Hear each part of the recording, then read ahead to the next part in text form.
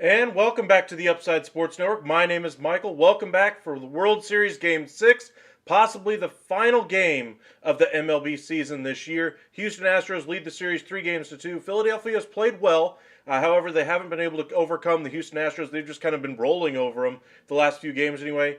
Philadelphia, of course, came from behind anyway in Game 1.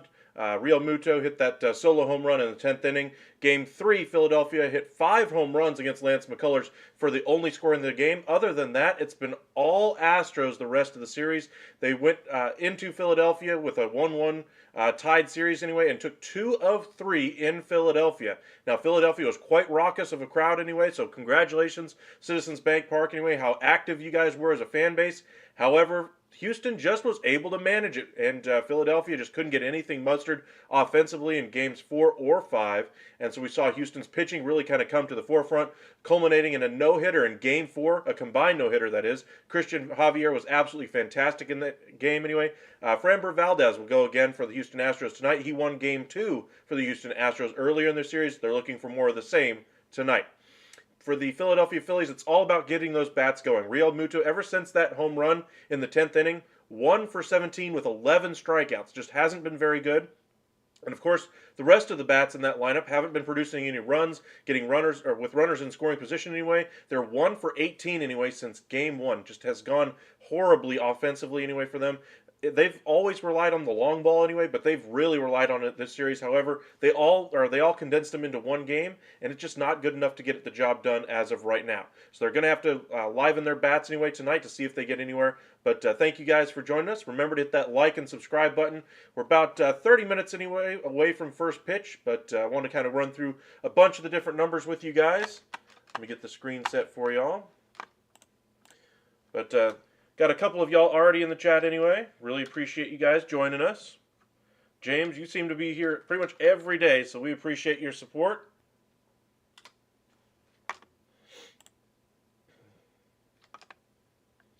Go over the chat here in just a second here. There we go. All right, Houston will close out tonight. Team of the past decade, Houston. It's kind of hard to argue. I mean, San Francisco Giants at the beginning of the decade anyway have an argument for that as well. But for right now, Houston definitely seems to be the team of the decade. They've been able to replenish their talent, even with significant losses both on their pitching staff and in their regular lineup anyway. Looking at their pitching staff, they no longer have the likes of guys like Dallas Keuchel, Zach Greinke. They've been able to kind of turn it over. Now they've got a young core of pitchers anyway. Urquidy hasn't even seen the mound so far this postseason, or in this World Series anyway. He's another good starter that they have that they could turn to. They traded away Jake Odorizzi at the deadline, so they've kind of maneuvered that starting rotation around this year, but they still have a lot of homegrown talent on this team. That's why they have a really good roster right now. And of course, in the field, they lost Carlos Correa this past offseason. He went to Minnesota, 3 years, $105 million contract anyway. He has since decided to opt out of that deal. He will be a free agent again this season, but it doesn't sound like Houston's anywhere interested or anywhere close to interested in him, and who can blame him? Jeremy Pena has been a revelation this postseason. He was the ALCS MVP. He's on track to be the MVP of the World Series as it stands right now. But there's a lot of contenders on the Houston side, so we'll see who ends up getting it. James, you also said you're excited for the start of free agency. I think everybody is. I mean, this free agency class is pretty darn good this year. There should be a lot of activity. Possibly the biggest and best free agent to ever hit the market in Aaron Judge is going to be out there. New York Yankees have a lot of holes to fill. New York Mets have a lot of holes to fill. Dodgers are going to be kind of in flux this year, so the big boys are going to be spending money this year. The Boston Red Sox as well are expected to be active. They have a free agent of their own, Xander Bogaerts, that they're looking to bring back. But Philadelphia has been rumored to be a fit for him as well. But free agency should be on fire this offseason. Just to kind of give you guys some heads up as far as the MLB calendar, once the World Series is over, free agency pretty much starts right after the World Series is over. We won't see any big names really sign immediately, I don't expect. We might see some contract extensions, reworking of front offices. We've already seen the managers all pretty much all the managerial openings all pretty much fill up. We could see some front office roles filled as well, but the majority of the activity is going to really kick off in December. The winter meetings, I've already requested off for that, so I've already got that set for you guys. I will be live for the majority of the winter meetings, bringing you guys all the latest information, putting out a whole bunch of short videos as well for you guys. So if you guys want to know what's happening in the world of baseball anyway, in the offseason, who's signing where, what's the latest rumor, who's your team going after, those types of things, let us know. Make sure you subscribe and like the video, and we can kind of follow that information for you guys. We're going to try to do our best coverage on that for you. We'll start on Sunday as the winter meetings do begin that evening, and we'll go through, I believe, Wednesday night, maybe early Thursday morning. But we'll be covering the winter meetings for you sun up to sundown and all through the night. You don't have to sit up there and watch MLB Now or MLB TV or keep checking Twitter on your own. Just keep subscribing to us here at The Upside, and we'll let you know whenever something big happens. But thank you guys for joining us. Got about 12 of you guys right now, and the game isn't even started yet. So thank you guys for joining. Really appreciate the support. But if you have any questions, comments, let us know in the chat. We had a very good trade deadline coverage as well. Welcome in, David.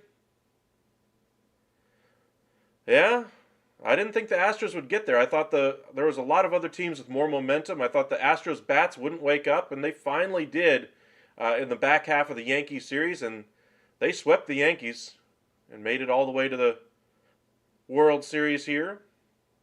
On the NL side, the wild card team, the Philadelphia Phillies, the team I didn't think would get out of that first wild card round anyway, advanced all the way past the Dodgers, etc., and they've made it all the way to the fall finale.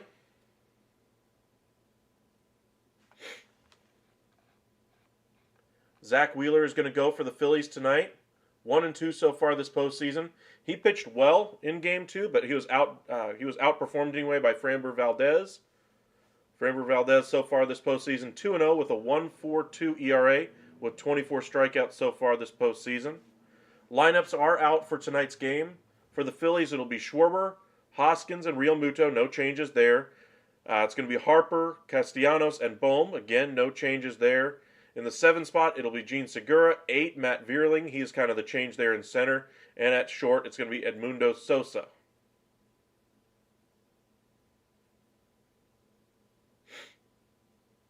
Well, they've had the pitching all year long. They've had the best starting pitching. They've had the best relief pitching.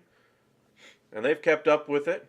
I was worried that they traded away from their depth in their starting staff a little bit early, but they were able to stay healthy enough to get past the rest of the regular season without having any major injury. And Verlander, who's never been good in the World Series, actually performed well in Game 5, kind of getting the monkey off his back in the World Series. On the Houston side of the equation, their lineup is going to have Altuve, Pena, and Alvarez. No changes at the top. Bregman, Tucker, and Christian Vazquez is going to be your designated hitter tonight. In case you're wondering, Yuri Gurriel, the Houston Astros first baseman, suffered an injury earlier in the series anyway. He has since been replaced on the World Series roster, effective today anyway. Catcher Corey Lee has been called up by the Houston Astros. He is not in the lineup, but that's the reason why Christian Vazquez is now able to play designated hitter today. They're moving Alvarez into left field today, as opposed to having him be their standard designated hitter. They don't have Aledmys Diaz out there in left today. They want to have the bat of Christian Vazquez in that lineup. Trey Mancini is going to be the replacement at first base for Gurriel. Chas McCormick gets the start in center, and Maldonado does your catching tonight. Works well with Valdez, so we'll see if that chemistry continues today.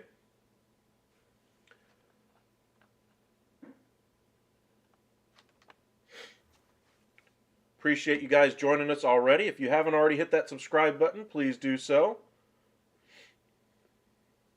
If you have any questions, let us know. We got football tomorrow. Depending on if there's a Game 7, we will bring you Game 7 for sure. I mean, it's Game 7 of the World Series. How could I not? But we will definitely be doing that game if there is a Game 7.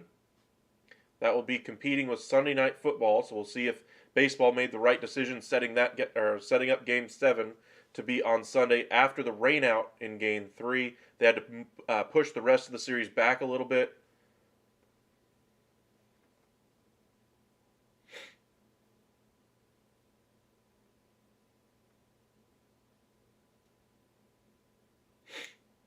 But as I mentioned, football will be tomorrow. If Game 6, the Houston Astros win, the season is over.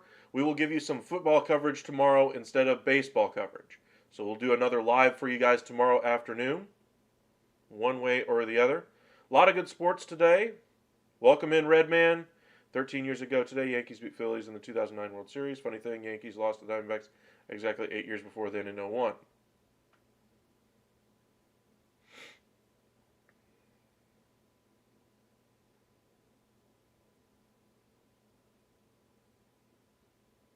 So you're saying it's the Phillies' turn, I suppose? Yankees lose and then ultimately win against the Phillies. Phillies lose against the Yankees. You're saying the Phillies are going to win today by your math on that one? Got 18 of you guys already. Thank you guys for joining us.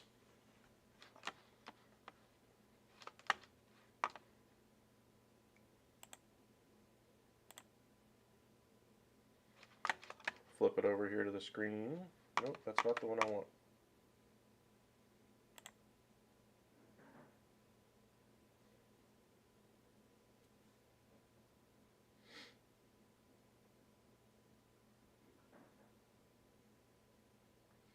Let me see if I can flip it over to the right screen for you guys.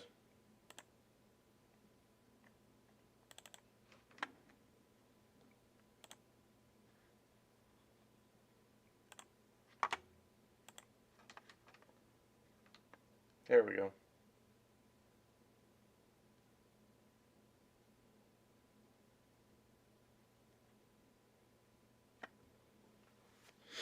Hoping the Astros will win, though. Phillies lose again. Well, by your math, though, it sounds like you think the Phillies should win based on your math. I think that's not either here nor there. But we should see a good game.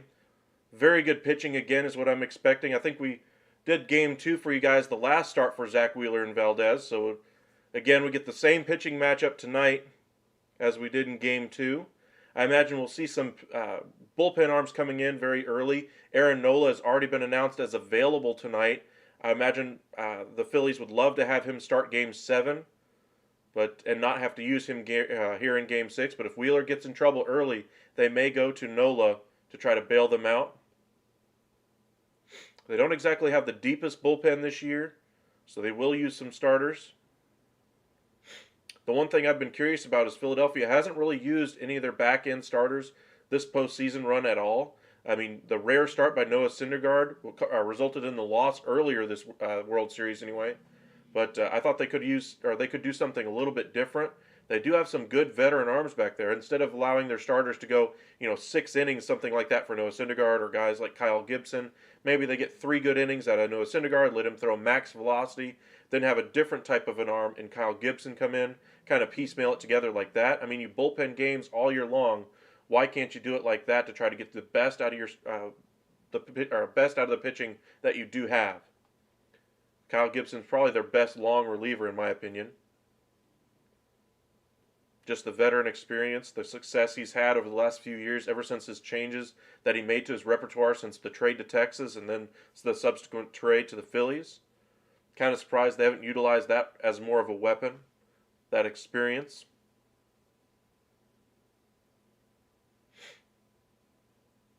Offensively, though, they do need a jolt tonight. Kyle Schwarber's really been working the count in pretty much every single at-bat that he's had so far this postseason. You remember earlier, I think it was Game 2, he just missed a home run down the first base line anyway, just beside the foul pole, and then missed a home run on the next swing all the way out to the warning track. That would have made the series 3-2 tonight in Philly's favor if he had done so. But as it stands right now, Houston has the advantage, 3-2, and they've got home field. Game 6 and 7 will both take place in Houston, if necessary, of course, for Game 7. Got about 18 minutes here till game time. Feel free to send us any questions. Who you're rooting for, who you think's going to win.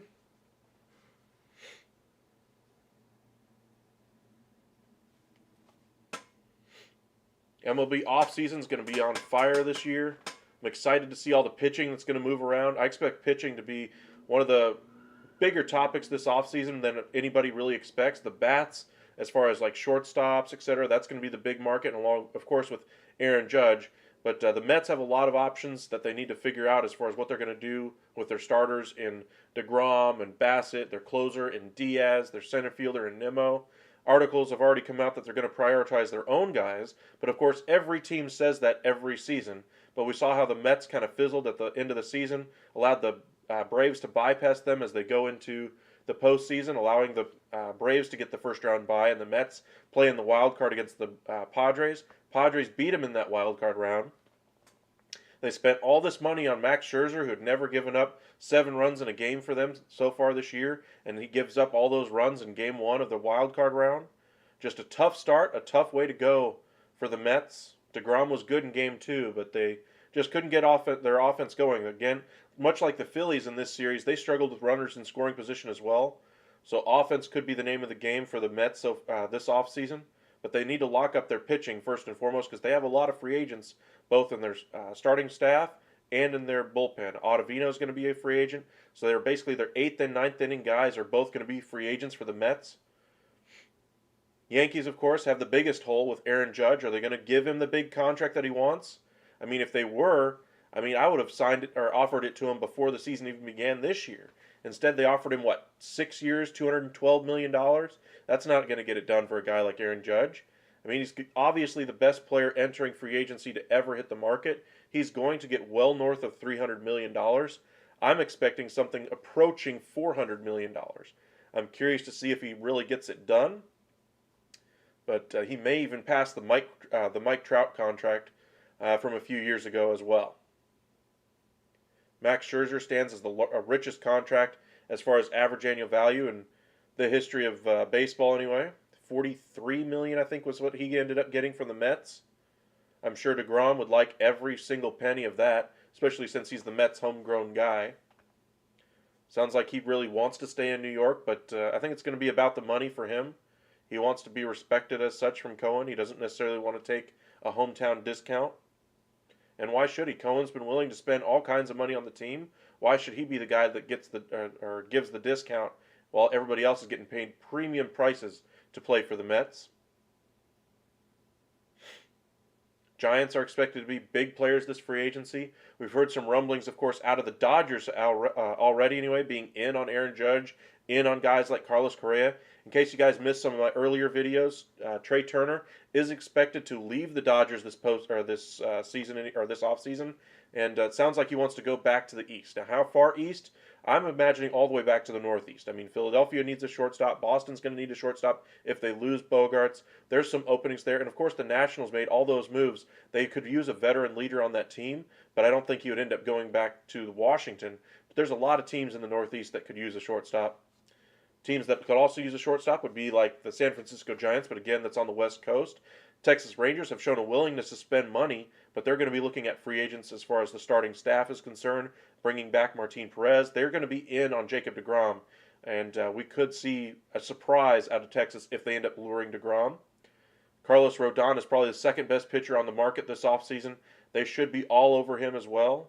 Money will be flying, and of course, the Cleveland Guardians don't really have money to spend on free agency, but they have a number of starting pitchers that a number of teams are going to be interested in calling about. Shane Bieber may be leaving the Cleveland Guardians this year, so we'll see if he ends up getting dealt.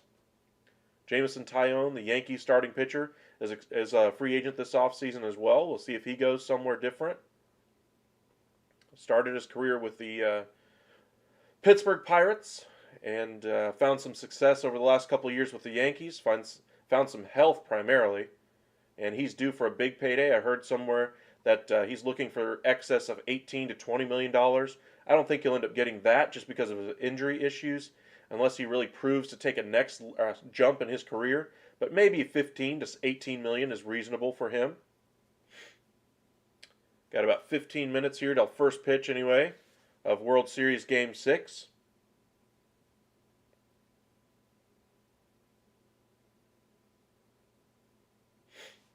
Just looking at the lineup here for the Phillies, the one hole you really see is at shortstop. Sosa is your shortstop tonight, but they've had Bryson Stott there in this series. They tried Didi Gregorius for the majority of the season. Just imagine plugging in Xander Bogaerts in this lineup, a 280 to 300 hitter for the majority of his career. You're looking at more on base, more contact, runners in scoring position, probably score a little bit more often with him in the lineup. And the Phillies' issues with runners in scoring position, being able to bat to ball skills as opposed to just power hitters, that would really help them as well. They made the move for Brandon Marsh. He is not in the lineup tonight. It's Matt Vierling out there, righty-lefty platoon for them in center. Gene Segura, who's had a very good year over the last 2 or 3 years anyway, but so far this year, kind of more of an average year for him. In the postseason, though, he's really come on hard times over the last 6, 7 games anyway. I think he's won for his last 20 at the plate. His postseason average down to 226. Again, this Phillies team relies a lot on the long ball.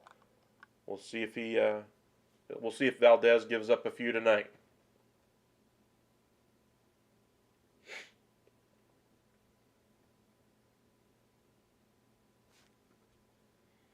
Nick Castellanos came over to the Phillies this offseason as well, along with Schwarber.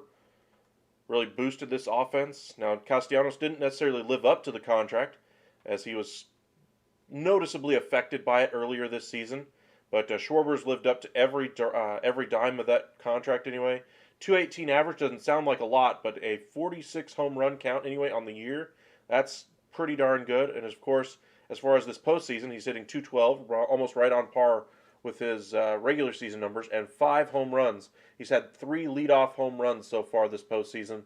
I think he's tied for the major league lead in the history of postseason baseball.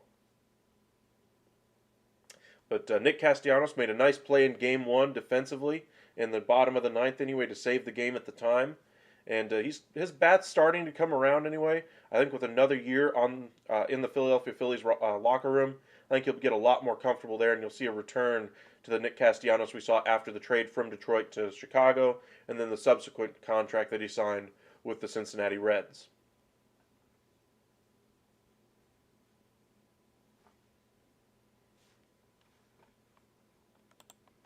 On the Astros side of the equation, they don't really have any holes in their lineup coming up in free agency. They did bring in Christian Vazquez as a backup catcher, DH type player. Trey Mancini, another veteran player they brought in. Cheap, low-cost acquisitions. Both of those players are going to be free agents this offseason. I don't expect either one of them back in Houston. But maybe Mancini, if they decide that Gurriel's bat issues that he had most of this past year anyway are there to stay. But Gurriel's bat has been the most consistent so far this postseason in the World Series, at least for Houston. So maybe they do bring back Mancini, maybe they don't. He could go back to Baltimore, of course. A lot of history there for him. Vazquez is going to be a very much sought after catcher. Offensive catchers are hard to find in today's baseball. And in the Red Sox lineup, he was hitting in the 3-4 spot in the lineup, so he has some pop, ability to handle pressure. Handles the pitching staff pretty well. Maldonado for the Houston Astros, though, is the superior catcher defensively. That's why he gets the start behind the dish tonight.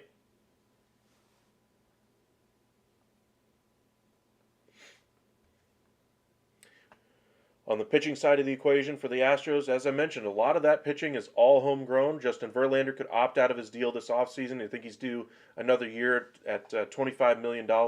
I'd expect something similar to the contract he signed last year, maybe just guaranteeing the contract for next year and then adding another option year after that, something similar. Because Verlander pitched very well this year, kind of the ace of the staff now that Garrett Cole is in New York. But we could see a changing of the guard as far as who's the ace next year. Valdez could make a statement on that. Christian Javier, we saw the combined no-hitter in Game 4. Maybe that's the springboard he needs to really be a true number one type ace consideration for the Houston Astros. Of course, Lance McCullers has been there for years, but he's never really taken the reins as the number one guy there. Doesn't really have the weapons or stuff anymore due to the injuries he's suffered. And he's more of a 3-4 guy now at this point. Urquidy, another middle of the rotation starter for most clubs anyway, kind of a 3-4 type player. So Houston has some good pitching. The one thing I think they could use this offseason is going to be some bullpen help. because Maton, one of their key late inning relievers, is not available after suffering an injury due to an outburst that he had in the dugout just before the postseason began. I want to say he punched a water cooler or punched a brick wall, something like that, with his pitching hand. Not smart. The one hole that they could fix offensively is bringing in a designated hitter, somebody like a JD Martinez type. He's played in Houston before. Something like that could be very beneficial to Houston. They like to bring in guys who can hit for average. Of course, they could bring in a center fielder. But other than that, the Houston Astros lineup is pretty much set for next year. About 10 minutes away from first pitch.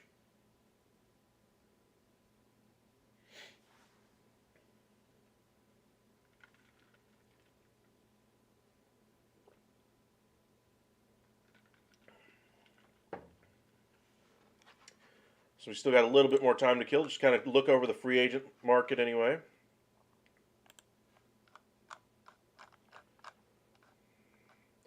Catchers, of course, as I mentioned, Wilson Contreras is probably the top catcher on the market, but Christian Vasquez, anyway, will be number 2. Zunino could be number 3, but of course he was injured the rest of the year anyway for the Rays. But that's kind of your 1, 2, 3 as far as catchers this offseason. First baseman, not a lot this year. Yuli Gurriel is 39 years old. He's going to be a free agent for Houston. They should bring him back, I believe. Brandon Drury had a nice year, resurgent year, $900,000 contract, was hitting at over 800 OPS for the majority of the season. Anthony Rizzo, the Yankees' first baseman, has a $16 million player option. He signed that 3-year deal anyway with an option year after the first and second year with the Yanks anyway. And he could opt out. You can see this contract here, Miguel Sano. That's an obvious decline if you're the Minnesota Twins. Just a whole bunch of negative things going on around there. Eric Hosmer will not be opting out, in case you're wondering. But if I had to put my money on the one guy I would spend money on if you need a first baseman this year, probably Josh Bell. He has the biggest ceiling, if you will, of any of these first basemen. He could really take that next step. He kind of fizzled out the second half of the season after the trade to the Padres anyway. He was, for the majority of the season, a 300 hitter. And was on pace to hit about 25, 30 home runs. Kind of fell off, as I mentioned, going to San Diego as they kind of platooned him a little bit with Drury, right and left, etc. We saw that in the postseason series against the Mets. But that's kind of your number one guy for me as far as free agents.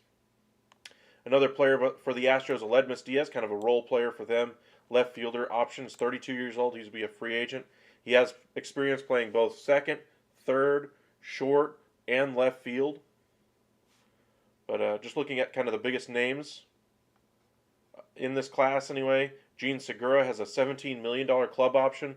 They could choose to save $16 million and just say, or by giving him the $1 million buyout. I don't think they'll go that route unless they have to. I just think Gene Segura is a very good hitter. Maybe they renegotiate the deal and give him maybe 3 years at 33 instead of just a 1-year club option at 17. That could be the route that the Philadelphia Phillies decide to go. Save a little bit of money this year and give him some long-term stability. But the number one guy as far as the second baseman, if I'm putting my money, would be Gene Segura if he was on the open market. Shortstops, you can go ahead and count this as an automatic, yep, we'll accept that option, the $12.5 million club option for Tim Anderson. Xander Bogaerts is already going to opt out of that remaining 3 years at $60 million total. And Carlos Correa has already informed the Minnesota Twins that he is opting out. But the shortstop class should be very good this year. Dansby Swanson, who's had a career year, pretty much for the last year and a half anyway, is going to be a free agent as well from the Atlanta Braves. They've locked up a lot of that core. The one piece that they should still be considering adding anyway is going to be at that shortstop spot. They may have to pay premium prices for it, whereas they've got discounts at pretty much every single one of the other spots in their lineup that they've signed to a long-term deal. But they could be in the market on guys like Swanson. Turner would be technically going back east if he signs with Atlanta. That might be the perfect fit for the Atlanta Braves, is bringing in a guy like Trey Turner. But those will be the guys that you want to pay attention to this offseason at the shortstop spot. Bogaerts, Correa, Swanson, and Turner. Now, the one guy I didn't mention that's not a free agent that could be on the market is Fernando Tatis Jr. We saw when he was suspended anyway by the league for that 80 games for performance-enhancing drugs, etc. The franchise for the Padres was severely disappointed in the player, in fact, quite angry, honestly. And they let it be known they were not too happy with how he managed both his injury this offseason, his recovery from that injury, then, of course, sacrificing 3 months of the season in the recovery of the injury because he chose not to get it treated when he got into the motorcycle accident on whichever number of motorcycle accidents he got into this past offseason. And then, of course, when he's almost ready to come back, they make the big trade for Juan Soto. Then we find out, oh, he's popped for PED use because he says he used a bad ringworm medication.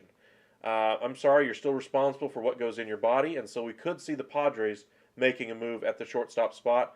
Trey Turner is a free agent for the Dodgers. Maybe they try to pounce on a guy from the Dodgers. Carlos Correa could fit their mold very well, kind of a leadership guy for them, would fit that lineup very well.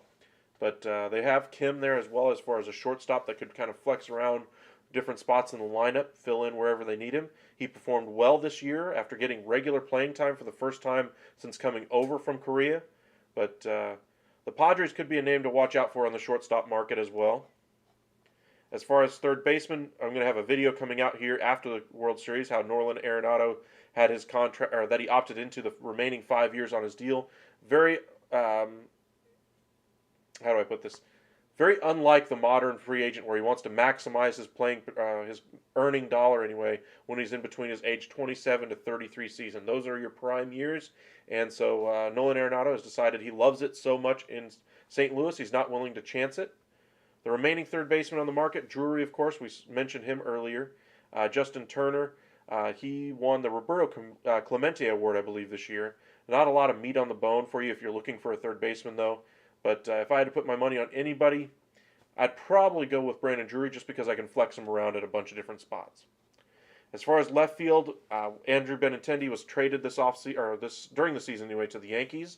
He had a good year, resurgent year. So teams looking for more of a bat in left field, Andrew Benintendi could be your guy. We already mentioned Aledmus Diaz. Cole Calhoun, expect that contract to be declined. He did not play well this year. Mancini's played some in the outfield, but don't expect him to play very many games out there. Former MVP Andrew McCutchen's a free agent this year. Not expecting a big contract for him. He played for the Brewers this year, I believe. Jock Peterson could be in line for a nice payday. He signed a one-year deal this offseason after winning the World Series last year. We got a spammer. My apologies, guys. We'll have that taken care of for you here in just a second. Appreciate it. Thank you, my monitor. Really appreciate that. Looks like we're just about to get underway. They're doing kind of their pregame hype video right now on Fox. I know you guys probably are stuck at work, unable to watch, so we appreciate you guys joining us. Just kind of finish the rundown. Jurickson Profar is a $7.5 million player option. He played well for them. I'm wondering if he opts out of that deal and tries to sign another deal similar to the one he signed a year or two ago. Kind of a 3-year, $18 million deal, something like that. But in left field, if I'm picking one guy out of this list, for a bat, I'm probably going Benintendi. But for all-around player, probably a guy with some flexibility, like Jurickson Profar. Jock Peterson, if I'm looking for more of a power guy. And Adam Duvall has been a fantastic player over the last 3 or 4 years, but he's coming off of injury as well. Just about to get underway. Looks like they're doing kind of the pregame announcements for both clubs, from each dugout anyway. Run through the rest of the free agents while we wait for them to finish their talking points. Center field, of course, Jackie Bradley Jr. is probably the most name recognition at the top. Duvall, of course, we mentioned. Aaron Judge has played some in center. Nemo's probably the key piece here in center field. He's only 30 years old. He's probably got 3 years left of his prime level baseball. He's probably the top option out there if you're looking for a center fielder. But of course, if you like Aaron Judge and you already have a right fielder, maybe you move one of those guys over to center and bring in Judge and do it anyway. As far as right fielders, of course, this isn't even close. I'm just going to say Aaron Judge is the guy, Aaron Judge is the guy, and Aaron Judge is the guy. However, Mitch Haniger is a very good offensive weapon. You might have forgotten about him because of his injuries, but he came on, of course, this postseason for the Mariners. He'll be a very good right fielder, left fielder for you guys out there if you need an outfield bat. And of the DHs anyway, Jose Abreu at first base probably has the highest ceiling, most contact rate, those kinds of things. J.D. Martinez as well. And that's pretty much it. I don't really touch it. I wouldn't touch any of these other players because once you get to this level, you're looking at probably a 240 hitter or something like that. And I don't think that's anywhere near where you want to be at DH. You can go young at the position. Alrighty. Framber Valdez getting loose out there. We'll go through the starting pitchers and relief pitchers in free agency during one of the commercial breaks later in the game. Just to kind of give you an update again on where the lineups stand. Remember, Schwarber, of course, leads things off for the Phillies in left. Hoskins is at first base. Real Muto does the catching again. No changes there up top for Philadelphia, followed by Harper, designated hitter. Remember, he suffered an injury during the season. That's why he's playing the majority of these games at DH. Nick Castellanos is in right. Alec Boehm at third. Gene Segura again at second base. One change here at center field anyway, at the 8 hole, is Matt Vierling. Again, kind of the righty-lefty platoon in center field. Brandon Marsh, your left-handed complement. Matt Vierling, of course, your right-handed complement. And Edmundo Sosa is your shortstop, taking over for Bryson Stott from the previous game. Again, Framber Valdez is on the mound. So far this postseason is 2-0 with a 1.42 ERA with 24 strikeouts so far. During the regular season, he had a 2.82 earned run average. Looks like he's just about ready to go. Remember, Schwarber does like to work the count, but he will ambush the first pitch if he sees something he likes. He and Harper are very similar in that respect. They like to load up on that first swing they like to take, and then kind of go work the count from there. For Philadelphia, you got to make Valdez work. Got to make him throw you strikes. You can't chase pitches outside of the zone. That was kind of their undoing it back in Game 2. Allowed Valdez to kind of just get away with whatever he wanted to around the zone, chasing pitches just a little bit off the plate and not being patient and waiting for their pitch. Schwarber was the only one who really gave him any fits early on in the game anyway.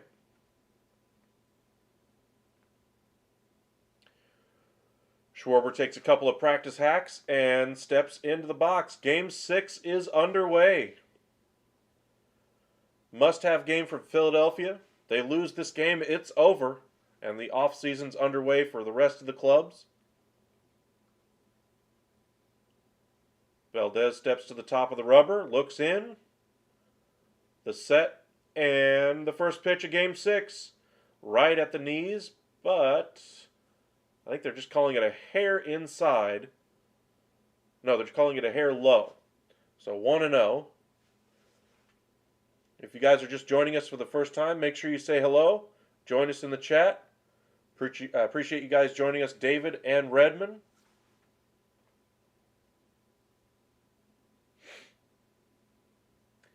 Allen's fouled off, up and in. 1-1 is the count. Schwarber, as I mentioned, likes to load up on that first swing. Then he'll work it from there, so we'll see how deep this pitch count gets to the first batter of the game. See if Valdez can make him work quicker.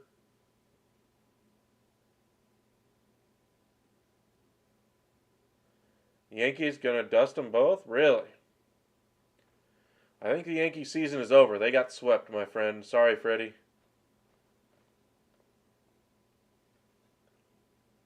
Kind of an excuse me swing there by Schwarber.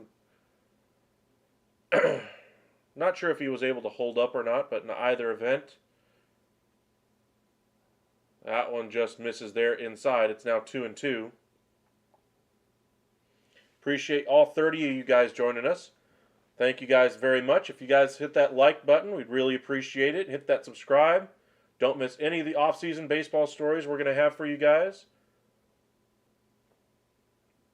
And if Game 7 is tomorrow, if Game 7 happens tomorrow, we will have that for you guys as well. Make sure you guys don't miss it. I know a lot of you guys watching are at work, unable to watch the game on Fox yourself.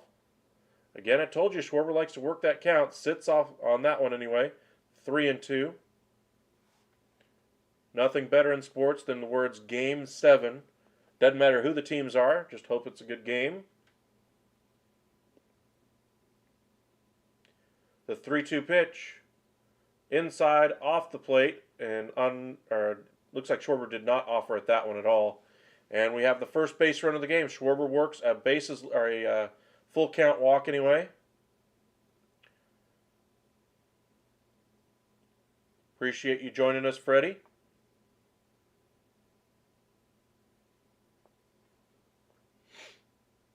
Yankees got a lot of questions to answer, but not quite as many as the New York Mets. I'd say the Yankees, though, have the biggest offseason question. Do they bring back Aaron Judge? How much money are they really willing to give him? This one's smashed over to Bregman, who flips it to second onto first. Double play. Nice work there. Beautiful play by Bregman. Altuve, I'm not sure how he got that one off in time. It was a very close play at first base, but Rhys Hoskins, who moves decently well for a first baseman, but not the fastest guy by any stretch. But nice play there by Bregman, kind of running to his left, kind of flips overhand toss anyway to second. Altuve, with the runner barreling in on him, is able to make a strong throw over to first and retire Hoskins. Yeah, he beat him by a full step anyway. Nice work there. Jose Altuve standing in on that slide, being able to get that throw off. And just as quickly as that full count walk anyway to Schwarber, one pitch later, and it's retired. 2 away here in the top of the first. JT Realmuto could really use a base hit here. Worst thing he could do right now, I believe, is strike out. He just needs to stop striking out. He's 1 for his last 17, as I mentioned, coming into the game ever since his home run back in Game 1. Has 11 strikeouts over those 17 at-bats. That one misses up and away. 1-1 is the count. Appreciate all 25 of you guys in here right now. If you guys want to hit that like and subscribe, we'd really appreciate that. Thank you very much. Posted 11 short videos for you guys, mostly dealing with the NFL trade deadline coverage. A lot of the trades that did happen. We'll be filming a bunch of short videos for you guys tomorrow, catching up on all the other news over the last couple of days, and posting those over the next 2 or 3 days.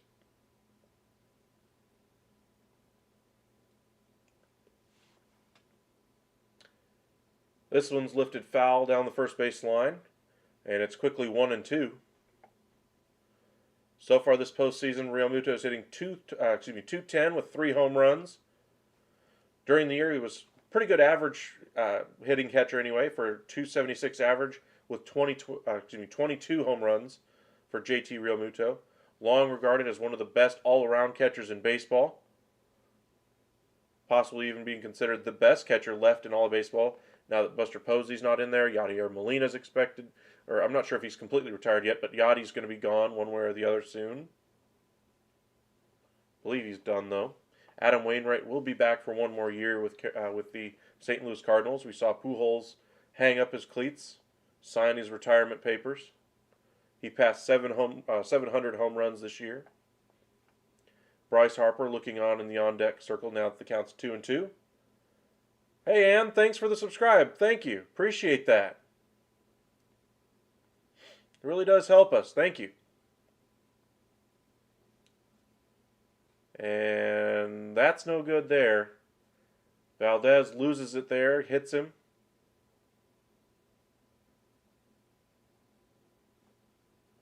Two base runners early here for Valdez. A little bit wild with his control. Puts a runner on base here for Bryce Harper, who's been very clutch this postseason. His average dropped over the last few games, though, with the Philadelphia Phillies not being able to get anything really going offensively. I remember back in Game 2, his average for the postseason was well over 400. Right now it's fallen down to 373. He does have 6 home runs so far this postseason. Remember, during the year he suffered an injury that kept him out for well over a month, almost 2 or 3. But he hit 18 home runs even with the injury, had a 286 average, grounds this one into the shift, and easy play there, and that retires the side. Philadelphia gets a couple of base runners, but grounds into a double play, squandering one of them, and then Harper, of course, first pitch swinging, grounds it into the shift, and that's the end of the top of the first for Philadelphia. No runs, no hits, no errors, a walk and a hits batsman, 1 runner left on, and we go to the bottom half of the first in Houston. Houston has, for them, they'll have Jose Altuve followed by Jeremy Pena, who honestly is probably on the short list for World Series MVP at this point. Yordan Alvarez will hit 3rd. Alex Bregman, 3rd baseman, will hit 4th, followed by Kyle Tucker in right. Christian Vasquez, the catcher, playing DH tonight, hitting 6th. Trey Mancini at 1st for the injured Yuli Gurriel. Chas McCormick in center hits 8th, and Maldonado is your catcher hitting 9th. For the Philadelphia Phillies, it's all about Zach Wheeler tonight. They needed ace-worthy, dominant, Cy Young level performance out of him. With the level of offense that they've been able to perform over the last few days, they're going to have to scratch across a couple of runs and then hope it holds up with Zach Wheeler posting zeros the rest of the way. But this is a tough offensive team to go up against in Houston. Their bats are starting to wake up. They really haven't been that alive this postseason up until the end of the Yankees series. And pretty much this entire series, they've had clutch hit after clutch hit. And we'll see if Houston can scratch across a few more runs than the Phillies today and win the World Series. Appreciate all 41 of you guys joining us. Thank you guys for subscribing. Really appreciate you guys joining us. Redman and Freddie and David and Ann.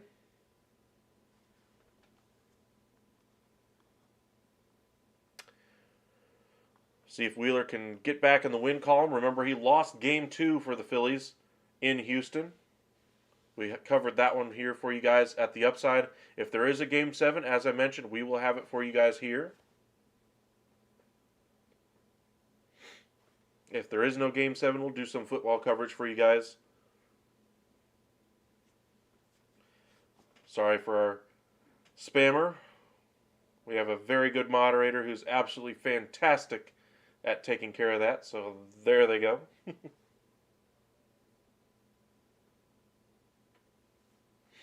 Got to keep that chat good and clear for you guys.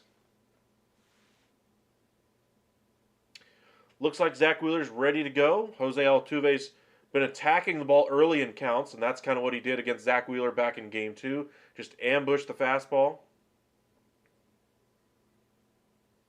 We'll see if that's what happens here tonight, or if Wheeler's going to take advantage of that aggressiveness.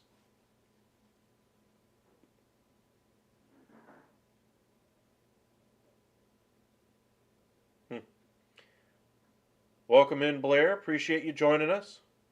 Yeah, my monitor's fantastic. She's great.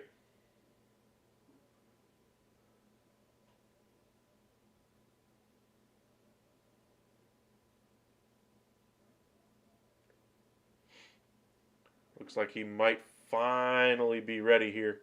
Kind of tiptoeing his way around the mound right now, just kind of waiting for the commercial break to end, I suppose. With the World Series, you got a lot of commercial breaks to worry about. Got, of course, the TV timeout. You got radio broadcasts, etc. Once they get the all clear, that's when they start performing again. First pitch here by Wheeler, above the head of Altuve. Not over in the batter's box, but well above the zone anyway. It's just not even close. 1-0 is the count. Wheeler looking a little bit amped right now. Very deliberate with his movements. That one finds the strike zone on the outer half of the plate. 1-1. Got 35 of you guys with us right now. Thank you guys. I mean, it's Game 6 of the World Series on a Saturday night. Big game. James, you joined us earlier and you said if the Houston Astros win the World Series this year, they are the team of the decade, and it's kind of hard to argue with you. Although the San Francisco Giants, I think, would have a very convincing argument as well, winning 3 in 5 years without all the headlines around them that the Astros did, around the trash can banging and sign stealing and all that kind of thing. Altuve swings and misses at that one, and Zach Wheeler gets the upper hand in the first at-bat there, taking advantage of Altuve's aggressiveness in that at-bat.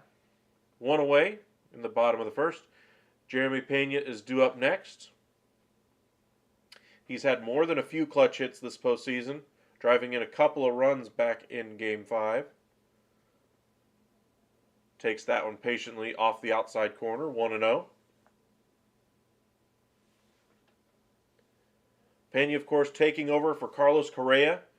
He left for Minnesota this offseason, signed a 3-year, $105 million deal, has since opted out of that deal since there was an opt-out clause after the first and second year of that deal.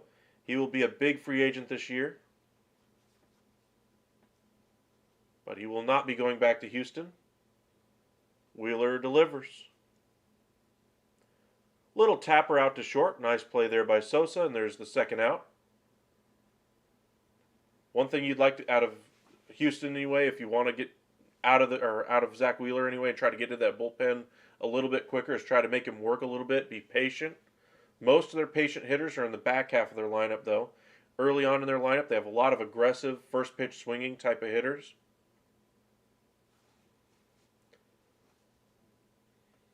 Wheeler hoping to take advantage of that here in the in the bottom of the first.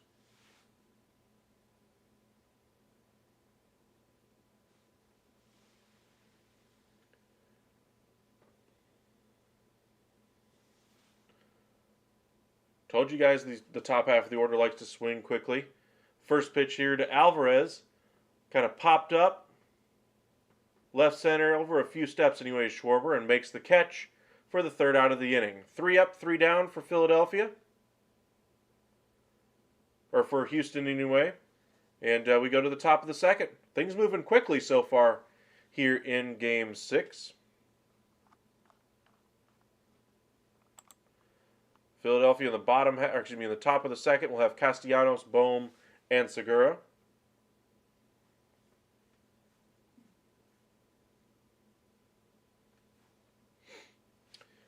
We were mentioning some of the free agents this offseason. We touched on most of the position players, so starting pitchers, that's kind of the market that's left.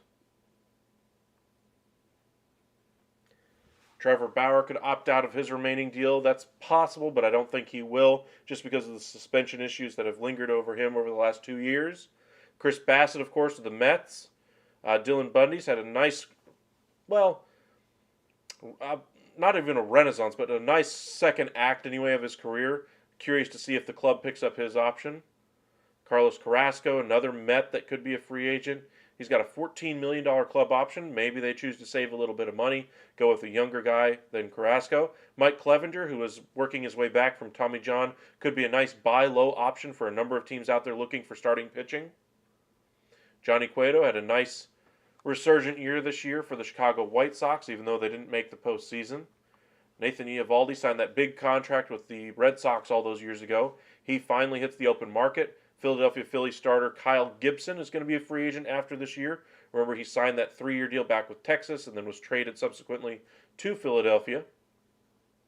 Zach Greinke has announced that he will return for 1 more year. I expect it to be with the Royals. And then as far as like big-time options here, you got Clayton Kershaw. I think it's either going to be Texas or the Dodgers. I think it's leaning more towards Texas at this point. I think the Dodgers are just trying to phase in some of their younger players in that starting staff, Dustin May, etc. Sean Manaea has been a good starter over the last several years. However, this year with the Padres, kind of an up and down year for them. He should be in line for a nice payday. Good veteran options here. Wade Miley, Mike Minor. Mike Minor, I expect to be for the club to opt out of that deal, save some money. Aaron Nola has a $16 million club option for the Phillies. That's an automatic pickup for Philadelphia. James Paxton, curious to see if the club actually picks up the option or does not. Martin Perez is trying to work out a new deal with Texas. Jose Quintana had a nice return. We touched on Carlos Rodon, but he is probably the top free agent starting pitcher on the market that could change teams. I don't think Jacob deGrom will. Noah Syndergaard's a free agent as well. Good power pitcher. Maybe another year fully healthy. Maybe a team will take a chance on him. He started in Game 4, I believe, of this series. First pitch there by Valdez. Again, misses the zone. He's trying to entice a lot of swing and misses on pitches outside of the zone so far. We saw Philadelphia oblige him back in Game 2. We'll see if they stay off those pitches again.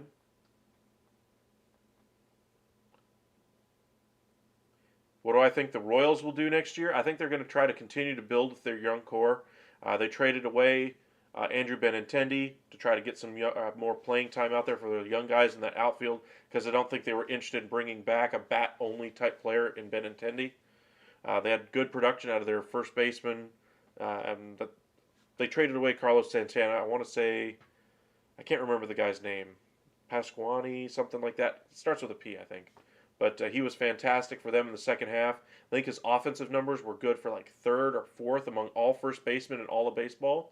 But they need a lot of starting pitching. I just don't think they have enough. They're going to be at, I told you guys during the season, I think they were a year or two away from being a year or two away. But they showed me something with their offensive strides anyway, but they need pitching. Strong throw there by Bregman, but I think that one was foul, is what the third base umpire was ruling. Castellanos will go back to the dish. It's still 1-2. But hopefully that hopefully that answers your question. As far as free agents that they could go after, I don't think they're really going to play on any of these top end options, but maybe the guy or a guy that they would be interested in would be a guy like Mike Clevenger. But I think there's a number of other playoff teams that are going to be interested in him as well, and he's going to want to play for a pennant, try to rebuild his value. Because at the time of the trade to San Diego, he was considered a possible future ace of a pitching staff. That's how highly he was regarded. Of course, he had a couple of off-the-field issues, and then the subsequent injury, Tommy John surgery, etc., kind of derailed that. Nice pitch there by Valdez. Finds the bottom of the strike zone, and Castellanos is gone looking. First out of the inning, Alec Boehm due up next. On the year, he hit .280 with 13 home runs. So far this postseason, he's hitting .218 with 1 home run. Suffice to say, his numbers have severely declined this postseason.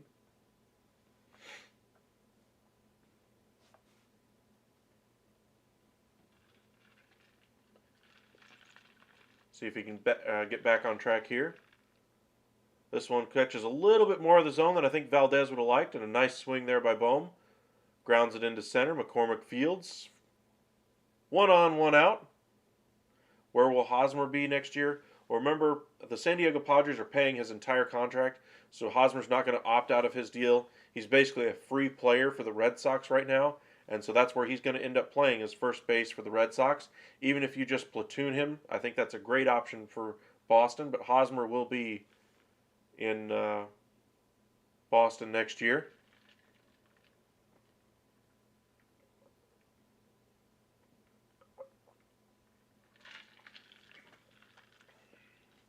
It tells you how bad San Diego wanted to get rid of him. They didn't take a discount. They literally said, we'll pay every single dollar. We just don't want him on our 25-man, 26-man roster. That one's in the dirt. 1-1.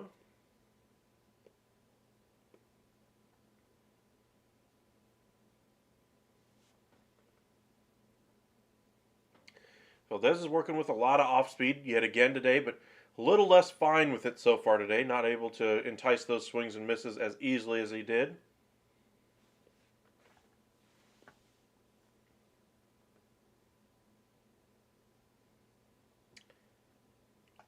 Why they wanted him off the roster? I think that because they brought in a couple of first base options, they wanted to let Will Myers play first base / center field, be more flexible and versatile.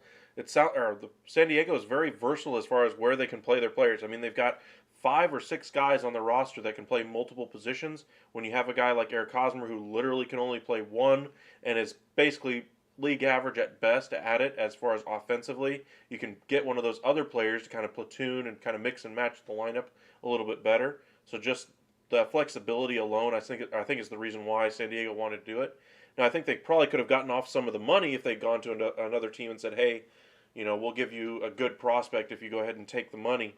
But Boston was willing to take the player for basically a bag of potato chips as long as San Diego ate every dime, and that's what ended up happening.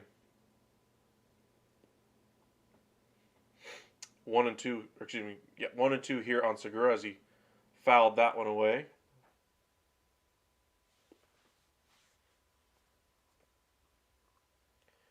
Appreciate you guys joining us. Welcome in, Blair. Welcome in, Freddie, again. If you guys haven't hit that subscribe button already, please do so. It really does help us out. We gained close to 200 subscribers on Tuesday anyway, during the NFL trade deadline. We gained about 221 subscribers during the MLB trade deadline. Let's see if baseball can gain a few more.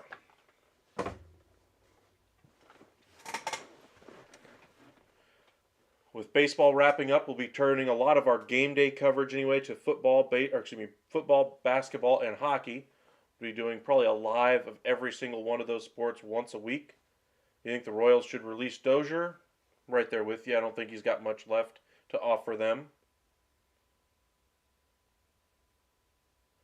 Well, Welcome in, Zachary. Appreciate you joining us.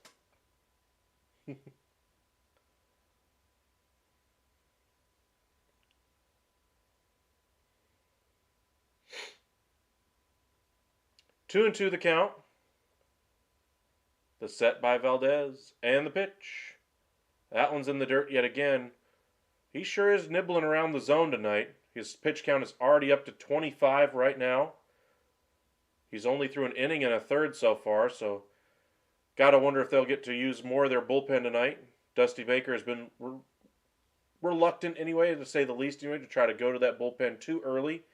In fact, in Game 3, when Lance McCullers was absolutely getting shelled, he was ridiculed yet again for not going to the bullpen and getting them a better chance anyway to stay in the game a little bit earlier.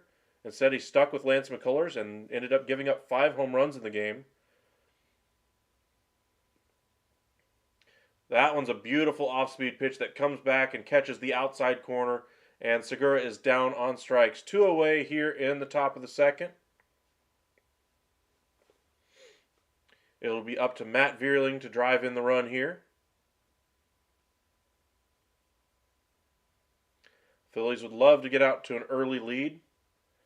Houston, for the better part of the series anyway, has been able to get out to the early lead as opposed to Philadelphia. Psychologically, that would be big for them to be able to scratch across the first run of the game. You got to have this one if you're Philly. Vierling digging in, hitting 167 this postseason with no home runs. During the regular season, a .246 hitter with 6 home runs.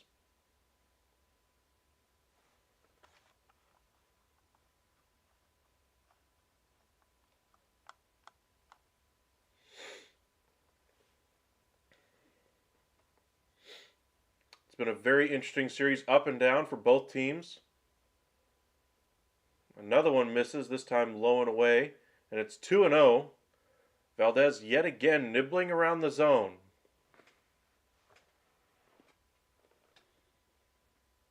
Really would like to see him get out of this inning with less than 30 pitches if you can, if you're an Astros fan. Not that you don't have the bullpen to be able to use or to go to, but he's such a good pitcher for them. The off-speed stuff he does, or that he uses, really does set up that bullpen to really come in and throw that overpowering heat, get those strikeouts. That one misses in the dirt. 3-0 is the count to the number 8 hitter, Matt Vierling. Again, just trying to be too fine with it. On deck is Edmundo Sosa. Philly would love to scratch across a run here in the bottom of their or with the bottom of their order. The majority of their run scoring has come from the top of that lineup and their home run hitters. Schwarber, Harper, Realmuto. Even Bohm's gotten in on the act. That one misses, and looks like we'll have a mound visit here. Rightly so. In the first and second inning, Valdez has not been able to find the strike zone as consistently as they would like. Right now it's 2 on, 2 out here in the top of the second anyway, with Kyle Schwarber waiting in the wings. Don't want to let him come up with the bases loaded, that's for sure.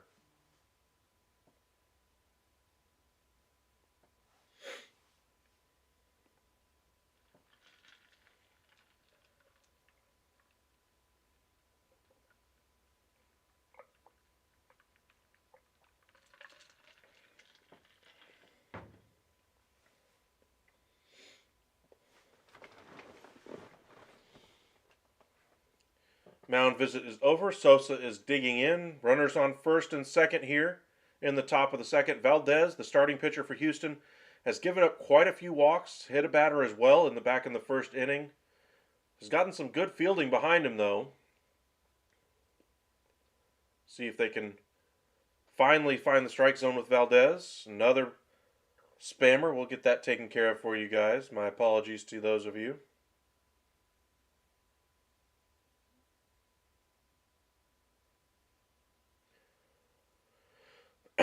The number 9 hole hitter, Sosa, hitting .333 this postseason.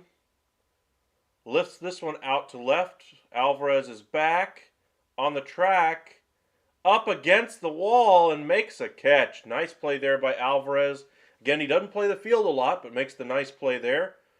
If that ball hits the wall, a run does score at minimum, maybe 2 runs. That was right up against the wall there. Nice play. And to the bottom of the second we go. No runs, 1 hit, no errors for Philadelphia. No runs, no hits, no errors for Houston so far tonight. For those of you just joining us, make sure you hit that like button. It really does help us out. Thank you very much. For those of you joining us at work, we really appreciate you guys joining us, listening to us as you're away from your TV, unable to watch the game on Fox, and join us here on YouTube. But thank you guys for hitting that subscribe button. Gained quite a few subscribers this week. Trying to get to 1,000 before the end of the month anyway, so we're getting close. Little over 100 away, so we'll see if we can get up to 900 here tonight. I think that's about 10 or 9 now away, so we really appreciate all the support. Just to kind of wrap up our discussion on the available free agents this offseason anyway. For relief pitchers anyway, bullpen options, Anthony Bass had a good year. Alex Colomb, former closer anyway, is out there. I'm going to skip Edwin Diaz for now because obviously he's the top option. Michael Fulmer had a nice bounce back year. He had some former starting pitcher turned reliever. Finally turned it around. Will Harris is a good option. Chad Green. Luke Jackson, anyway, has been a good relief pitcher. Ian Kennedy. Corey Knable's been a good closer. Craig Kimbrell, of course. Curious to see if Jose Leclerc is indeed has his option picked up. Seth Lugo, more of a late inning reliever nowadays at this point of his career. And Chris Martin. Rafael Montero for the Astros has been one of the lockdown 8th inning guys so far this year. Adam Ottavino. David Robertson. A lot of good options anyway for right-handed relievers this offseason. But the best option, obviously, is Edwin Diaz. Now, Edwin Diaz expected, in my opinion, to get over a 5-year deal, over $100 million. That's unheard of for a bullpen arm. $20 million average annual value would be ridiculous, but he's absolutely worth it. Struck out more than 50% of the batters he faced this year. Was absolutely lights out, and obviously meant so much to the city of New York. Of course, he has a very dramatic entrance song. If you haven't heard it, what's his name? Timmy Trumpet, or I can't remember his name. Something Trumpet. But if you get a chance to listen to his entrance, watch that entrance. It's legit. It's fantastic, and very intimidating if you're an opposing hitter. But the last time they used it, though, they were losing 4-0, and it wasn't so intimidating then. But Diaz was absolutely fantastic this year. He should command a healthy payday, and a number of teams are expected to be in on him. Yeah, we're watching tonight's game, Game 6. Zach Wheeler is back on the mound as we get back from commercial break. Delivers strike 1 right down the heart of the plate to Alex Bregman. Bregman is the number 4 hitter in the lineup tonight for Houston. Another one just off the handle of the bat anyway. Sosa is there, flips on to first. Another easy out here for Philadelphia. Houston's been trying to ambush the fastball early in the count, and Wheeler's finding his spots tonight. He wasn't finding them quite as easily back in Game 2 early on, but so far tonight he's looked very sharp. Inning and a third, only 9 pitches so far tonight.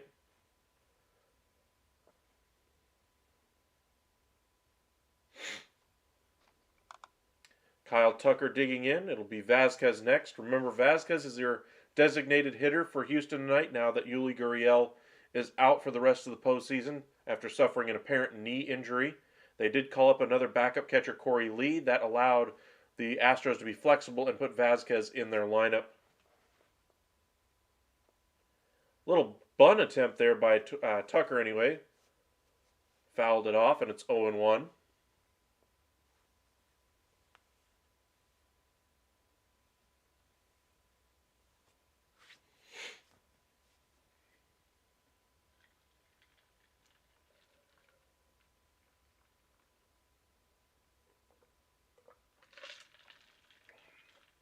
Tucker finally digs back in. The set by Wheeler and the pitch.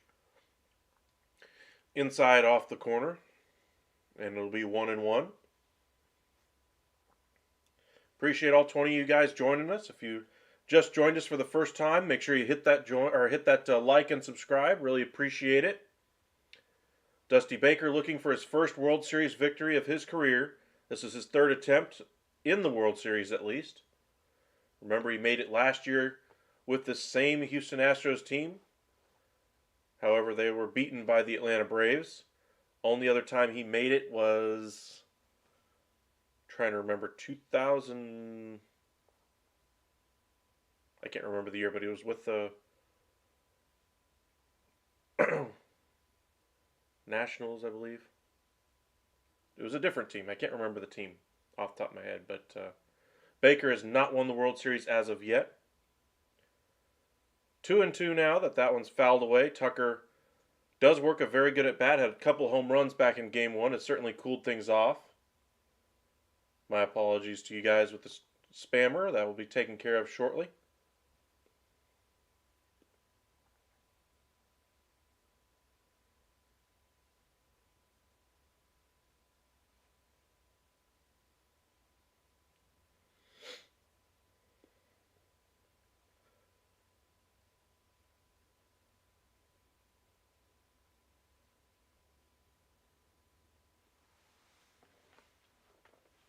The 2-2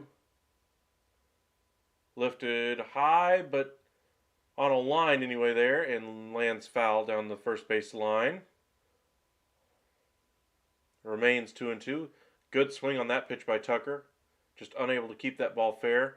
That one caught a lot of the plate, a lot more of the plate than I think Wheeler wanted to. The first one he's really missed location with so far tonight. So far, he's looked very sharp, while Valdez has not been able to find the strike zone consistently as of yet. Wheeler's only up to 15 pitches so far, though.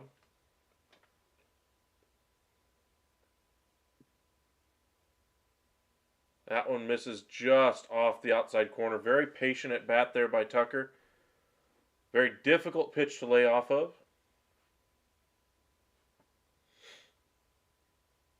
That ball just started outside and stayed outside all the way there.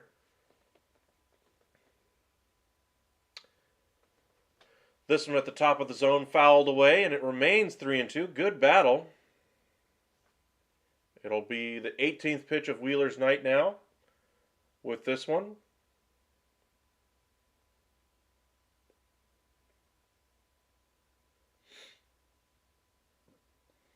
Tucker on the year has 30 home runs, 3 here so far this postseason. Remember, 2 of them have come back in game 1.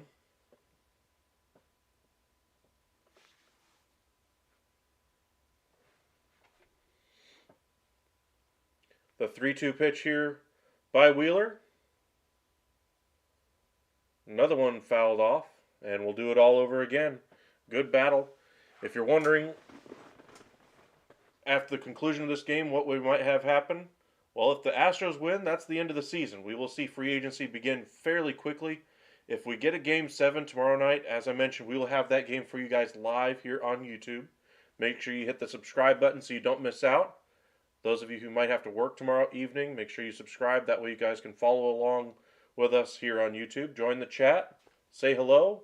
Appreciate you joining us, Emmy, Zachary, Blair. That one just off the inside corner. Beautiful take there by Tucker. I don't know how much that one missed by, but it couldn't have been more than a hair. But in either event, Houston has a base runner. So I've yet to get a hit so far. Most patient at bat by far for the Astros today. Wheeler wanted that one. And immediately throws a pickoff attempt over to first in frustration. Now remember, Christian Vasquez came over in that trade from the Boston Red Sox. I thought at the time it'd be a package deal possibly with J.D. Martinez and Christian Vasquez coming to Houston. But it was just Christian Vasquez. They had an opening at their backup catcher spot due to an injury, and he seized that opportunity instantly. During the season, hit .250 with 1 home run ever since coming over to Houston, with a .214 batting average so far this postseason. Kind of playing irregularly anyway as a backup catcher normally does in the postseason. Foul ball there, kind of grounded into the turf anyway. 0-1.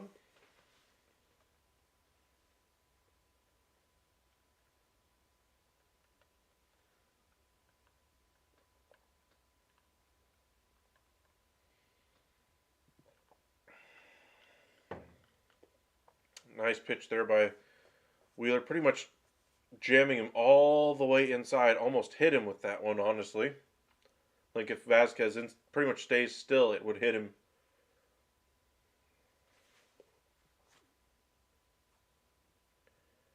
Allen's a strike right down the heart of the plate.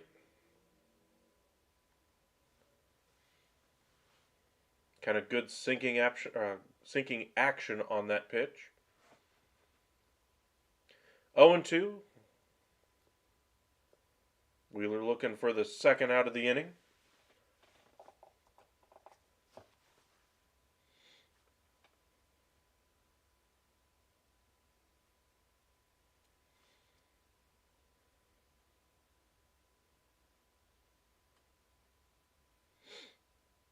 Hard hit right to short, though. This could be a double play.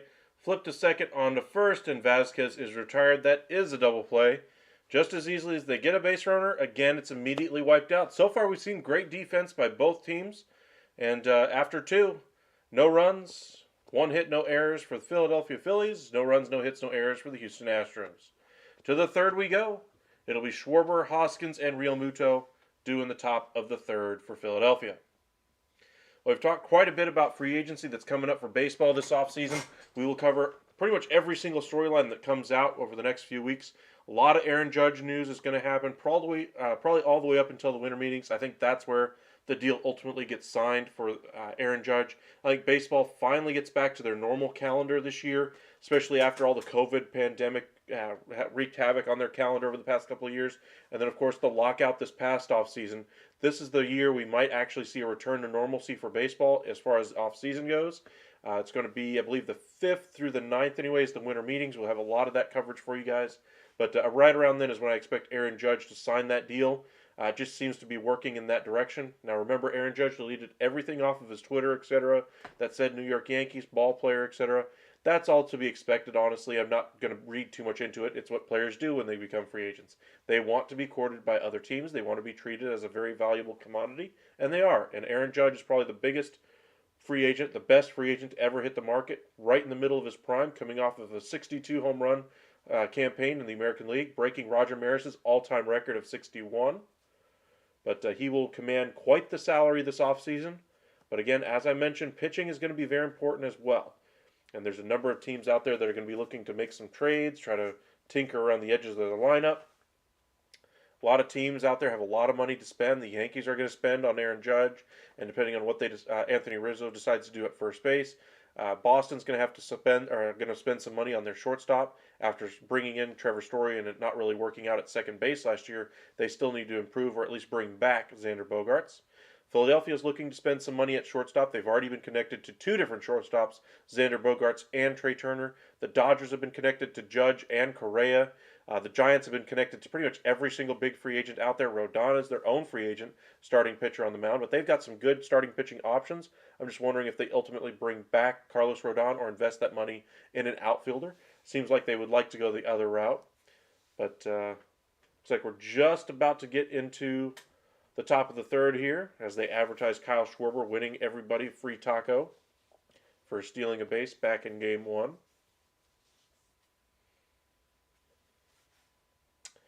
But a lot of offseason news coming your way. We're in the middle of the postseason, so a lot of you guys have your fantasy playoffs coming up here in about 5-6 weeks, so you want to make sure you make those playoffs. I know a lot of you guys already had your trade deadline already pass you by, but in case you haven't had it happen, make sure you send your request to us. Let us know your trade offer you're thinking of making. We'll let you know if it's a great trade idea or not so smart. Schwarber digging in here in the top of the third.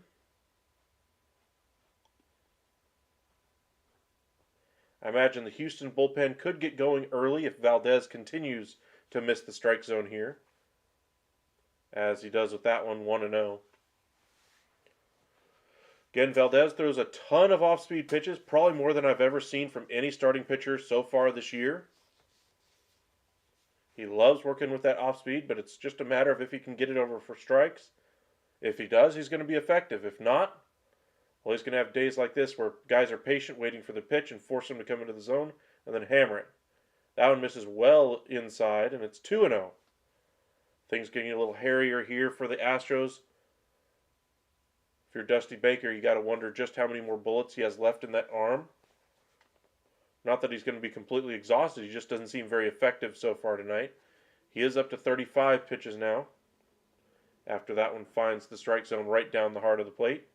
Again, as I mentioned, when they force him to come inside the zone. Watching LSU Bama, just want to stop in and like. Appreciate it. Thank you for joining us, Charles, again. That's got to be a great game. Who's winning that one right now, by the way? Bama loses that one. They could pretty much kiss their playoff hopes goodbye. LSU has to have that one to keep their hopes alive.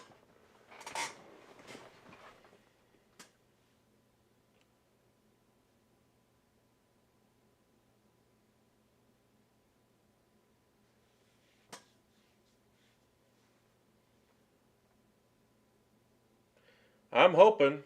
I'll be happy with just getting over 900 finally, but I really would like to hit 1,000.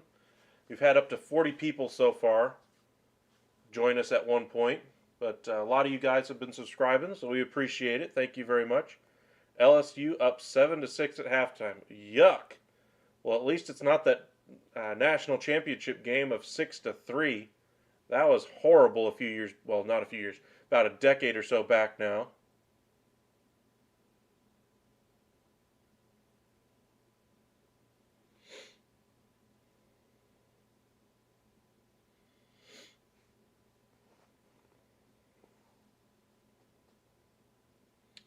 Schwarber strikes out. Took one too many pitches there in the strike zone. I hear you. I just appreciate all the support. You've been very active in our chat, helping out, and we appreciate that.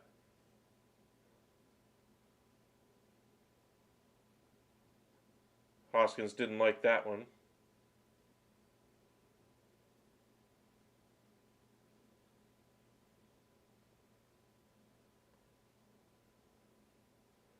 Now 2-1. That strike, though, early in the with that first pitch anyway, was well beneath the zone in his mind. Looking at pitch tracks, though, it was right there.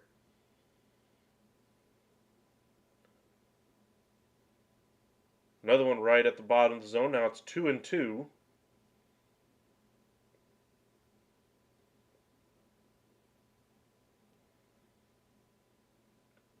That curveball misses low and inside. 3-2. Again, our monitor will immediately take care of that spammer. Sorry, not sorry. We have a fantastic monitor. You guys are not going to get by my monitor. I'm telling you, she's great. Or moderator, I should say.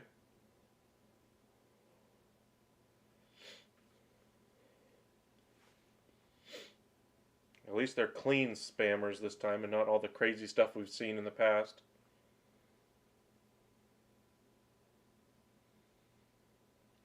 That one bounced just foul, it looked like.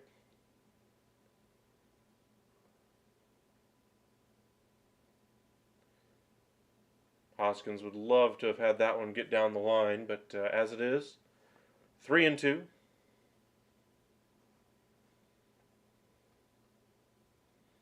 As I mentioned, Philly needs to get a run across, especially if Valdez unable to find the strike zone so far.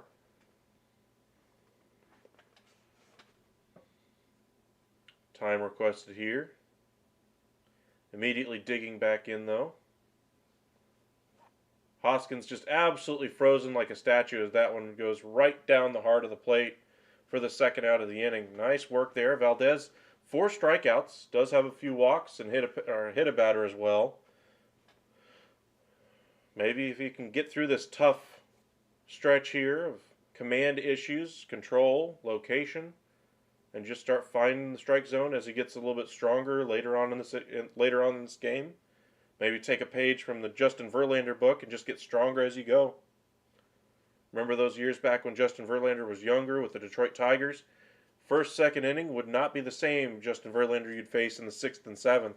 The 6th and 7th Justin Verlander almost was a different type, way better pitcher there.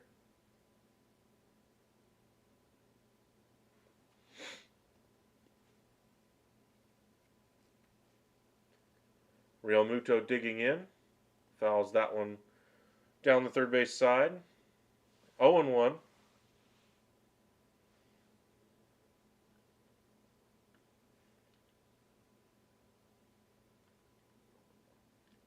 Or excuse me, 1-1. That one misses up and away, and it's 2-1.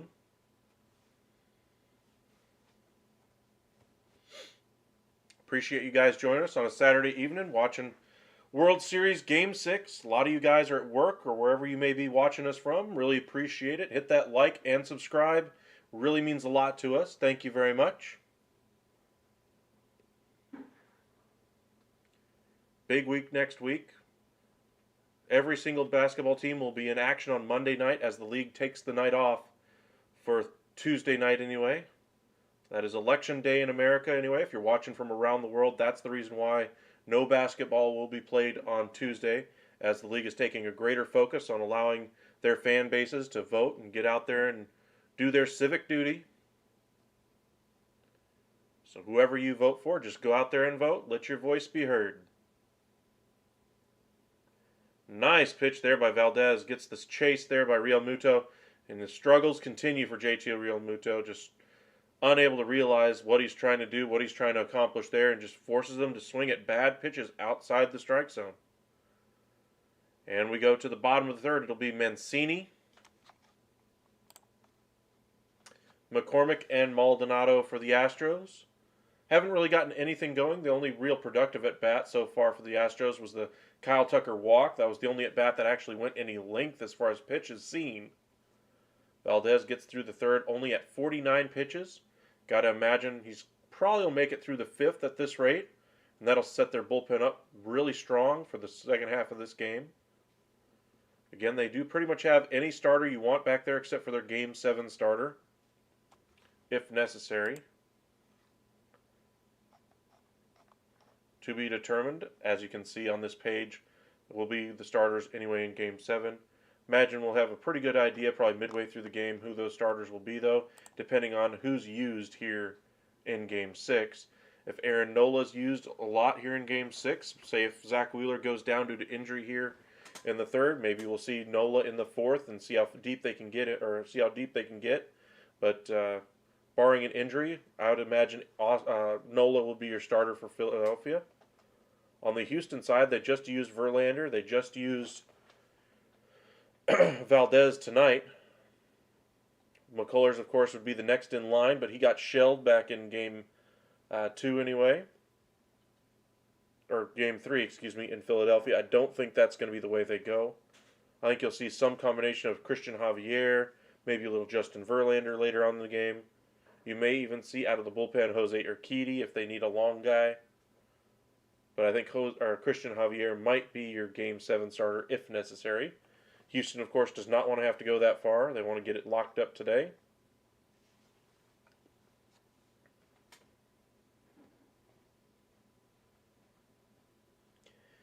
But as I mentioned, we'll have a lot of videos coming out for you guys over the next 3 days. Going to do some filming tonight and tomorrow morning.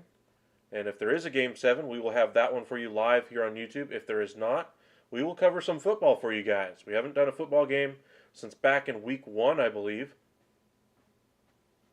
Or close to it anyway. But we'll do some football games for you guys. We'll get back to some fantasy football coverage for you as well. We'll have a video coming out about Travis Etienne. How important he is going to be for your stretch run of your fantasy football team. Go ahead and book it right now. He will be in the top 15 every single week the rest of the season. In case you're wondering, that's good enough to start in your lineup no matter what you got. NBA season's underway. Trade speculation's already begun as well. Shea Gilgeous-Alexander's taken a nice step this year as Mancini fouls off the first pitch there from Wheeler back behind the screen. But he's becoming a much better scorer offensively.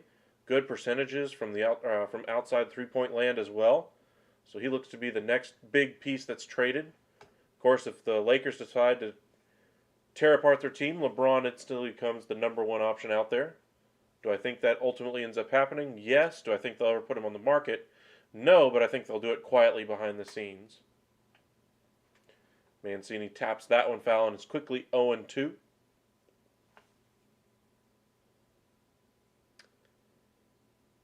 Mancini looking for his first hit this postseason. According to that graphic, I'm just wondering if that's actually correct. Thought he had a hit earlier. I could be wrong. That one misses low and away, and it's 1-2.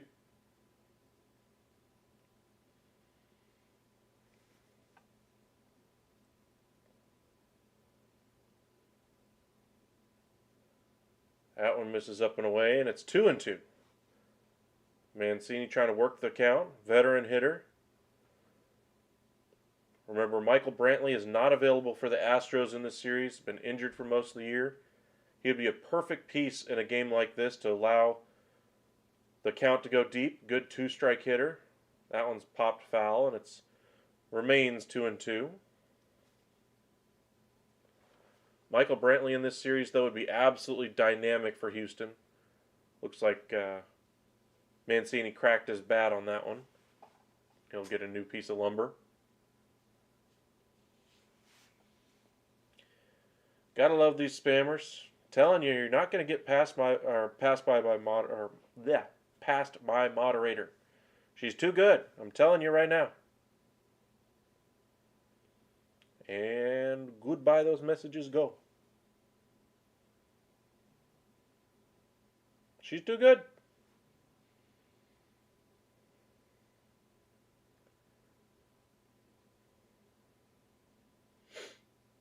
That one's dumped into right. Nice piece of hitting there by Mancini.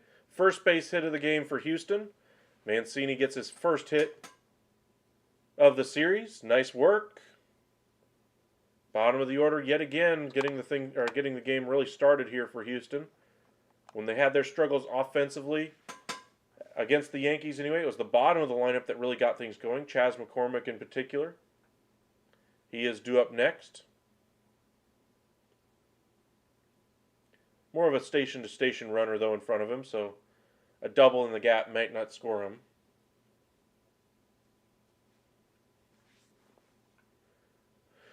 Giving up the first run of the game with Zach Wheeler on the mound and all the issues Valdez has had would be devastating to Philadelphia, just to put it mildly.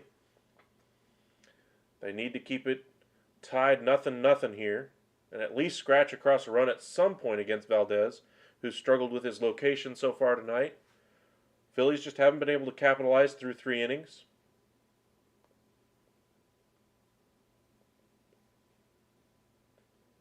The 1-0 pitch. Lashed foul. And it's 1-1. That one kind of off the handle of that bat.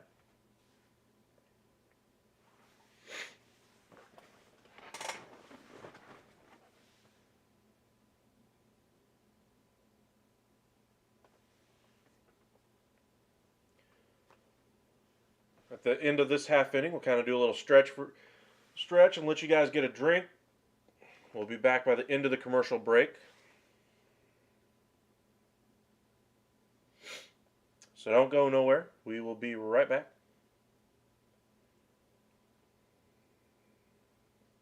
1-1 to McCormick here. Wheeler with a 2.51 ERA this postseason, has a strikeout so far today.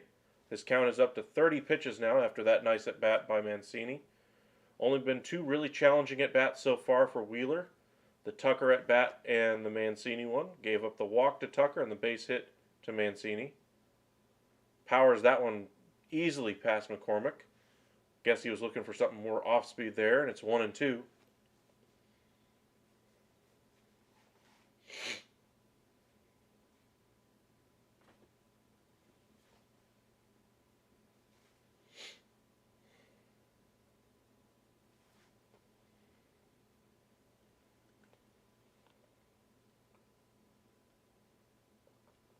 Up at the eyes of McCormick. 2-2.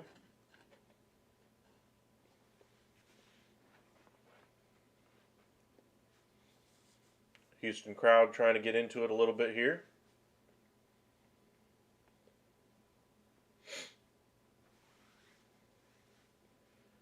If you can get it to it with a lead to the bullpen by the 5th, 6th, I think this game is pretty much over for Houston. Philly needs to shut it down here and not let him get out in front of Wheeler.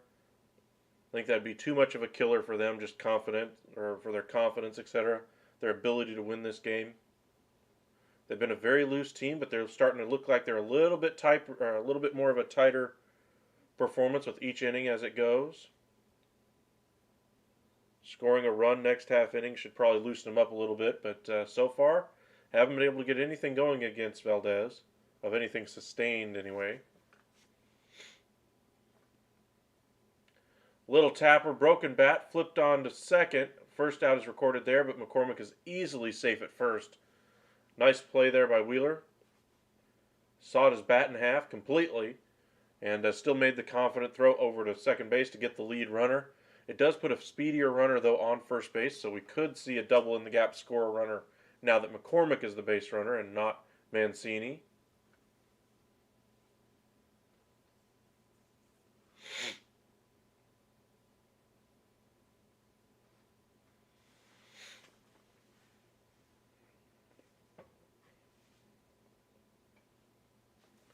Maldonado is next anyway. He does the catching anyway for the Astros tonight with Valdez on the mound. More of a defensive catcher, known for his glove, not really known for his bat. But he's had a very good postseason, hitting .222. Regular season average, by the way, .186. Has not hit a home run so far this postseason. Hit 15 on the year, so he's more of a power hitter than a contact hitter by trade.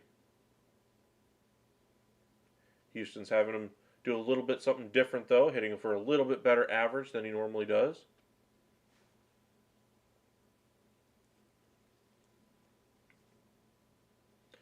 The 1-0, or excuse me, the 0-1, right at the knees. Beautiful pitch, but it looks like he called it just a hair low. 1-1 is the count now. Ground ball here probably is an easy double play with Maldonado running and not McCormick out of the batter box.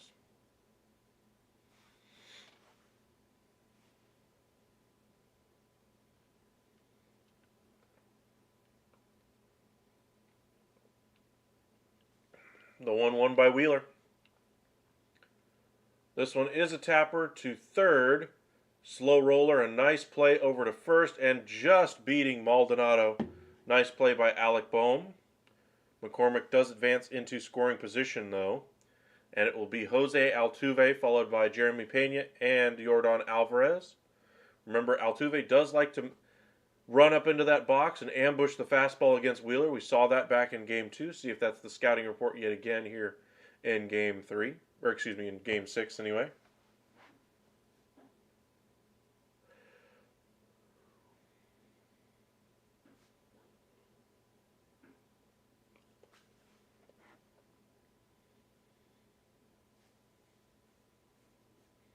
Maldonado with a good productive out, though, advancing the runner.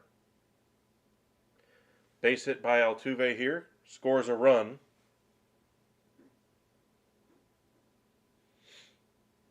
Well north of the zone, up and away over the head of Altuve.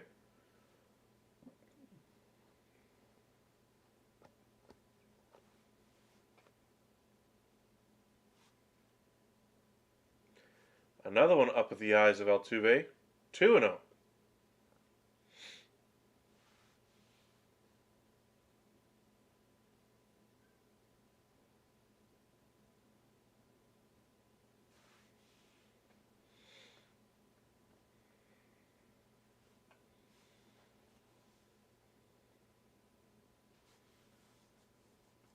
Wheeler starting to struggle with his command a little bit here. We've seen it inning by inning go by, and his effectiveness is starting to run down just a little bit.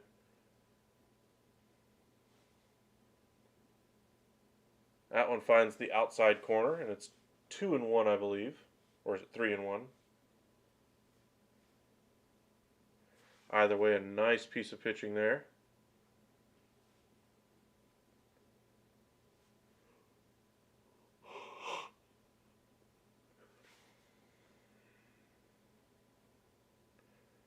Another one finds the zone. Beautiful pitch. 2-2 now. Astros down to their final strike here in the bottom of the third. Wheeler would love nothing more than to get a strikeout of Altuve. I imagine an off-speed pitch off the corner. Something I'd expect here for Altuve. See how aggressive he's feeling.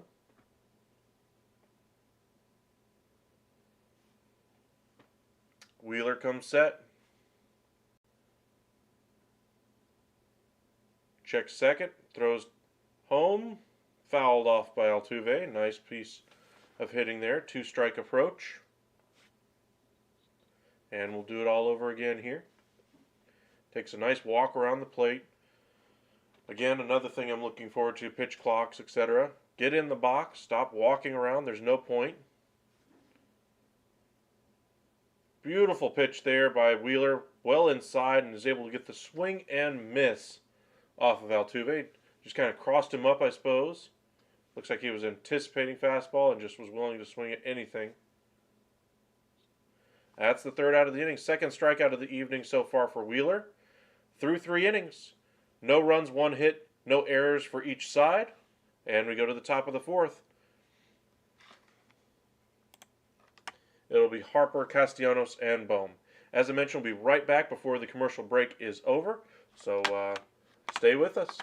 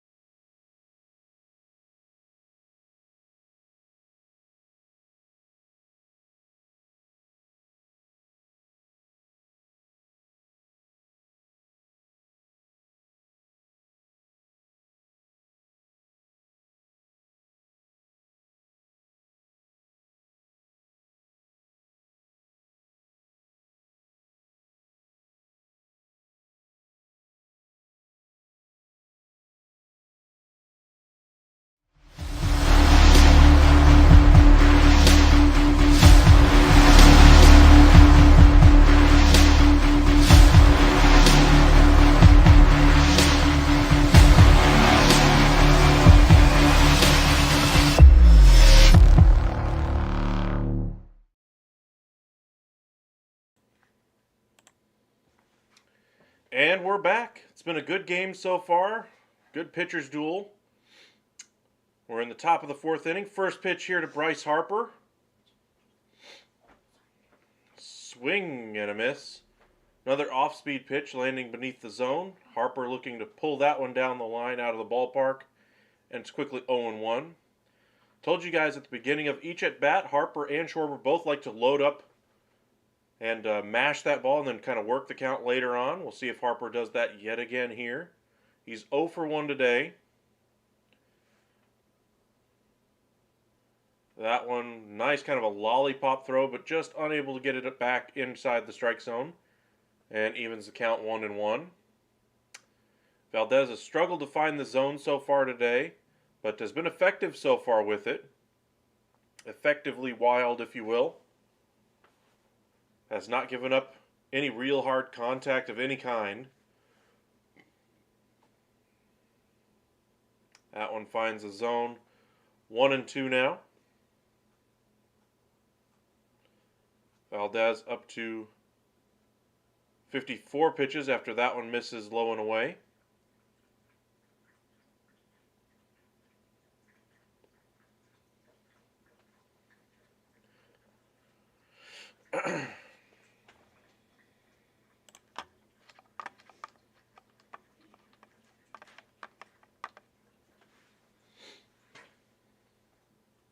Two and two the count to Bryce Harper. Having a fantastic postseason run. 6 home runs so far. Phillies are very glad he came back just in time for the postseason. Had a great impact so far on this roster. Giving them a huge confidence boost. I mean, literally just as they go into the postseason. And they went into St. Louis, took care of business. Beat the Braves in 4. Nice pitch there by Valdez, right on the inside corner. Harper, I guess, wasn't expecting a fastball there and just swung and missed completely. Just completely fooled on that one. Well late. And that's the 6th strikeout of the evening for Valdez. Looks like he's starting to find his stride here now. He was missing his spots by quite a bit earlier in the game. Now he's hitting his spots, but his spots are usually just a half inch off the plate or so. Swinging and a miss there by Castellanos. Looks like he was swinging for the fences. Valdez has got some swagger out there now. He's got it going. He's getting exactly what he wants now out of these Phillies hitters. That one's fouled away, and it's 0-2 now in Castellanos. Neither one of those pitches, by the way, was in the strike zone.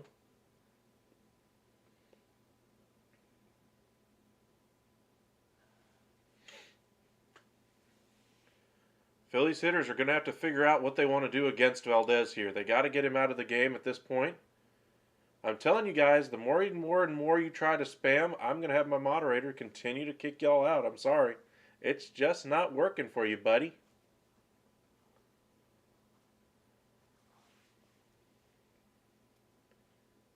I understand you're trying with different times, every time changing your title just a little bit, but nope. My moderator's too good.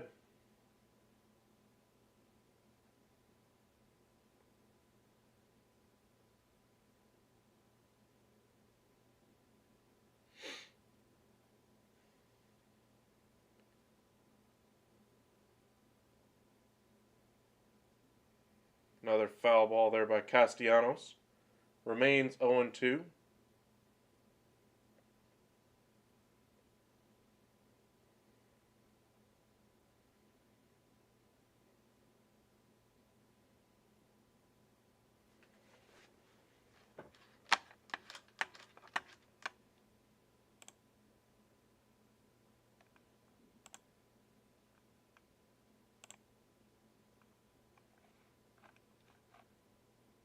There they go. That one misses for a ball, and it's 1-2. Valdez just waiting for Castellanos to dig back into the box. Valdez up to 58 pitches, 34 strikes. He's really kind of found a groove here over the last inning or so.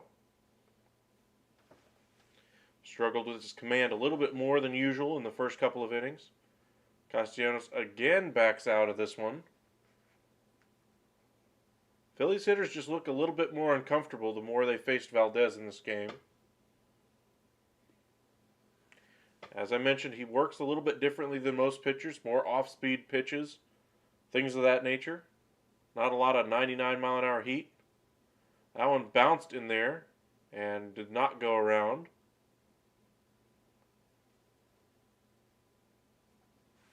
It'll be 2-2. Castellanos just, and I mean just, held that bat back just enough.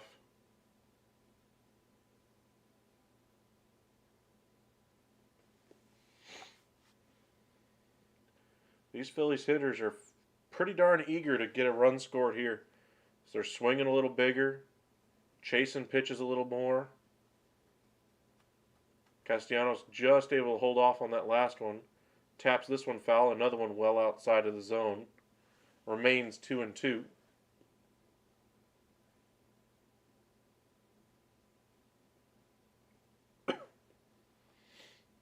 Appreciate you guys joining us. Thank you for liking and subscribing the video.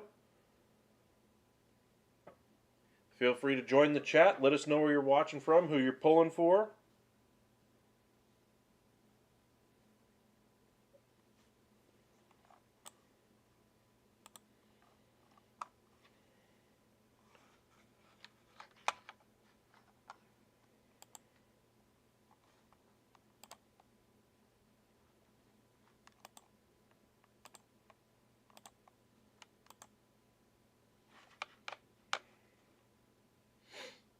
Another foul by Castellanos. Doing his darndest to stay alive here. Make Valdez work. That one's well beneath the zone. Castellanos able to lay off that one easily that time. Count goes full, 3-2. I didn't even see that spammer before she got rid of him. Good job, moderator.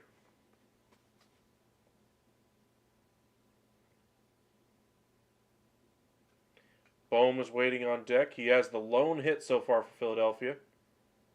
That one's tapped foul by Castellanos. Remains 3-2.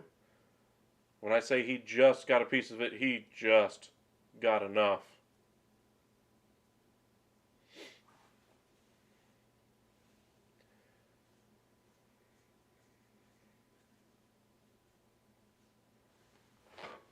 As I mentioned, if Houston gets through 5 with Valdez going scoreless through 5, I think they would have taken that if you told them that at the beginning of the game, going against Zach Wheeler, the ace of Philadelphia.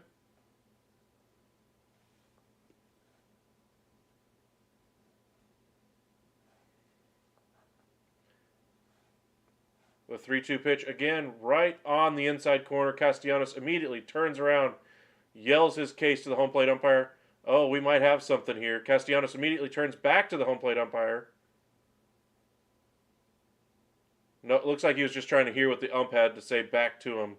But he was not happy with that strike 3 call. That looked to be right there. Looking at the replay again. That's a tough way to go.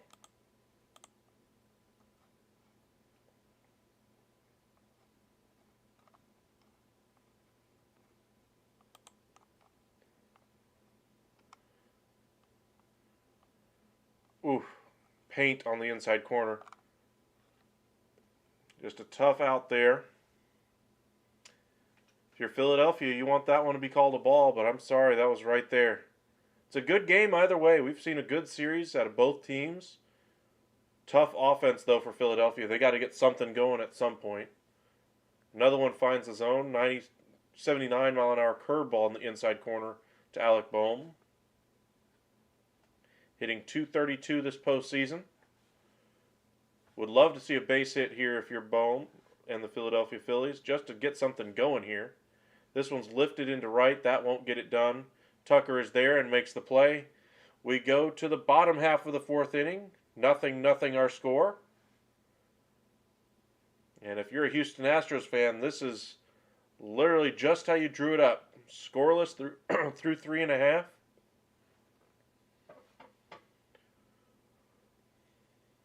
Nullifying the ace for the Philadelphia Phillies staff.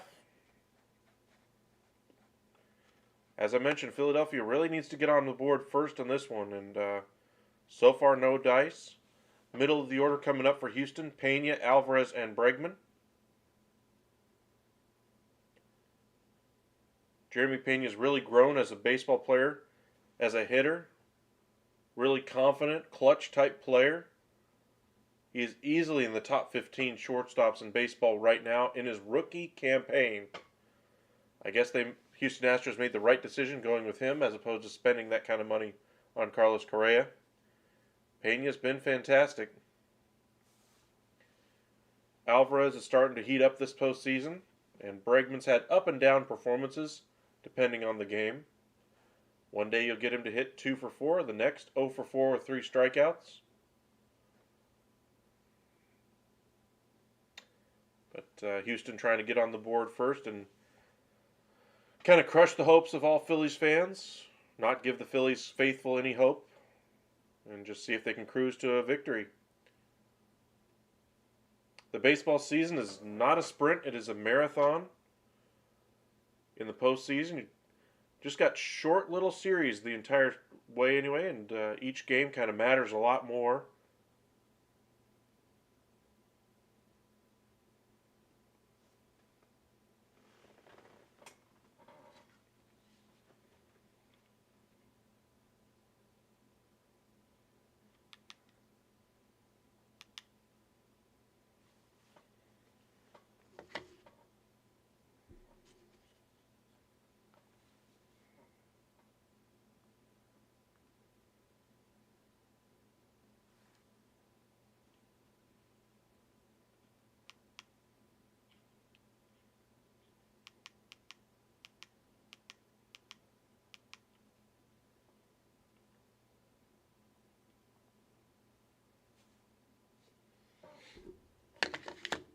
Just waiting to get back from commercial break. Zach Wheeler so far through 3 innings pitched for him.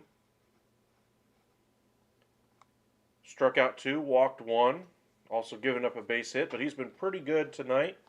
He has struggled with his command over the last inning or so. We'll see if he regains that form that he had early on. But so far, Valdez has been fantastic as far as the strikeouts, working with that off-speed approach that he has. A lot more off-speed than any fastball. And was effectively wild in the first 2 innings. A lot more effective in the third and the fourth. First pitch swinging here.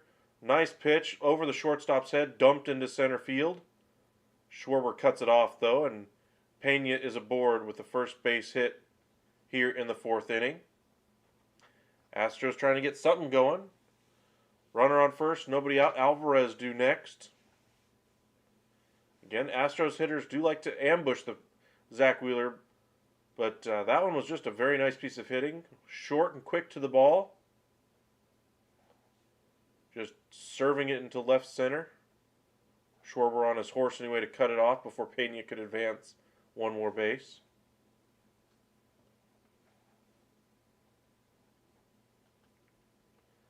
See if this is the start of a rally here for Houston. That one on the up and in to Alvarez, but right on the inside corner though, and it's 0-1.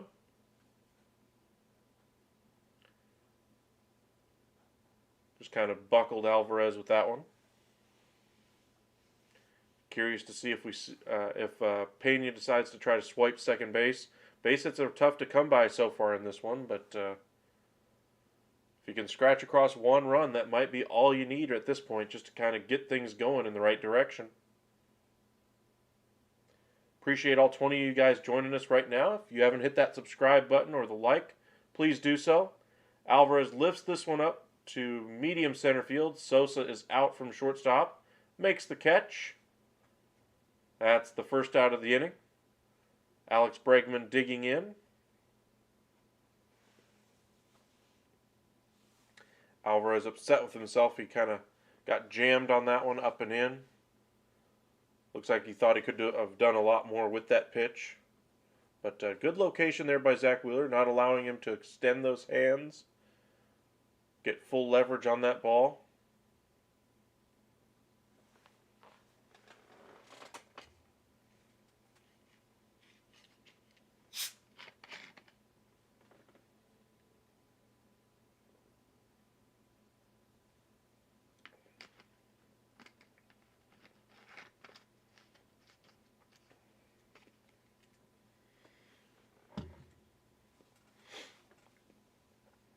Swing and a miss by Bregman, 0-1.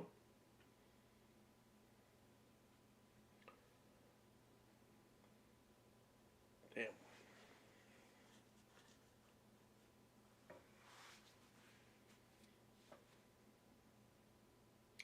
Wheeler set, and the 0-1 here to Bregman. Just threw it right past him. Bregman got a nice swing off, but was nowhere close to making contact with that one. Wheeler completely overmatching Bregman with that one. I think Bregman's kind of realizing that and takes a deep breath and steps out.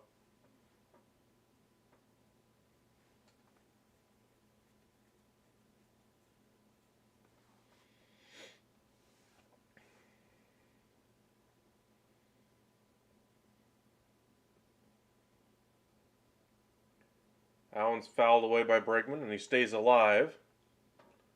Still 0-2, though. Wheeler with a couple of strikeouts so far today, up to about almost 50 pitches here with the next delivery. Phillies hoping for a deep performance here by Wheeler. Imagine they'd settle for him being unavailable for Game 7 if that means he pitches deep in this game and they win.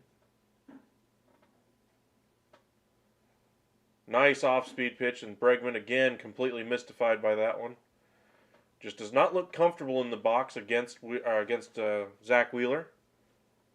Kyle Tucker due up next, worked a walk in his last at-bat. Hitting .217 this postseason, .257 on the year. Pena still over there at first base after Alvarez popped out to short, and then the strikeout there of Bregman.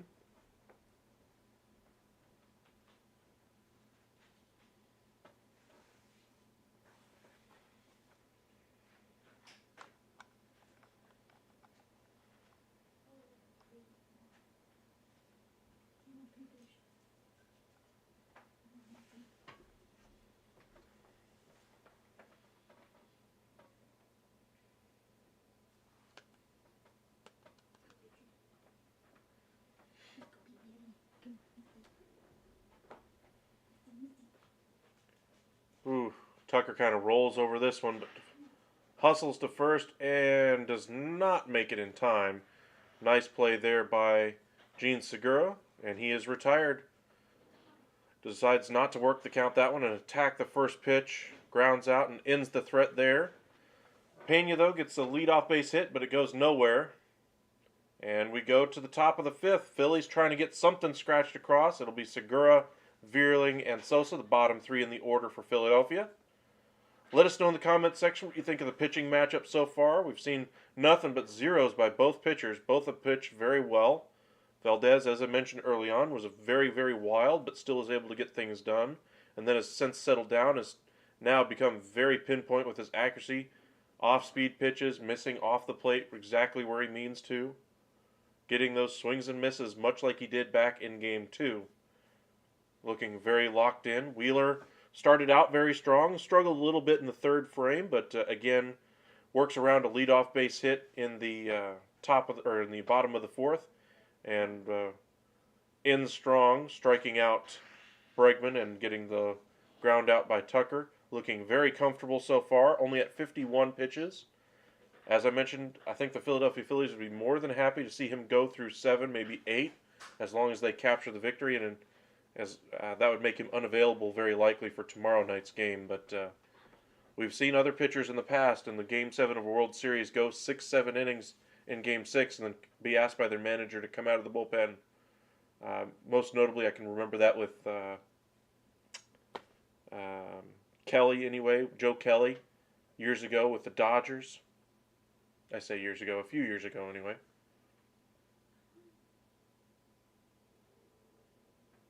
Kershaw's done it for the Dodgers in the past.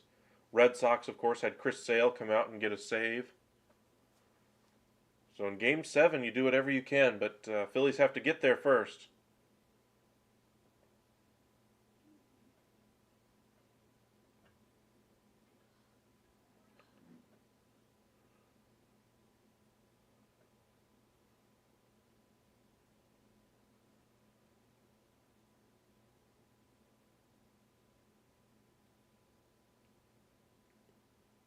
Got another spammer and quickly taken care of.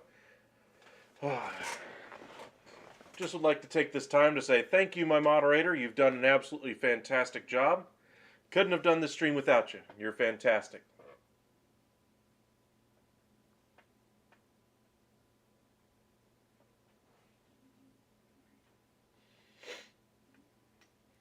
While we wait for the next half inning to get going here anyway, want to invite you guys to subscribe. Make sure you like the video. We cover the NFL, NBA, MLB, and the NHL. Best time of the year right now in all of sports anyway. All four major sports are going at the same time. World Cup is coming up in a couple of weeks. This is by far the best sports has ever been at any point in the history of sports anyway, with all four big leagues going right now. And soccer with its most relevant event anyway of the year coming up.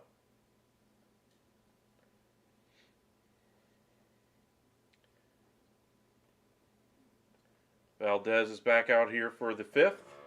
Ball one, misses low here.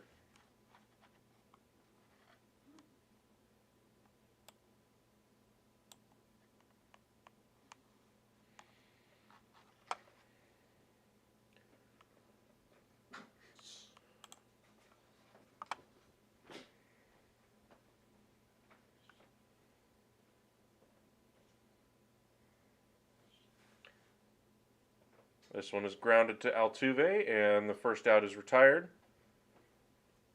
Valdez working very quickly here. His confidence certainly soared after that third inning. Kind of saw a noticeable change in his demeanor on the mound. Matt Vierling due up next, takes ball one outside. Valdez unhappy with his spot on that one.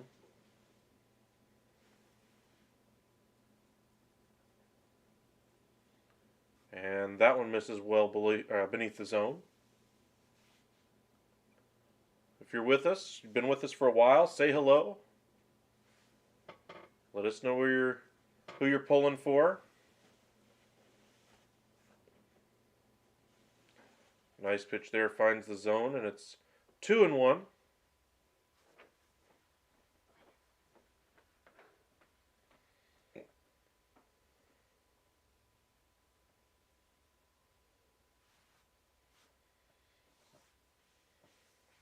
Appreciate our new subscribers here tonight. We've gained a couple of them. Appreciate you, Ann.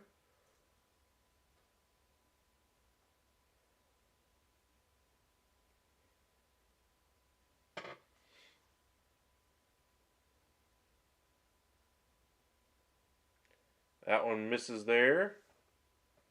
And Vierling trying to attack that one. Altuve is there for the play, though, and Vierling is easily retired. Did not look comfortable swinging at that one, but looks like he was trying to hit the ball to the in between first and second, see if he could hit it between the hole, and instead just grounded it directly to Altuve. Looks like he was trying to directionally swing more than anything else at that pitch. Just kind of chopped it into the ground. Second out of the inning, it'll be up to Edmundo Sosa.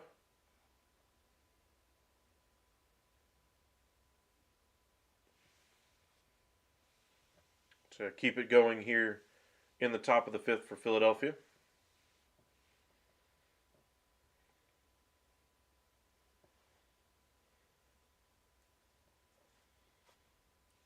First pitch right on the outside corner. Valdez really getting it humming now. Drops his postseason ERA down to 1.17. Again, Astros trying to get the victory tonight. End the season, become champions once again.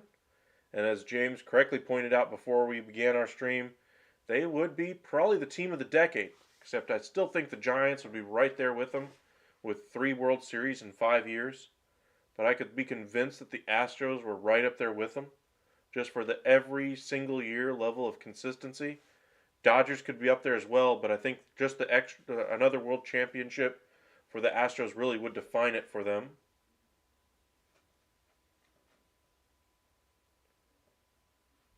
That one's fouled away. Remains 0-2.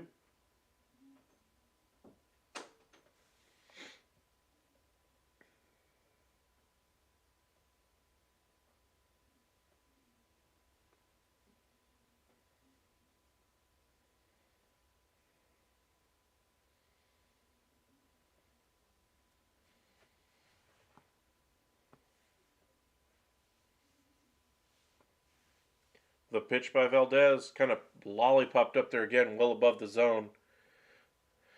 1-2 anyway. Doesn't like that ball. It seems like he's not finding the grip on the last couple of balls.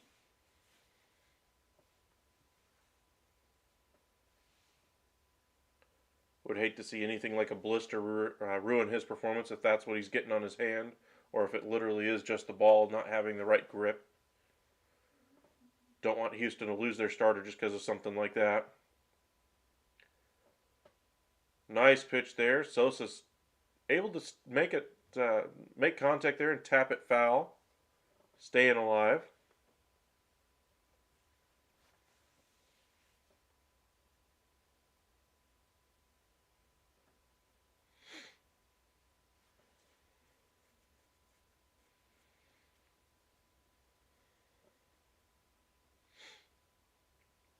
This one, did he make contact? I don't think he did. Nice pitch there by Valdez, just absolutely fooling Sosa. Last couple of pitches are down in the dirt anyway, and Valdez has just been dominant today. That's his 8th strikeout of the game through 5 innings, has 8 strikeouts, 79 pitches. This is about what I'd say if you're Houston. This is exactly what you would have liked. Get through 5 innings, and if you want to, you can turn it over to your bullpen. But Valdez has been very effective, really hadn't gotten anything going anyway for Philadelphia. And so if you want to, you can bring him back out for the 6th. You'd like to see your team be able to get something going against Zach Wheeler at some point, though. But he's been dominant pretty much from the jump so far today. Only real struggles he's had with location were back in the 3rd.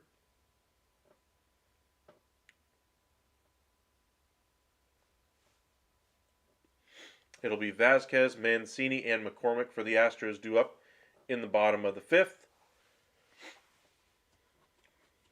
Very good pitcher's duel. Which team do you guys think will break through first? Do you think the Phillies will finally get through to Valdez, or do you think Philadelphia will continue to be dominant with Zach Wheeler? Right now, if I had to guess, I'd say Valdez is looking more and more dominant, and the Astros pen is superior anyway to Philadelphia. So if I had to guess, getting through 5, you pretty much have to score a run first, I think, at this point for Philadelphia. You have to get through the bottom of the 5th here and then score in the top of the 6th. Otherwise, things start to get a lot more pressure-packed for you. Houston starts to taste the opportunity. I don't think Houston feels that pressure in the same way most people do. I think they feel that pressure, and I think they thrive under that pressure. I mean, their rookie, Jeremy Pena, kind of embodies, just the pressure-packed environment that they've had, and yet he's continued to provide hit after hit in clutch situations. The rest of the roster is pretty much a veteran at this point. I mean, the young Astros are no longer the young Astros. They're fairly experienced at this point. Brought in a couple of good pieces, veteran pieces from other teams. Mancini hasn't tasted the playoffs in years.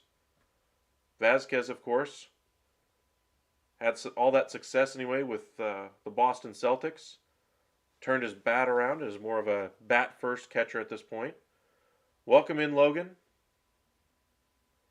Yes, as soon as the World Series is over, the league year pretty much starts pretty quickly right after that, and we could see some free agents start signing.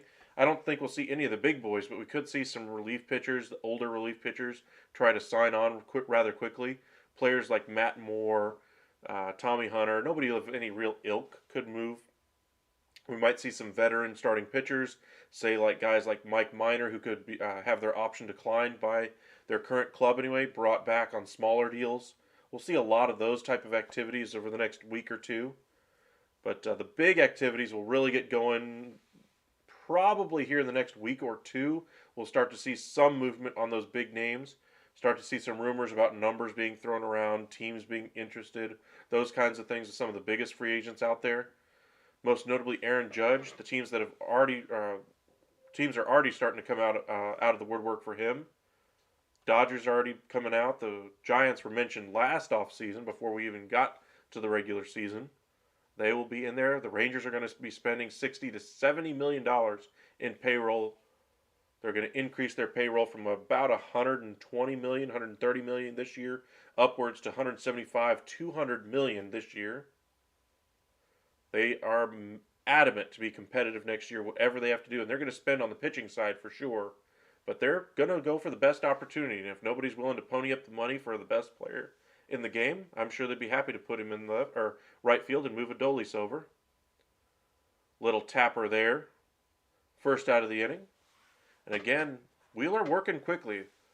These Houston hitters are ambushing him pretty much early on in these counts, and he's hitting his spots so far. As long as he keeps hitting his spots, they should be fine. But if he misses one, these Houston hitters are willing to take it deep.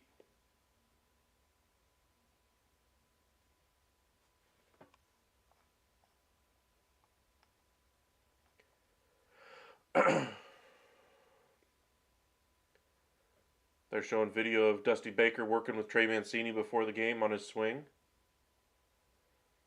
Dusty, always regarded as one of the best baseball managers in the history of the game. Second winningest manager at all time in baseball history without winning a World Series. Hoping to scratch his name off of that list this year. If they can get a lead here, he's about four innings away from doing so. It's 1-1 here to Mancini, as that one misses up and in. But yes, Logan, free agents will start to get underway next week. Put out a whole bunch of baseball videos for you guys next week, so keep your eyes peeled for that. We'll be doing some NBA games for you guys live, some hockey as well. We paid for the NHL Center Ice package last year where we could watch every game. And we did a couple of games for you guys last year towards the end of the year. Covered a lot of basketball for you guys before the end of the season last year as well. With baseball ending, football in full swing, baseball ending, football in full swing, we'll have quite a bit of live football, basketball, and hockey for you guys. And as I mentioned during the winter meetings, we'll be having lives for you guys pretty much every single day. Let you guys get caught up on everything that happened. That way you don't miss any of the headlines. Put out short videos for you guys. That way if you're at work and you don't have time to watch a 30-minute long video about what an acquisition means for a team, give you the contract, what it means for both sides, what it means for the team that lost him, the rest of the market, all in a short 1-minute video. We'll be posting quite a few of those during the winter meetings as well, as we will have multiple lives throughout the day and then do short videos in between. That way you guys can stay up to date.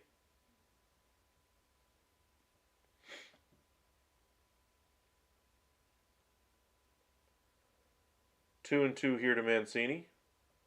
And he swings and misses over the top of that one for the second out of the inning. Wheeler again looking very comfortable. Still looking just as dominant as he did earlier. Great pitcher's duel here in Game 6. Got to think whoever scores first is probably going to win this one at this rate. Both pitchers going very well. Got to think Houston probably goes into their bullpen for sure in the 7th, just because of the pitch count of Valdez. Unless, of course, he gets out of the 6th fairly quickly. But Wheeler looks like he's got a lot of bullets left in that arm. I imagine he's probably going to go 7 at this rate. Through 4 2/3 has only thrown 61 pitches. These Houston Astro hitters are definitely ambushing the fastball early. They just haven't been able to create any solid contact with regularity at all. McCormick is due up and fouls off that second pitch, and it's 0-2. We'll stretch our legs here after this half inning. Don't worry, we'll be back in about 90 seconds afterward. Let you guys get a drink, refreshments, maybe grab a bite to eat. That's another strikeout. Zach Wheeler gets him to chase the fastball up and out over the plate, above the zone, and through 5 innings. No runs, 1 hit, no errors for Philadelphia. No runs, 2 hits, no errors for the Houston Astros. See you guys in just a second. We'll be right back.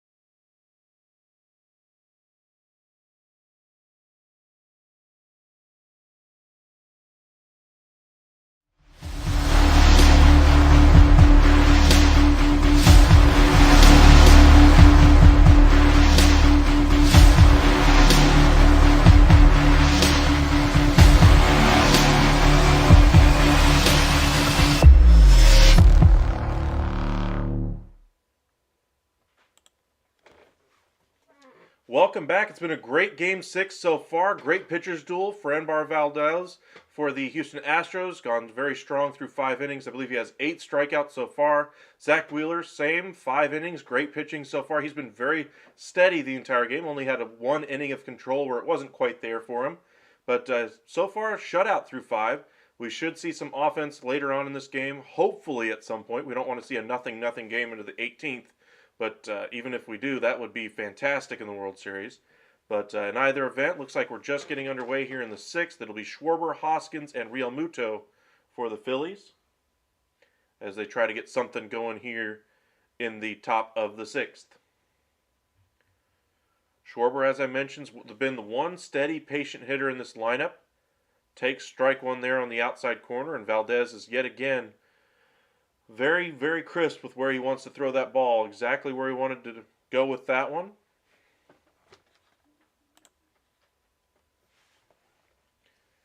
Another one right on the outside corner there. I believe, or is that just a replay? Looks like a replay. For those of you watching, unable to watch the game live, glad we could bring it to you. That one misses low and in, and it's 1-1. Schwarber looks like he's trying to increase Valdez's pitch count, trying to get to that bullpen right now. Taking everything until he gets to 2 strikes at this point. Looks like Valdez recognized that and pretty much just threw that one right down the heart of the plate. Couldn't get the bat off the shoulder. That was a pitch Schwarber could have launched, but just the approach of Schwarber just wouldn't let him swing at that one.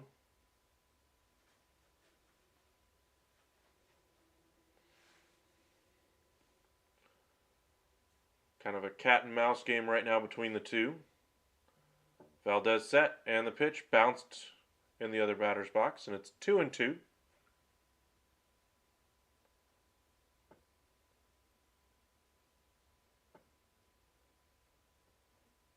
Valdez kind of takes a squat on the mound, waiting for Schwarber to get ready.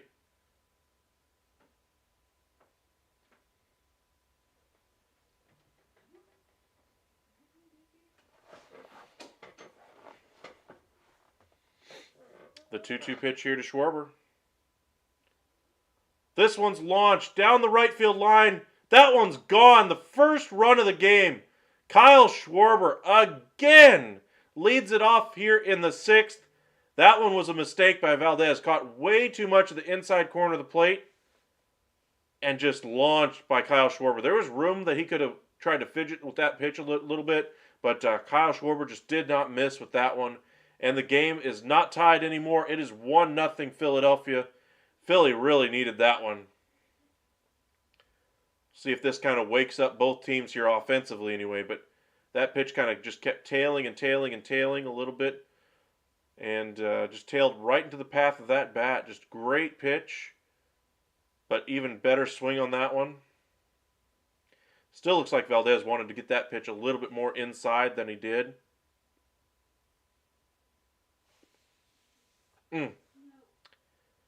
Falls behind here quickly here to Rhys Hoskins, 2-0. Now remember, Philadelphia's got a lot of solo home runs in this series so far. More solo home runs here tonight, of course, with the Kyle Schwarber home run here in the 6th. But that's been their run scoring pretty much the entire series, really. And see if they can manufacture some more runs to give some insurance runs to Zach Wheeler, who's been dominant so far. See if this changes the approach for the Astros.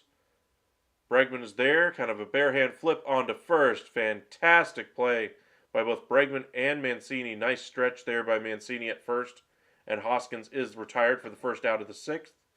Real Muto due up next, hitting .206 this postseason. Again, came into the game hitting 1 for his last 17 ever since that home run in the 10th inning of Game 1 with 11 strikeouts. Has already struck out once today.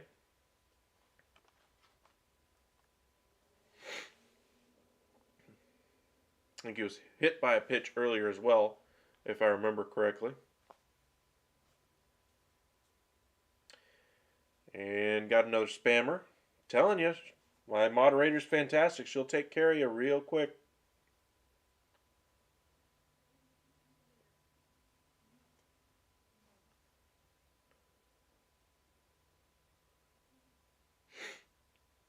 Appreciate you guys watching, joining us. If you have any questions about the game, feel free to join us in the chat. Let us know what you think. This one a little grounder, easier play for Bregman, but Realmuto running a little bit swifter down the line than Hoskins. Had to make a quick throw over to first. Strong throw. That's the second out of the inning. 5 2/3, only one earned run for Valdez so far today. Solo home run.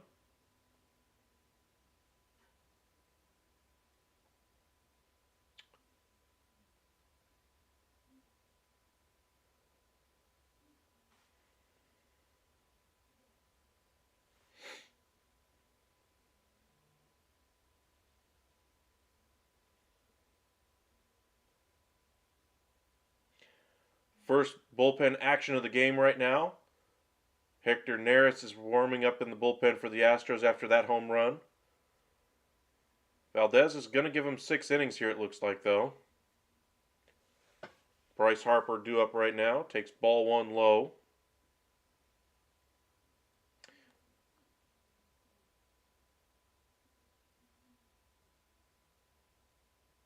Was Al Pacino in what movie?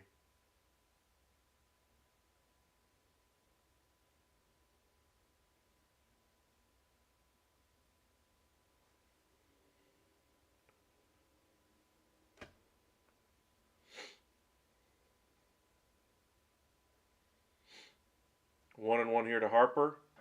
This one's lifted down the line. Does this one stay fair?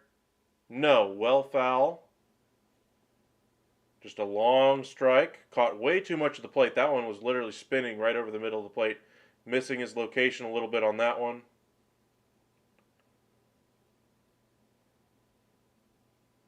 That's probably going to signal the end for Valdez after this inning, even if he retires Harper.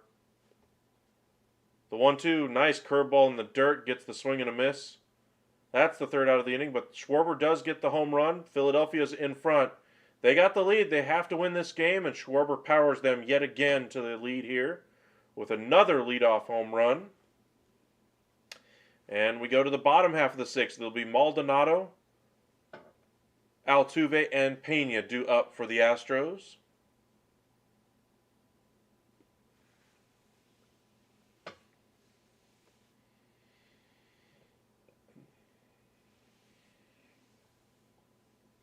Was Al Pacino in what movie, Blair?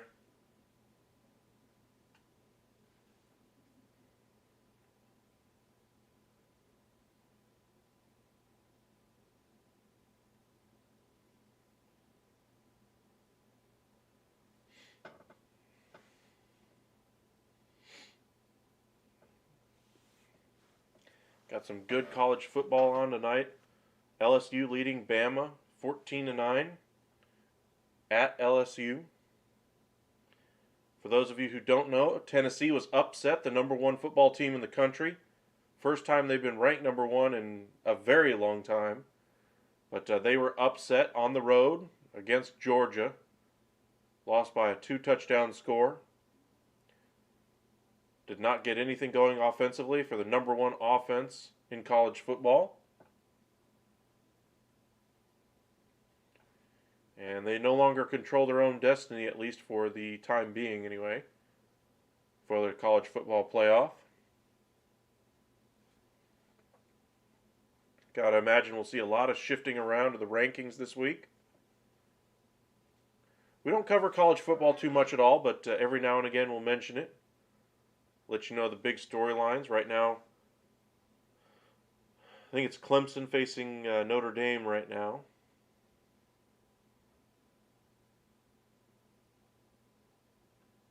Notre Dame's kind of laying it on them.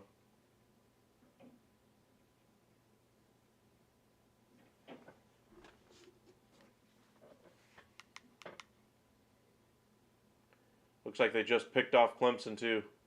This game is over. We might see a pick 6 here for Notre Dame. Yep. That's a pick 6, boys. Is that 28-0 now? Yuck.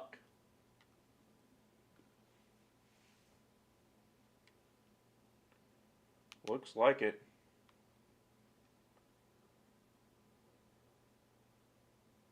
Number 4 team in the country getting trounced on the road at Notre Dame.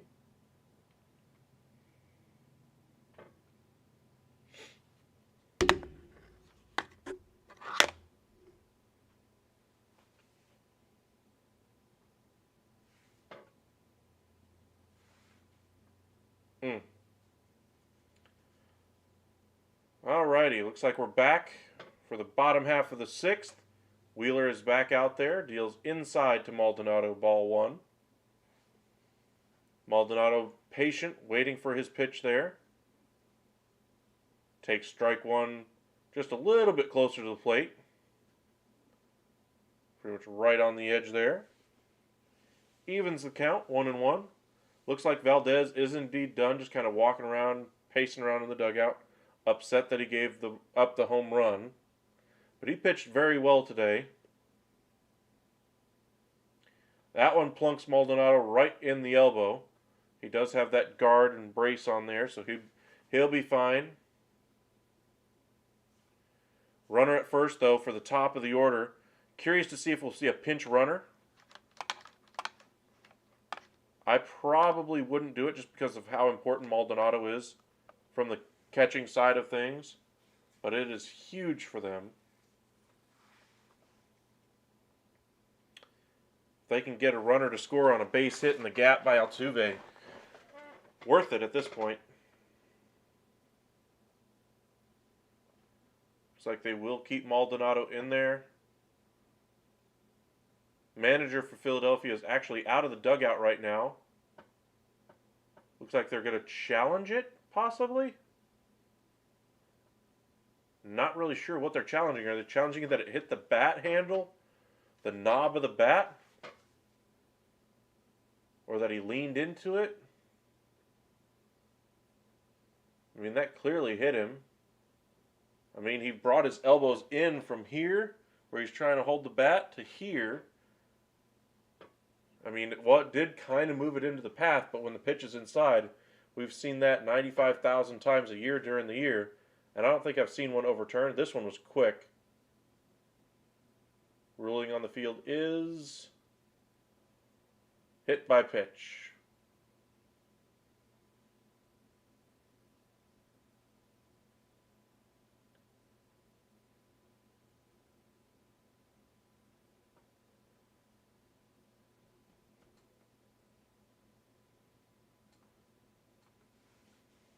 Seemed fairly straightforward to me anyway.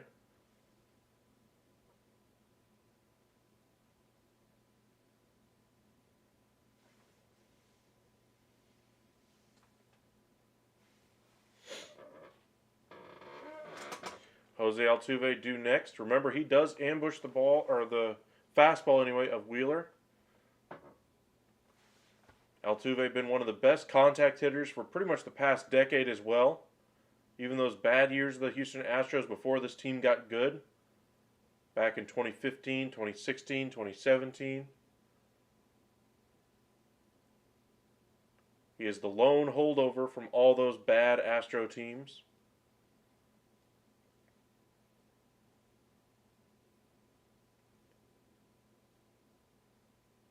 I see what they were challenging. They were seeing if Maldonado was actually in the batter's box. One of the first pitches anyway, he was all the way back in the batter's box.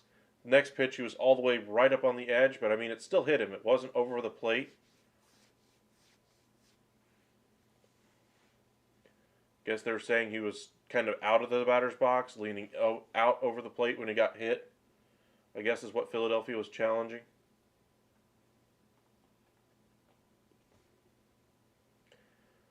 So at least now it makes more sense why they challenged it, just to see if he was technically outside the rim or outside the range for that batter's box.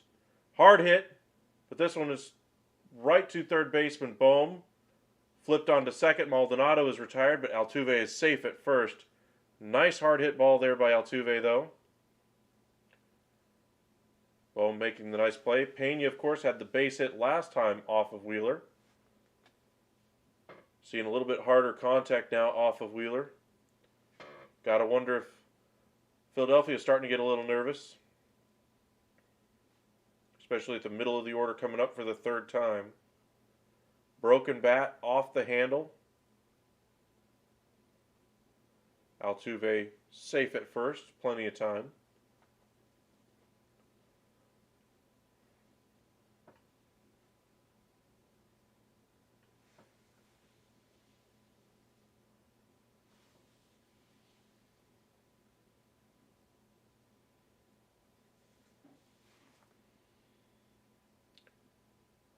Pena's digging into the box.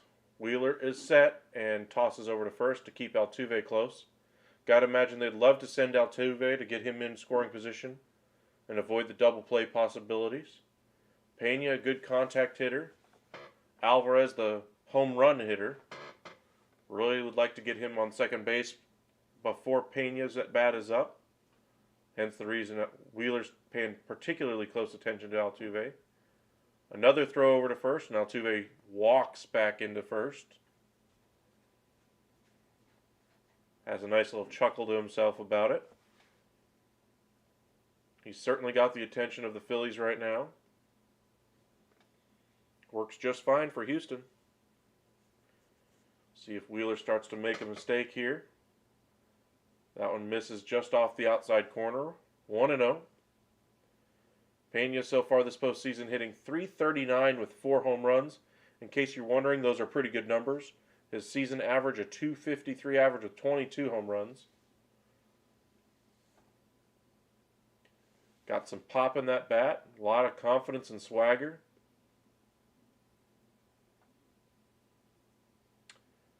This one grounded up the middle. Gets into center. Altuve races on to third. Throw comes into second to keep the runners at the corners anyway. Great base hit there by Jeremy Pena. Yet again coming through. A diving attempt there by Sosa. Just couldn't make the play. And the ball gets through the middle of the infield. Base hit. Runners on the corners now. We will probably see a mound visit here. Maybe even a pitching change. Thompson is coming out for something. Looks like he was picking something up off the ground. Not exactly sure what.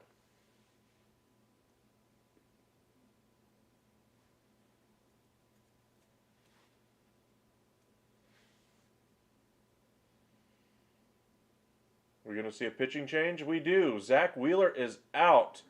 What a quick hook there, but with Yordan Alvarez coming up, and the third time through the order, Wheeler was certainly getting hit a little harder. But Alvarez so far today was 0 for 2, struggled so far this postseason. Finally started to kind of come around a little bit though. But Alvarez was nowhere near the same player after his injury that he suffered right around the trade deadline. Hit about 210, 215 anyway after coming back from injury. And postseason's been more of the same. He's going to need some time to get healthy. We may see some headlines after the season is over about players needing surgery. I'm wondering if Alvarez is one of those players. But we will see a change here. If I had to guess, it's going to be Jose Alvarado coming out of that bullpen. During the season, had a 3.18 ERA. So far this postseason, a 4.09 ERA. Remember I told you Philadelphia doesn't have a lot of trusted arms back there. Alvarado's pretty much been the fireman to come out in any game so far this series and try to shut things down before things get too scary. But we're here in the bottom of the 6th. 2 on, 1 out. Alvarez is a double play candidate. So we could see Pena try to steal second here to avoid that possibility. Should Alvarez come through, it will be Bregman followed by Tucker.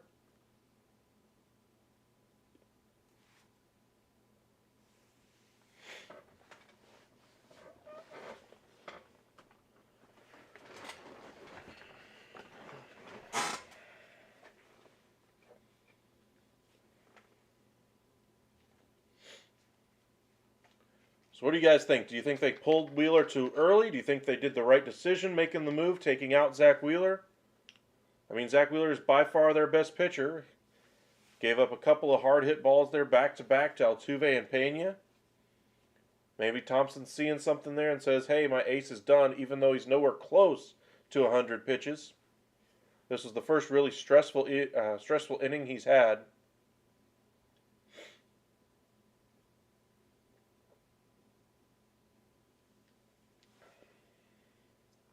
I don't know. You'd like to think at that point you could trust your ace to get you through the inning, understanding it's a one-run game and you have to win this one, so you might manage it a little bit differently. So maybe that's the reason why you manage it a little bit differently here and bring Alvarado in when you otherwise may have not. Difference in the game, though, is the solo home run by Kyle Schwarber, as they show the highlight from the top half of the sixth. Right now in the bottom half, Astros got a couple runners on, something moving.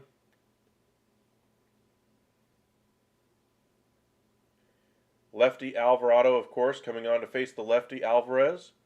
Another consideration as well, with Wheeler being the righty. Trying to take every little bit of an advantage that you can see.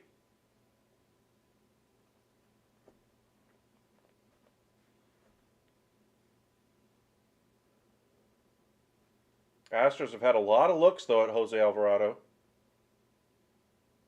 They've relied on him quite a bit.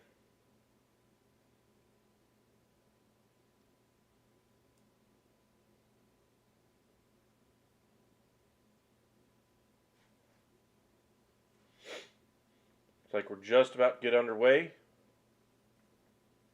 Alvarado last time was jammed on his last at bat anyway, popped it up to shortstop. This one on the inside corner, fouled off. Got a healthy rip at that one, and it's 0-1. Looks like he was ready for that pitch on the inside corner. Alvarez looks to be loading up for anything on the inside. Got to think Alvarado's going to go there. That's where his percentages are certainly coolest. That one misses well outside. Great stop by Real Muto. If that ball gets by him, this game is tied, and a runner moves into scoring position from first. Might change your equation if you're Alvarado if that happens, as far as how exactly you want to go after Alvarez. Philly really would love to see a ground ball double play. Misses up and in, almost hits him in the chin, 2-1. If he had stayed in there like Maldonado, we would have seen the bases loaded with Bregman due up. If I'm the Astros faithful, that would be a much better opportunity to try to avoid the double play with Bregman than Alvarez. Altuve gets a nice lead off a third.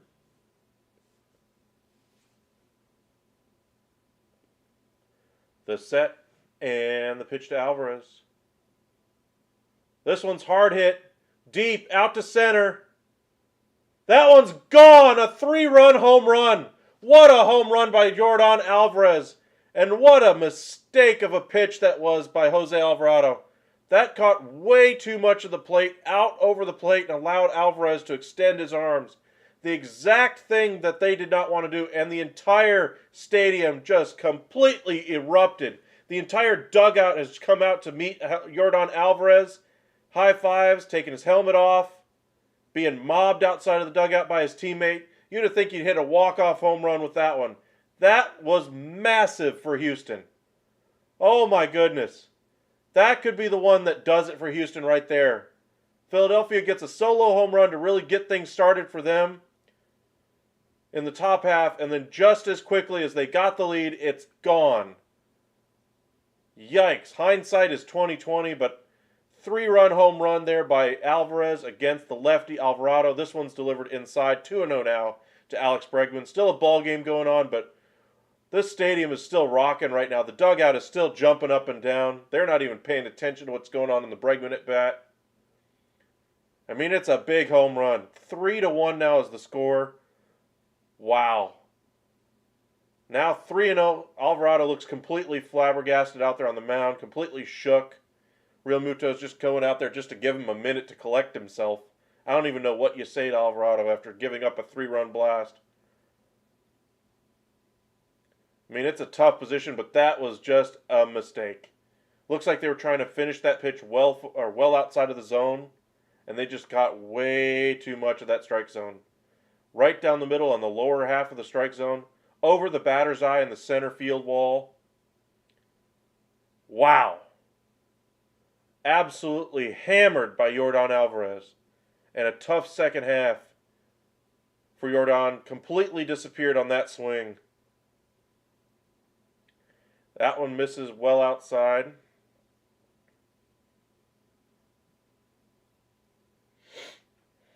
Yuck. If you're Philadelphia, you're down to your final strike right now pretty much. You're running out of time. You have to win this game. You've just spent your best starting pitcher. Alvarado, your fireman, who's come in and worked so well for you so far this postseason. Oh. Sorry, Phillies fans. That's a tough break. I mean, I get going lefty on lefty. I get the move. I really do. I get the thinking behind it. I just don't. The execution was probably the worst it could have been on that pitch. Do I like the call? No. I would rather have gone inside again. Not even give him a chance to extend those hands. Keep forcing him to foul off balls and be jammed. We saw how effective that worked with Zach Wheeler. And even though we had seen Zach Wheeler be hit pretty hard in the last few balls anyway, off of Altuve's bat and off of Pena's, that's a tough way to end the season for Zach Wheeler if that's the last way you go. Six pitch walk anyway there to Bregman. Runner on first now. We could see the bullpen going again here for Philadelphia here in just a moment, but wow, what a massive shift in this game. In case you're just joining us, absolutely fantastic start anyway for the both pitchers anyway. Valdez anyway got off to a rough start as far as location and command, was really able to solidify himself, get his feet underneath him anyway, and was able to go through 5 scoreless innings, gave up a leadoff home run in the 6th. Zach Wheeler only really struggled in the 3rd inning with as far as location and command. Other than that, was purely dominant. 6th inning rolls around, hits a batter anyway in Martin Maldonado. They reviewed the hit by pitch anyway, just because Martin Maldonado in his first pitch of the at bat was way far back in this batter's box. Second pitch, he's literally standing on the line, leaning over the plate. It looks like that's why they reviewed it. Call on the field stood. Looks like Dominguez is loosening anyway for the Phillies as quickly as possible right now. Kyle Tucker digging in. What a big home run by Yordan Alvarez. Wow. But Zach Wheeler gives up the hit by pitch. This one gets away, bounces in the dirt, and all the way back to the backstop. Real Muto unable to backhand stab that one, and it goes back to the screen. I understand it hits the dirt, but Real Muto's got to stay in front of that one. That's going to go as a wild pitch, but that should go as a pass ball. Real Muto should have got in front of that one. Tried to pick it with the backhand, and I'm sorry. That's not how you do it. That's not how they teach it.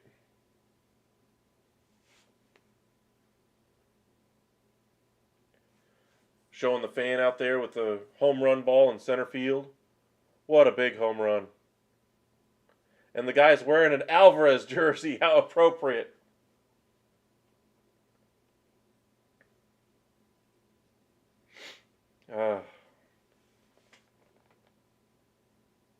Man. What a change in fortunes. You go from giving up the leadoff home run in the top half of the 6th to the bottom half. Yordan Alvarez vindicates you, gets you out of trouble. Gets you a 3-run home run, the lead, 2-run cushion, and you're 9 outs away from another World Series championship. Magical run by the Phillies, but that probably takes all the wind out of their sails. Zach Wheeler kind of looking around the dugout left and right, just looking for some kind of answer as to what to do next. Yuck. 3-1 pitch here to Tucker. That one misses well outside. Or excuse me, that was the 2-1. That one misses well outside. 3-1 now. Alvarado still looks completely shook, trying to get his bearings about him. Looks like he wants to hurl out there on the mound. Still kind of gritting his teeth. It's like there's no rock small enough to hide behind, or no rock big enough in the world right now to hide behind if you're Alvarado. Hard hit but foul by Tucker down the first base line. Got a good swing off of that one. 3-2 is the count. Alvarado up to 15 pitches already. Got to imagine if Tucker reaches, we'll probably see a change. If he doesn't, we could probably see if Alvarez can get one more hitter in Vasquez. But not a good outing today for Alvarado.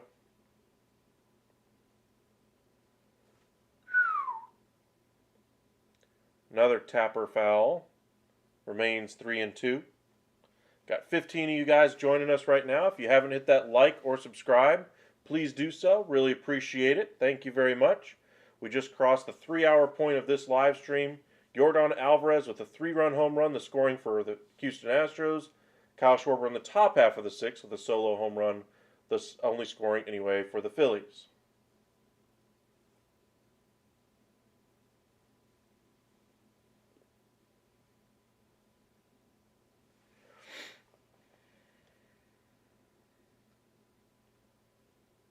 Three-two pitch fouled down the first base line again, and we'll do it over. Dominguez looks ready out there in the bullpen.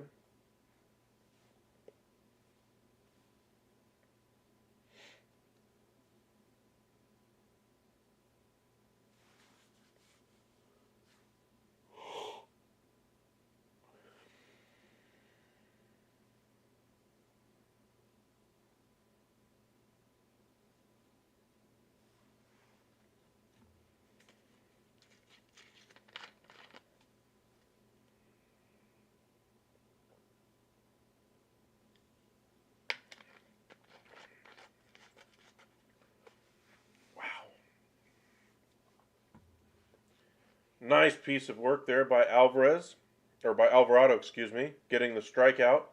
And that will be all for Alvarado. Dusty Baker's bullpen fully rested. Got all the arms he could want out there to use the rest of the way. He's been criticized for his handling of the pitching staff before, but right now he's got it set exactly the way he wants it. Looks like Dusty Baker is 9 outs away from getting his first World Series victory. Looks like we will have Dominguez come on to face Vasquez with a runner at second and 2 away. Base hit would stretch the lead to 3-0 at this point. Can't really allow anybody else to score if you're Philadelphia the rest of the way.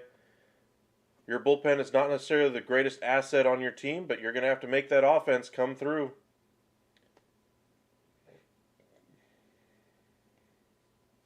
Sorry about the spammer. He will be taken care of shortly.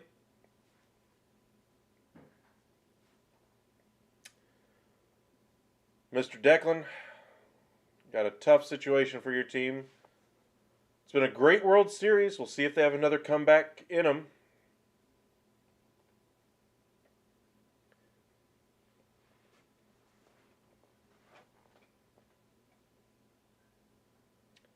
It is indeed Dominguez coming on. During the season, had a 3.0 ERA. So far this postseason, a 1.74 earned run average.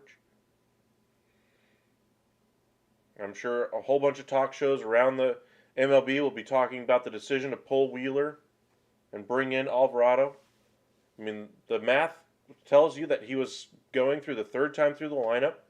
You don't want to necessarily rely on that. I'm sure everybody's going to ding him for that part of it. But, I mean, he had been hit pretty hard by the previous 2 batters in Altuve and Pena. However, he had success against Alvarez earlier today. Jammed him a couple of times. Got a nice pop out the last time he was up, working the inside of the zone. But Thompson decides to go with a lefty-on-lefty matchup, especially with Wheeler giving up a couple of hard-hit balls in the previous 2 at-bats. Losing command anyway with Maldonado getting a hit by pitch. And all 3 runs coming around to score. Taking a 3-1 advantage here with 2 outs in the bottom of the 6th. Appreciate all 17 of you guys with us right now. Thank you very much for joining us. If there is a miracle comeback here by the Phillies, we will bring you Game 7 tomorrow night. If there isn't, we will cover some football for you guys. My favorite team, the Cowboys, will not be playing, so you won't have to worry about hearing about all Cowboy stuff. Looks like Notre Dame really laying it on to Clemson right now. Alabama just scored a touchdown late against LSU to take the lead. Going for 2 and unable to convert. LSU is going to need a touchdown to take the lead in that one. Looks like we're just getting back from commercial break. First pitch there to Alvarez, or to Vasquez anyway, on the outside corner. Vasquez a little bit out in front on that one. Or second pitch anyway. It's now 1-1.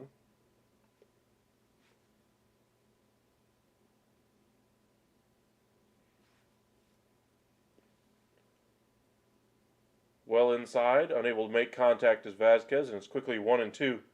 Exactly what you want to see out of the bullpen here if you're Thompson. Just have Dominguez come in and settle things down as quickly as possible. Not allow any other runners to score or advance. Kind of shut it down.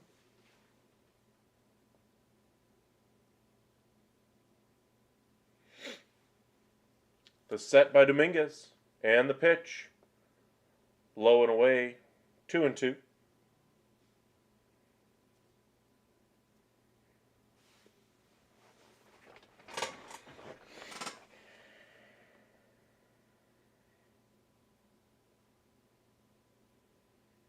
Player of the game, obviously, right now, Yordan Alvarez with that 3-run home run. Second nominee would probably be a combination of the starting pitchers. This one's hard hit into left. This one gets down, coming around third, and scoring easily is Bregman. Not even a throw into first, or a throw into the plate. Vasquez comes through, extends the lead 4-1. Great job of hitting there by Vasquez. The decision to play him as DH today immediately pays off there. Worth starting your backup catcher when he's got that good of a bat. Nice work there. 4-1 is your score. Mancini due up next, hitting 1 for 2 so far today. Doesn't take strike one, but swings and misses at strike one on the outer half of the plate. Astros faithful basically giving them, that's time to go to sleep. That's it. It's a wrap.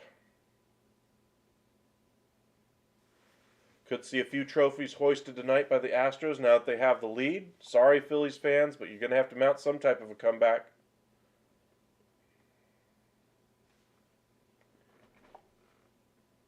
Dominguez and Vasquez both step off there.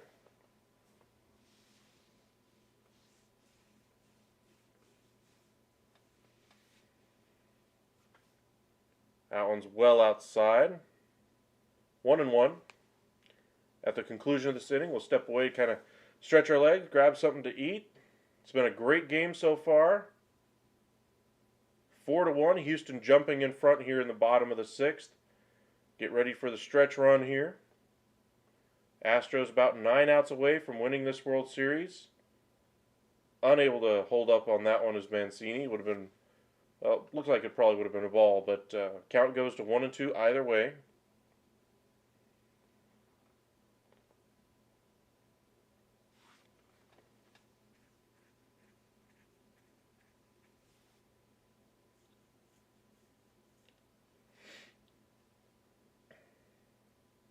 Little tapper up the middle.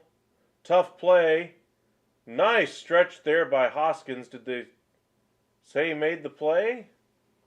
Yeah, that's the 3rd out of the inning. Nice play there. Segura to Hoskins. Fantastic stretch, but this inning is all about the 3-run home run by Alvarez and then the subsequent RBI single by Vasquez. And the score is 4-1. Astros on top of the Phillies. 1 run, 2 hits, no errors for Philadelphia. 4 runs, 5 hits, no errors for Houston. We'll be right back in just a moment. Make sure you guys don't leave. We'll be right back.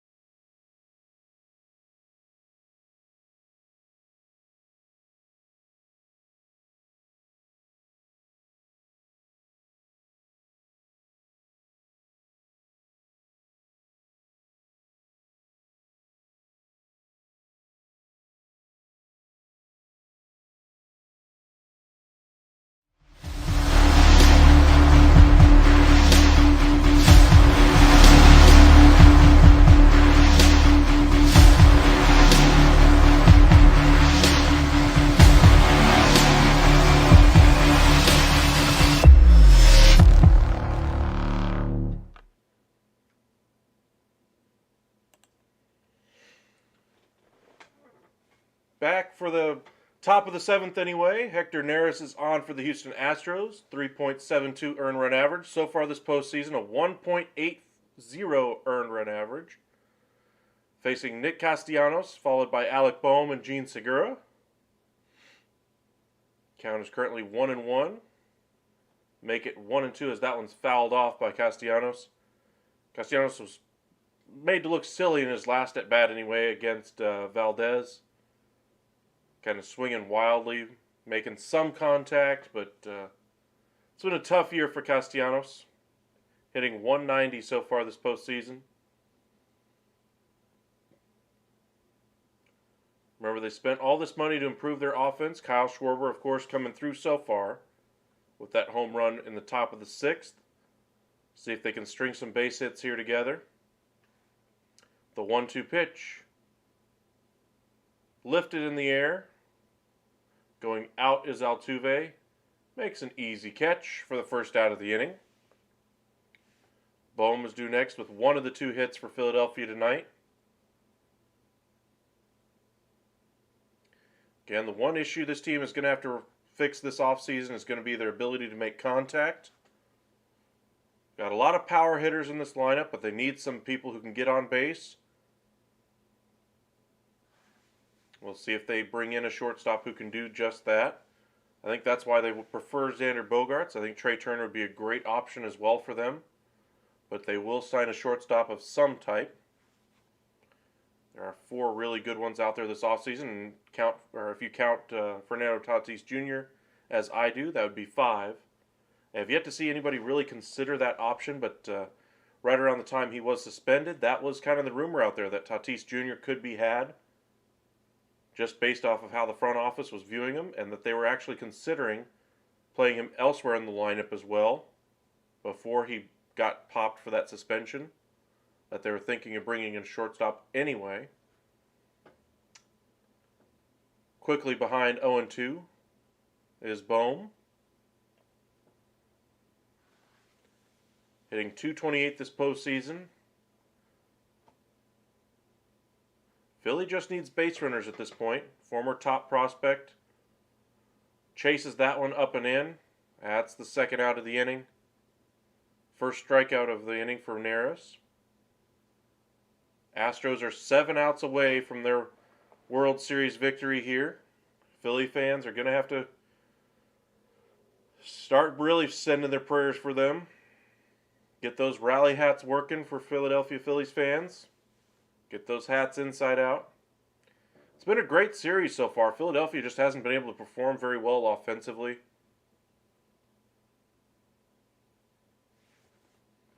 Houston's had really good starting pitching in most of the games so far, with the exception of the Lance McCullers game. Outside of that, pretty good, darn good starting pitching.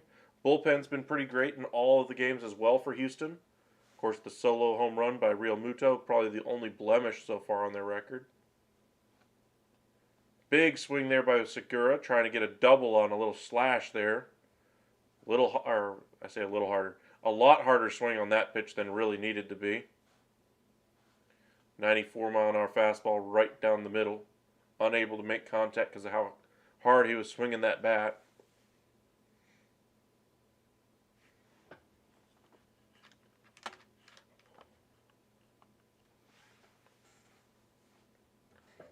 This one a little bit above the zone, fouled away. Quickly 0-2. This is just the way the Houston Astros and Dusty Baker want it right now, though. 3-run lead in the top of the 7th. Got a fully rested bullpen. All the weapons out there at your disposal.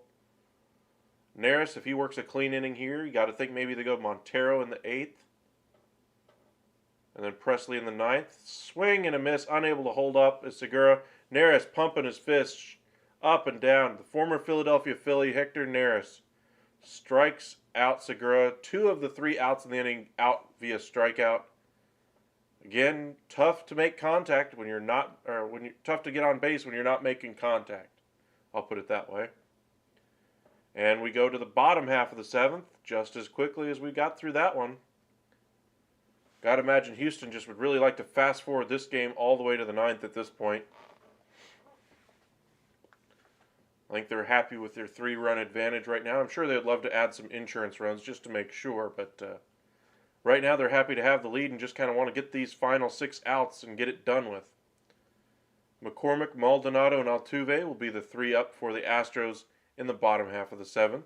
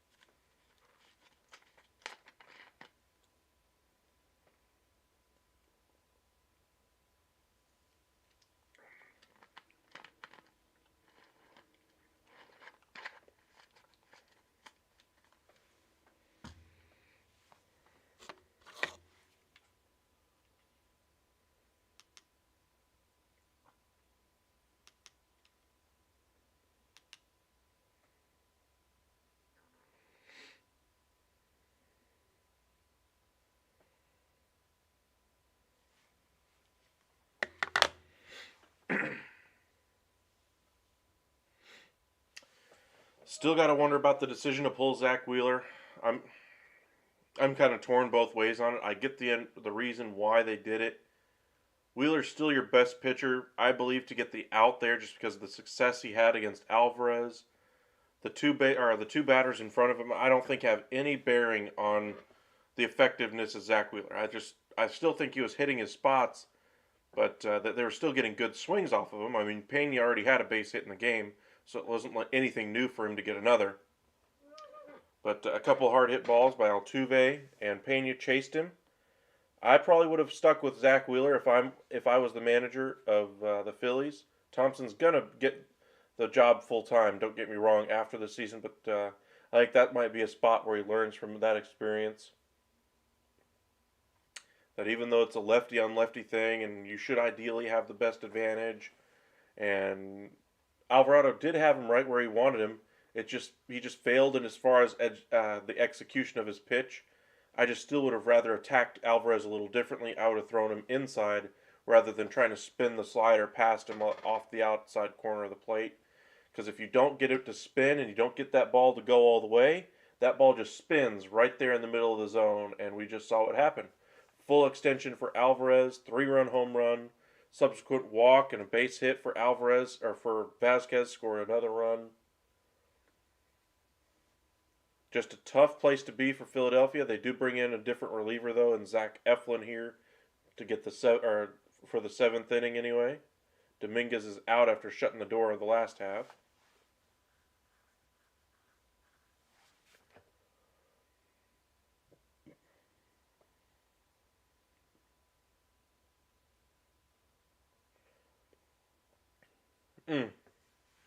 And for those of you wondering about that LSU game, 24-21, looks like LSU has taken the advantage again over Alabama with like a minute and change left in that one. Clemson is getting thumped by Notre Dame, 35-14, with like 3 minutes left, maybe less now.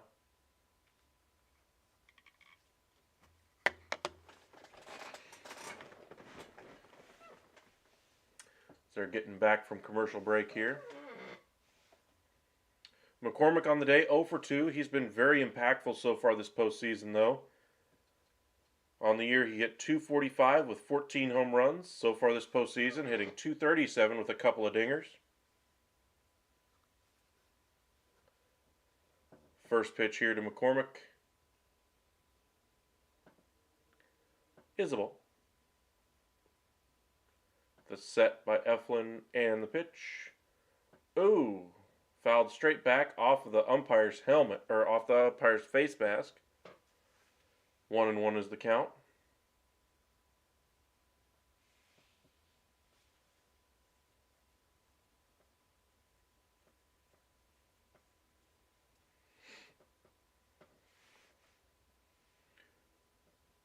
Another foul ball back behind the screen, and it's 1-2.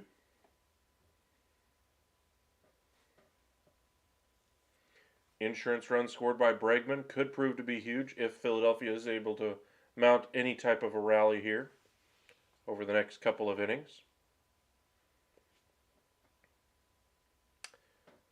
Phillies were expected to have one of the most prolific offenses in the entire Major League Baseball, and they just haven't been able to get anything done as far as stringing hits together. They've had the power this series, but it's all been solo home runs, nothing really outside of that, any manufacturing of runs or anything like that. But that's kind of the tough place they find themselves to be. Another foul ball here by McCormick. 2-2.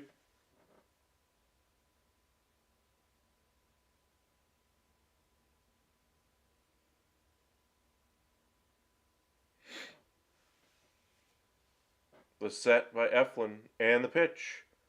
Nice pitch right on the inner half of the plate. Maybe a little bit further inside. Swung on and missed by McCormick for the first out of the inning. Eflin gets the strikeout there. It will be Maldonado next, and Altuve takes a sinker right on the outside corner. Strike one.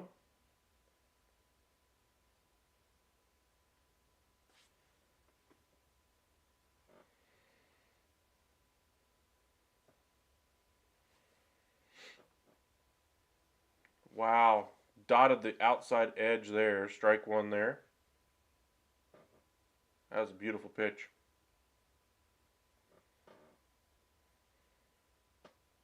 Swung on and missed. Well out in front is Maldonado. 0-2.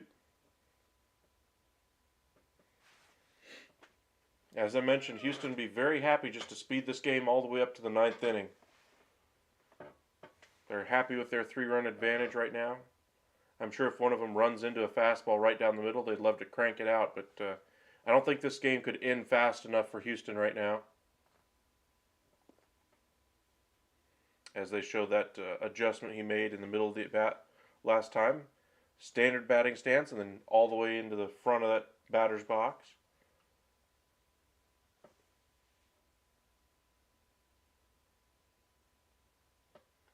This one is lifted out to left. Ranging over is Schwarber, and retires Maldonado. 2 away here in the bottom of the 7th.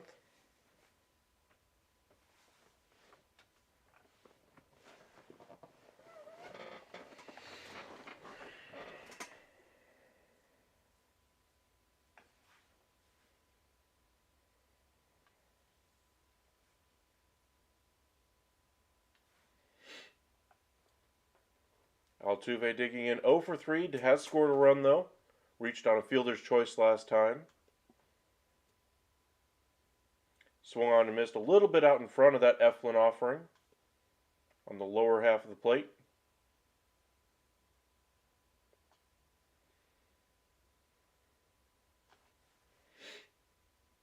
The 0-1.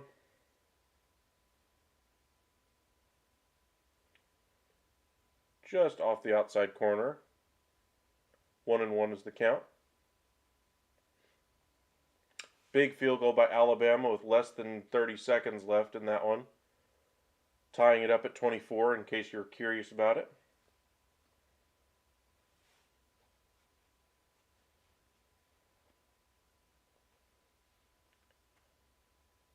Fouls this one off, and it's 2-2 now.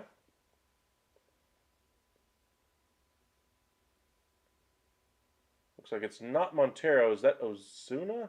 I can't tell who's out there in the bullpen for Houston. Altuve getting ready for the next pitch here. Circling around the backside of the umpire.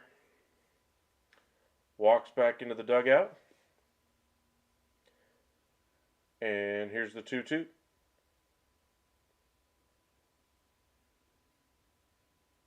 This one's lined down the left field line. This one goes almost all the way to the wall. Schwarber is there, kind of fumbles it around a little bit. I think Altuve would have made it easily into second anyway, but after the fumble, Altuve basically just walked the rest of the way in. 4-1. Runner on second now. Pena, who's 2 for 3 today. Very confident young hitter, hitting .351 this postseason. A base hit here expands that lead even further. Trying to come up with a 2-out rally here.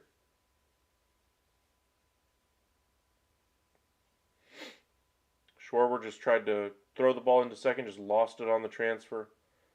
just all the issues that are showing with this team are kind of showing themselves this World Series. We're seeing lack of the ability to get on base, lack of the ability to string together some base hits, lack of the ability to drive in runs when they're in scoring position. And then, of course, their defense. That's been a problem up and down this offseason, or this postseason anyway. And that's something I think they should address pretty soon. They've got a couple of players out there that play in the outfield positions that really have no business being there. I mean, the designated hitters back in the NL now. You got, all those issues should be pretty much resolved at this point. And still having some of those defensive issues out there. Kyle Schwarber is not a great fielding left fielder, and we just saw why there.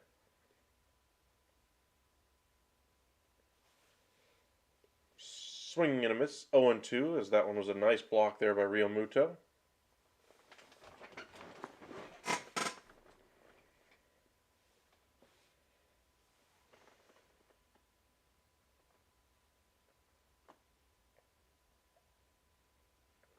Another swing and a miss down in the dirt, and Pena's down on strikes anyway. He's 2 for 4 on the day, but all in all, a very good performance yet again for the rookie. But we go to the 8th, Houston 4, Philadelphia 1. We'll be right back in just a moment.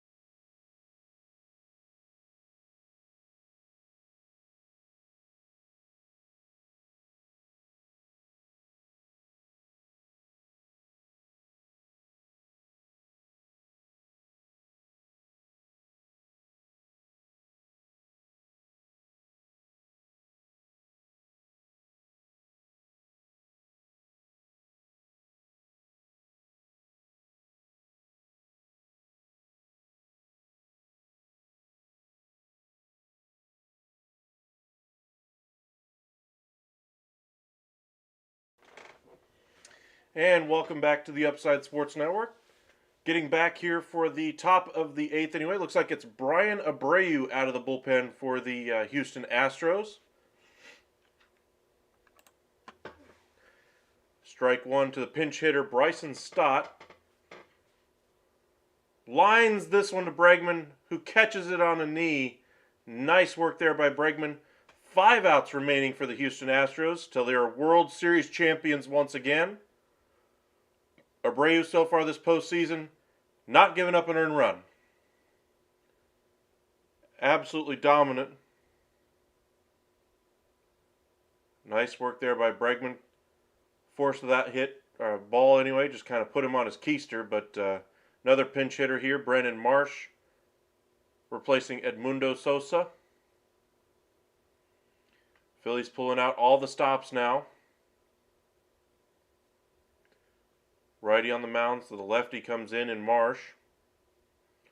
Strike one there, right at the bottom of the zone. Has a word for the home plate umpire.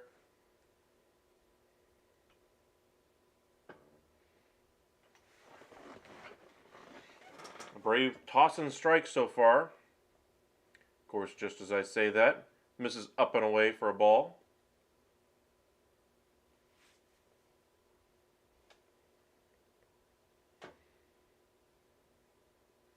For those of y'all wondering, the Alabama-LSU game has gone to overtime.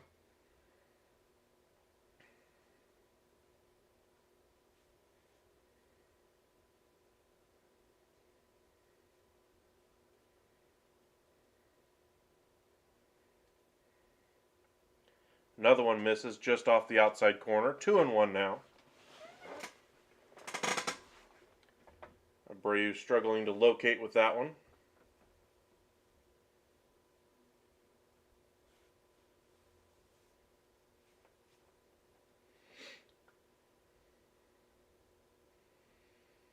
The set by Abreu and the pitch.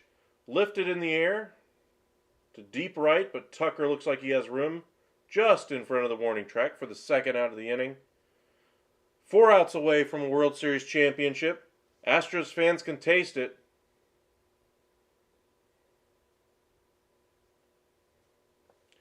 It'll be Schwarber who has the solo home run in his last at-bat in the 6th inning. Should he get something going, it'll be Hoskins, Real Muto, and then Harper. Phillies fans would love for it to get that far.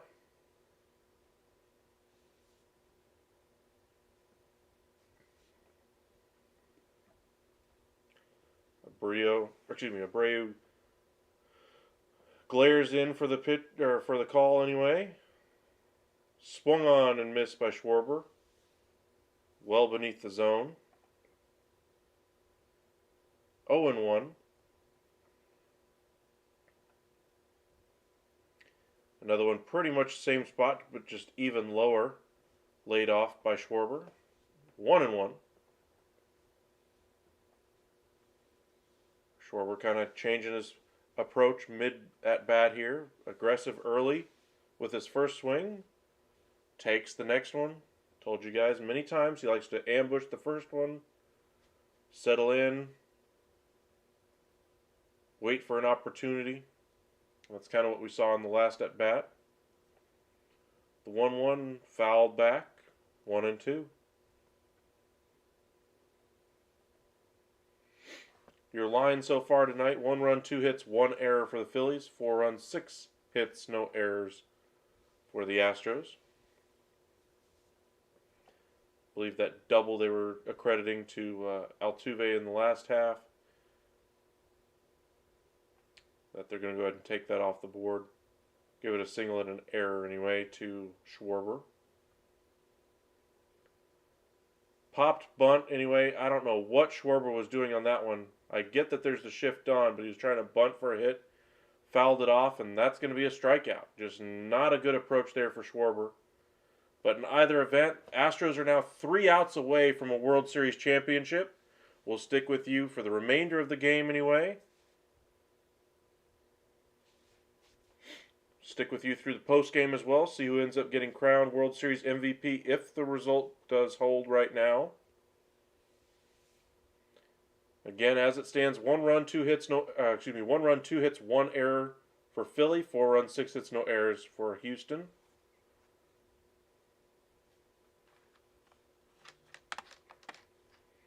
Appreciate all you guys joining us. If you haven't hit that subscribe button already, please do so. Again, if there is a Game 7, we will have that for you guys here tomorrow. If not, which is looking more and more likely that we will be doing some football instead. Put out some fantasy football videos for you guys tomorrow. So keep your eyes peeled for that before you set your lineups, before you submit that trade request. Let us know what you think. Let us know your team, see if you want to improve, etc. If you have a question about a trade proposal, send it to us. We'll let you know if it's a good idea or not.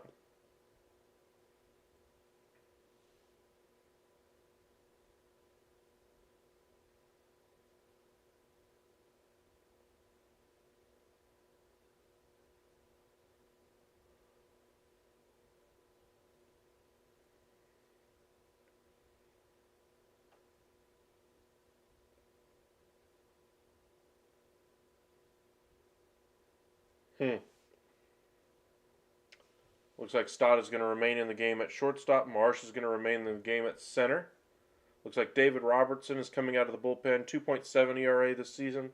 Spent time with a couple of different clubs anyway. Trade deadline acquisition for Philadelphia. A 1.35 earned run average so far this postseason.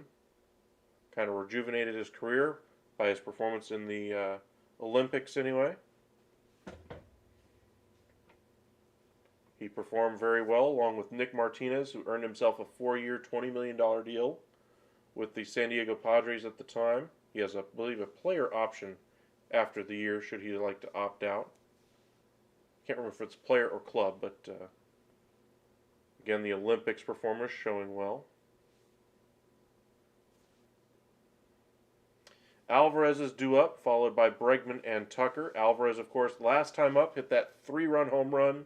Just an absolute mistake of a pitch by the Philadelphia Phillies pitching staff anyway. I still would probably have left Zach Wheeler in, but they go with Jose Alvarado for the left-on-left matchup. Decide to attack him away with sliders, and just the slider didn't slide. It just spun right in the middle of the line, or right in the middle of the plate, and he knocked it over the center field wall, the batter's eye, and an Alvarez fan out there above the batter's eye made the catch.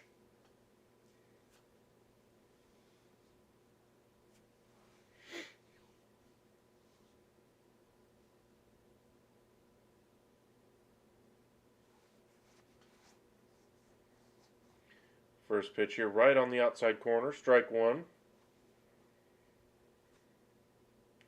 Surprising they're working away again.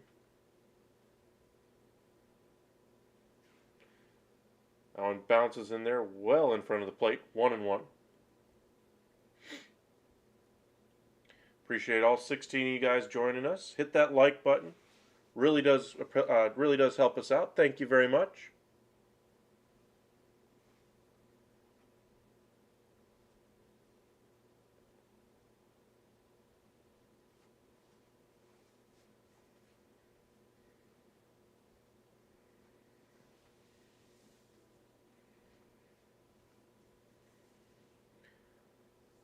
Fouled off that one. The set by Robertson. And a slider down in the dirt. Alvarez is unable to lay off, and that's the third strike. 1 for 4 today is Alvarez now. 1 out here in the bottom of the third.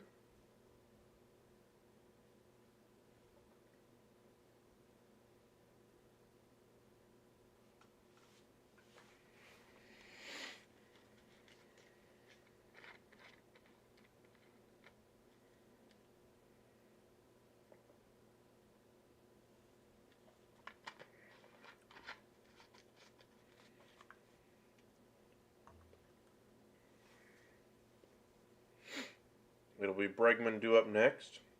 Worked a walk his last time. Came around to score on the base hit by Vasquez.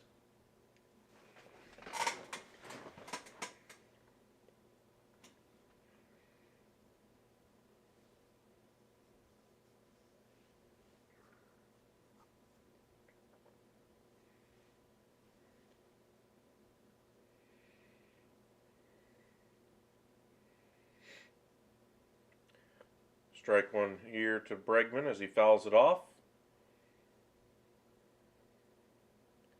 And another one fouled off by Bregman. Quickly 0-2 here Robertson working quickly.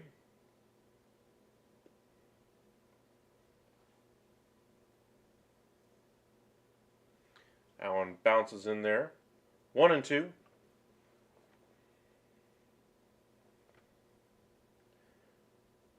Dusty Baker looking for his first ever World Series championship.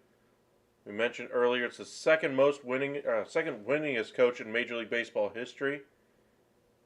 Most winningest coach ever among active coaches, anyway. And he's 3 outs away anyway from getting his first ever World Series ring. Looks very comfortable on that second step, we'll call it anyway. Watching his star third baseman try to keep this inning going for them. That one misses low. 2-2.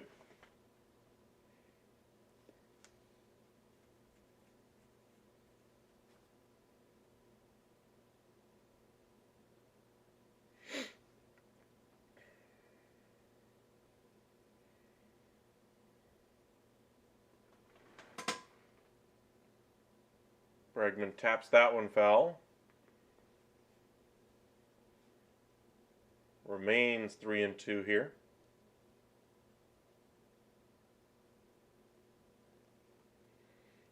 Tucker waits on deck, followed by Vasquez.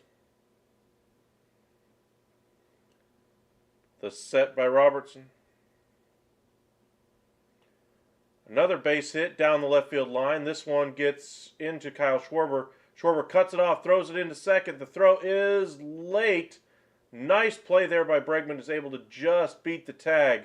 Curious to see if he actually was indeed safe. We'll see if there is a review. I know Philadelphia used theirs earlier. Good strong throw there by Schwarber, but I think nobody goes. I think every single runner would probably stay back. But I think the only reason why Bregman goes is because it is Kyle Schwarber out there. Looking at the replay. Oh! They are indeed going to challenge it. It looks like his finger may actually touch the glove before it touches the base. Right there. Oh, I would say it's almost a tie. I'm not sure it's clear and conclusive evidence, which is kind of the threshold anyway for overturning a call on the field.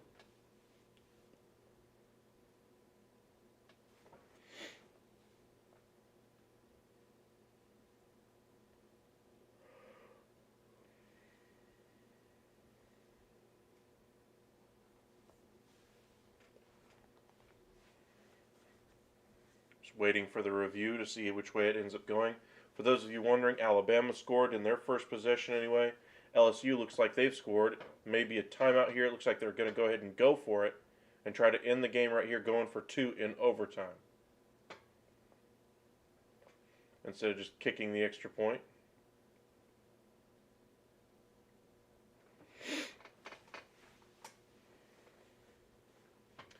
Still waiting for the call. Bregman's kind of standing out there by himself at second base.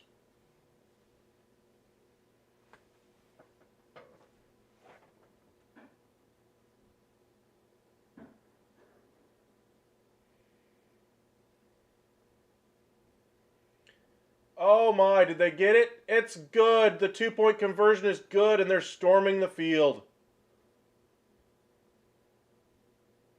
LSU knocks off Alabama 32-31 in overtime by going for 2.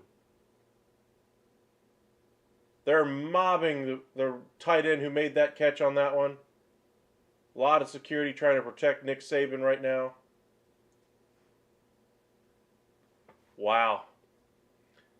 While we wait for this replay call, this is going to be a close call, but again, it's clear and conclusive evidence, and I don't see any clear and conclusive evidence on that replay. But what a big win for LSU. Alabama's effectively done in the playoffs. They're calling him out. Wow. Schwarber gets the outfield assist. I would have thought it looked like his finger touched the base at the same time he touched the glove.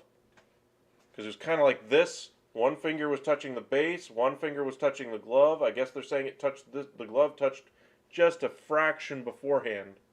I mean, I'm not sitting close enough to a TV to be able to tell from here, but it looked like a tie from here. Oh well. Either way, Astros are still happy to only be 3 outs away from a World Series victory at this point. You don't want to kill the momentum of your crowd, though. Kyle Tucker digging in. Takes a ball off the outside corner. 4-1. Our score here in the bottom of the 8th. We will stick with you through the end of the game and through the trophy celebration.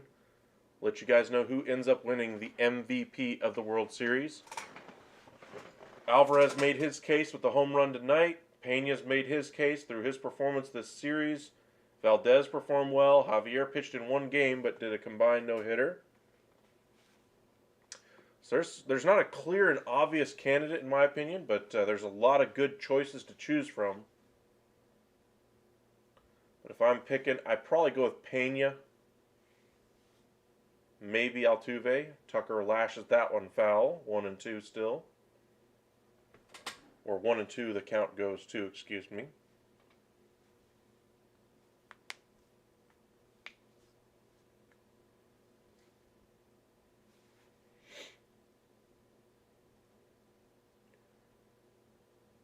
Tucker digs in. The set by Robertson and the pitch. This one's popped up off the end of the bat into left center field. Schwarber is there and makes the catch. That's the 3rd out of the inning. Ryan Presley is coming on. We are going to the top of the 9th. Astros are 3 outs away from a World Series victory. The Phillies are going to have to get something going anyway. It'll be Hoskins, Realmuto, and Harper, the 2, 3, 4 guys in that lineup. Exactly who you want up there if you're Philadelphia right now. If you can get a couple on in front of Harper, that's exactly what the doctor ordered at this point. But again, Hoskins 0 for 3, Realmuto 0 for 2, Harper 0 for 3. Nothing out of those 3 spots in the lineup today. Realmuto, the only time he reached base was a hit by pitch. So not getting much production out of those spots, and that's kind of where you want to see it. The 1 through 5 spots in this lineup are offensive powerhouse type players, and they just haven't performed like it so far this season, or so far this series anyway. But they're going to have to. Their season is relying upon it at this point. Should any of them reach, Castellanos would be next after Harper.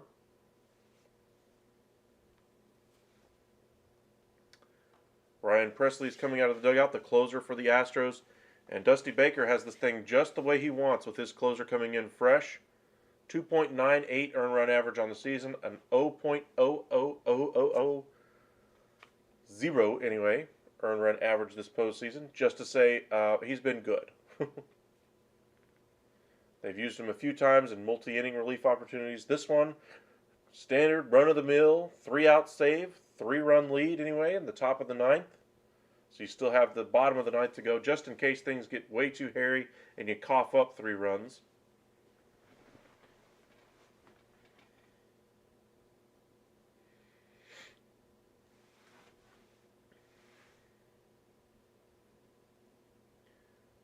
Philly's going to have to get something done though. Hoskins so far this postseason has 6 home runs, but is only hitting 162. Tells me he's not a very good contact hitter. He's kind of selling out for the home run, and that's not what you need right now. You need bases, or you need runners on base. I mean, Realmuto for his career has been a really good on-base guy. So Hoskins so far has been as well, but both of them are significantly turning more towards the power aspect of their game in this series.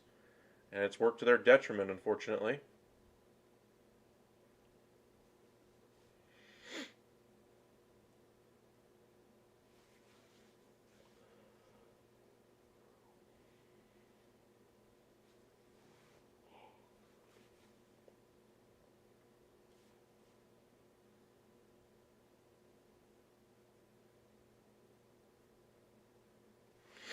Alrighty, back out of commercial break. Presley is indeed finishing up his warm-up tosses.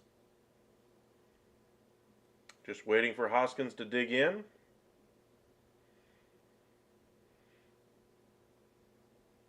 Looks like he's having trouble hearing with the PitchCom software anyway.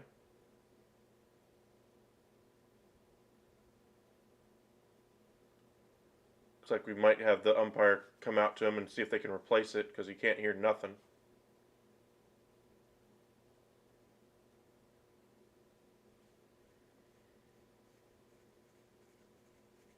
Looks like they're working with the backup one to see if it'll work right now. A little bit of a pause here anyway. As I mentioned, once this game is over, if the Phillies are somehow able to wrestle back from a 3-run deficit here in the 9th, we will have Game 7 for you guys tomorrow. In the more likely event, anyway, that Houston finishes it off anyway, we will see the beginning of free agency within the next week anyway. New league year and all that. First pitch swinging here, 0-1. Unable to make contact with that one.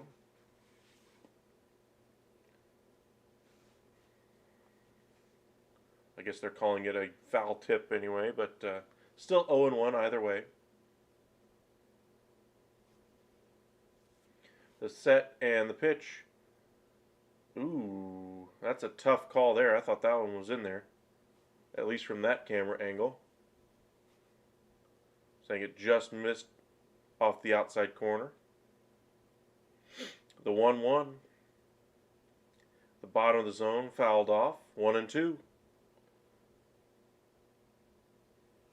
That one down the third base line, a little dribbler.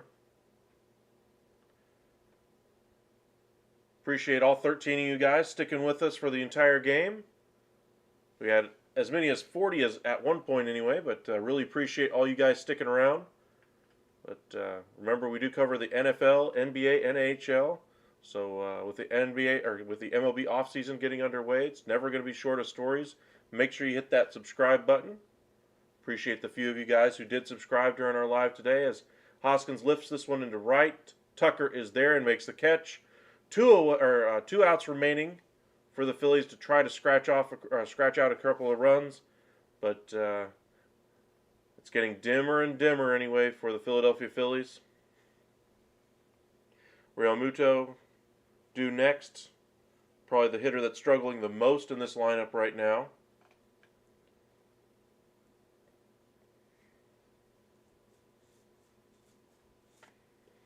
Takes the first pitch below the zone and gets a nice line drive into center. Base hit. Exactly what you need to get going here in Philadelphia, or for Philadelphia anyway. It's been a good series. And who doesn't want to see a Game 7 aside from Astros fans? It's Game 7 after all. But they've got a mountain to climb, that's for sure. 3-run deficit.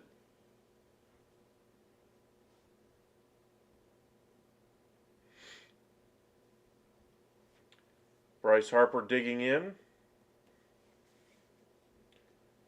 Again, he's got 6 home runs so far this postseason.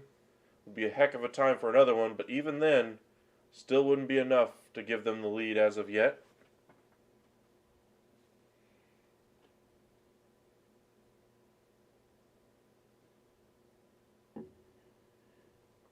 Harper is 0 for 3 on the day.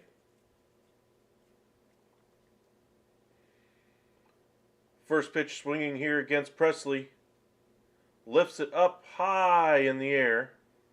Left field. Coming on is Alvarez. Settles underneath it. Makes the catch. 2 away. Astros are 1 out away from being World Series champions once again. Astros faithful fired up.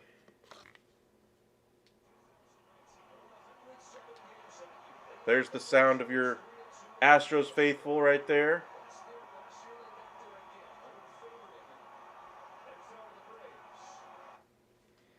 Very excited fan base, as you might imagine. Everybody kind of getting on their toes defensively.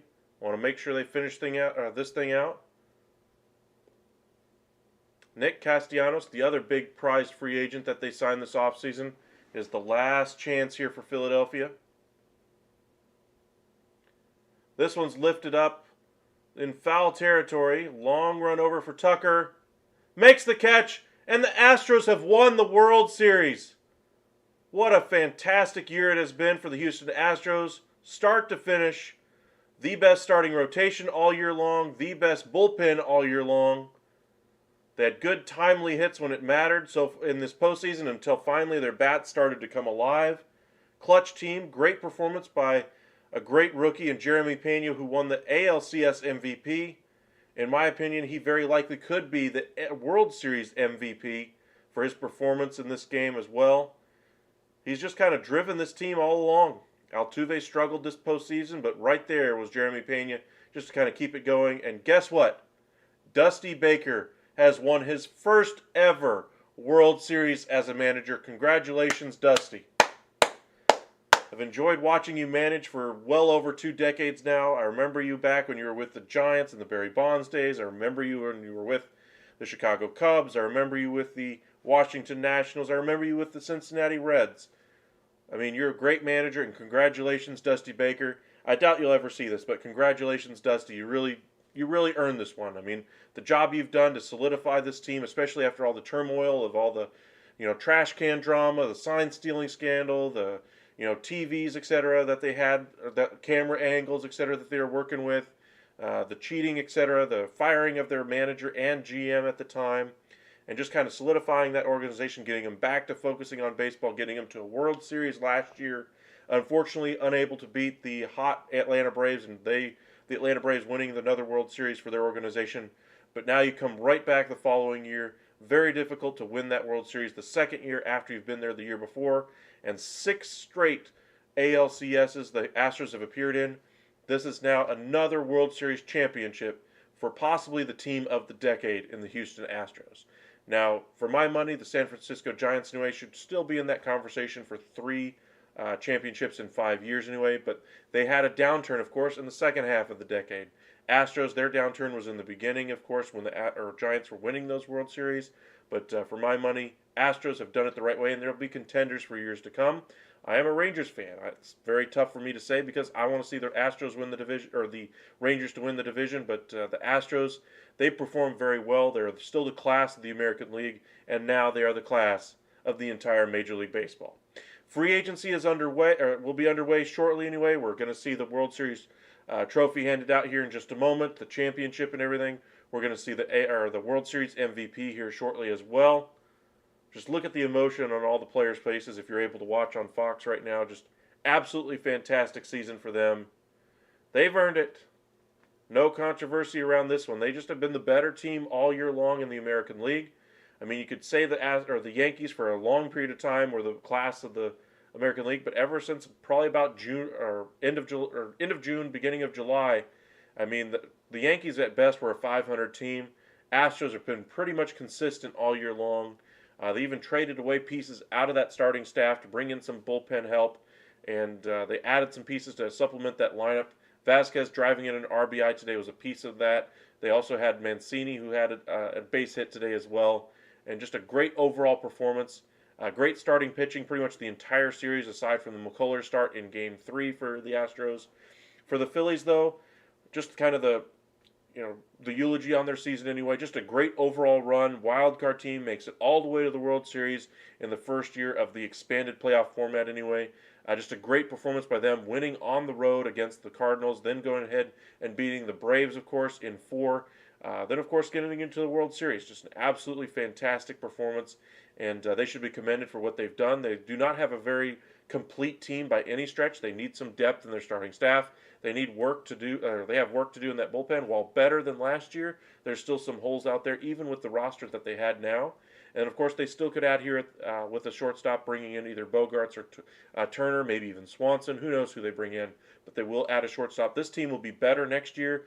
Castellanos will be better as well. A healthy Bryce Harper as well. Getting them a full season out of Bryce Harper will be good for them. And of course, the home run numbers by Schwarber were fantastic.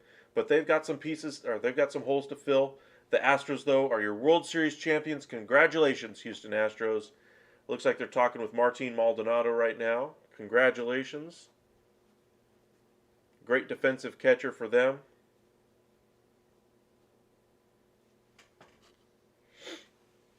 Appreciate you guys joining us. And as always, remember to hit that subscribe button and the like. We'll cover the NBA, MLB, NFL, and the NHL. Now that the baseball season is officially over for the 2022 season, and the Houston Astros are your 2022 World Series champions. We now move on to the second half, or to the next part of the season anyway, for baseball, and that's going to be the off season. We do a lot of coverage here on off season for any of the sports anyway, but baseball has a lot of activity pretty much the entire off season, especially in the month of December and January. So keep your eyes peeled for a bunch of videos that we'll be doing about that. Showing Dusty Baker getting a big embrace from his players right now, winning his first ever World Series. But as I mentioned, my guess for World Series MVP would probably be Jeremy Pena.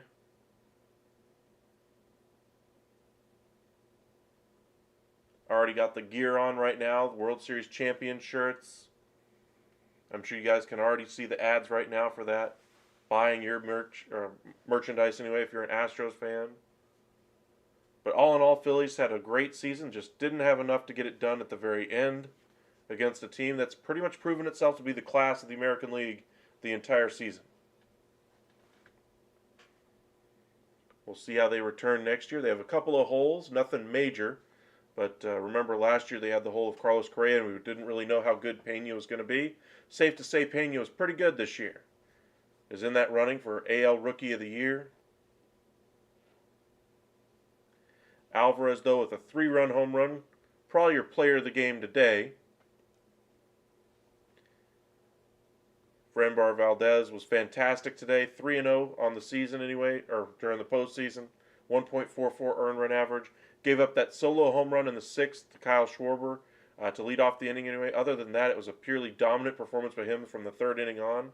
Early on, he kind of worked around some command issues, but was able to keep the scoreboard clean. But all in all, just an absolutely fantastic performance by the Houston Astros. Looks like they're setting up the stage right now in Houston. They will go to commercial break here in just a moment. But all in all, just a fantastic series. Game 1, the Phillies came out and surprised Houston. Astros kind of asserted their dominance again in Game 2. Game 3, Lance McCullers just didn't have it. Gave up 5 home runs. 7-0 was the final. Game 4, 5, and 6, all Astros victories. Game 4 was a no-hitter, by a combined no-hitter by the Houston Astros. Christian Javier going 6. Just an absolutely fantastic job. And, of course, the bullpen locking it down the rest of the way. Game 5, of course, was a much more competitive game. A 3-2 was the final score. Jeremy Pena scoring, knocking in a couple of runs anyway in that one. And then, of course, tonight, the 3-run home run by Alvarez, the RBI later on in the game, or later on in the inning anyway, by Vasquez, and that gives you your 4-1 score. All in all, just a fantastic series. Just Philadelphia just wasn't able to get anything going really offensively the entire time. And that's kind of your story of the series anyway. But we'll see who ends up winning the World Series MVP here in just a few minutes. You guys let me know in the chat who you think it's going to be. It's going to be an Astro. I think we're pretty safe with that assumption anyway. If it's going to be a pitcher, Valdez might get the job, just might get the nod anyway, just because of how dominant he was in 2 different outings. Javier has a case, of course, because it was a combined no-hitter. I think that might also hinder him from getting the World Series MVP because he only pitched in 1 game out of the 6. But Jeremy Pena had a significant impact in a number of games. If I had to pick, he'd probably be my pick. But the other people you could choose, probably be Yordan Alvarez, Jose Altuve. He's had an impact as well. He's been on base in front of Pena to score those runs for him to get those RBIs. So I think that's kind of your short list anyway for who could win the World Series MVP.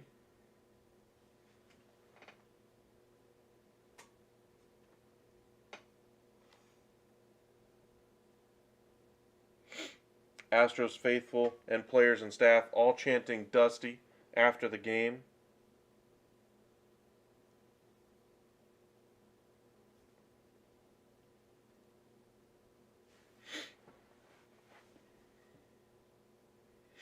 I know, my money is still going to be on Jeremy Pena to win World Series MVP.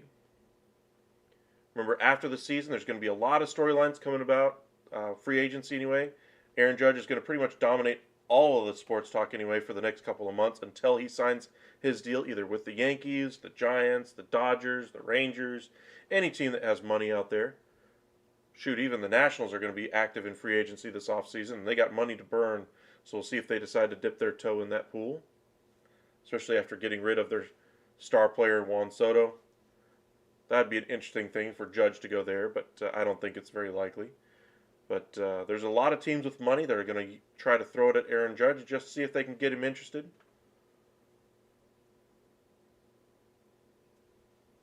Just waiting for this commercial break to get over with so we can see who ends up winning the World Series MVP.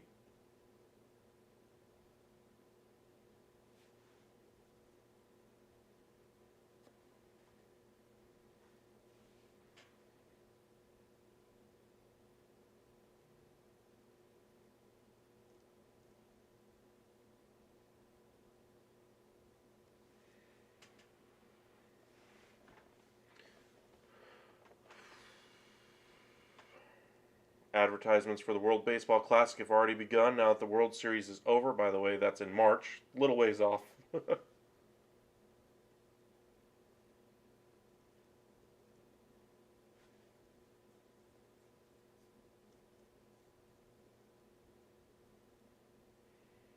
An ad for the Packers and Cowboys game. That's not even this week. That's next week.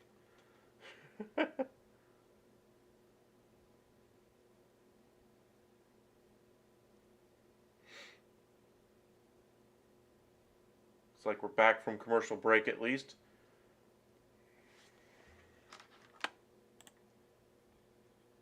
There's kind of your box score in case you're wondering. Just look at the Philadelphia side. 3 hits the entire game. 3. That tells you all you need to know about how good that offense was. Only 2 walks in the game for the pitching staff of the Houston Astros.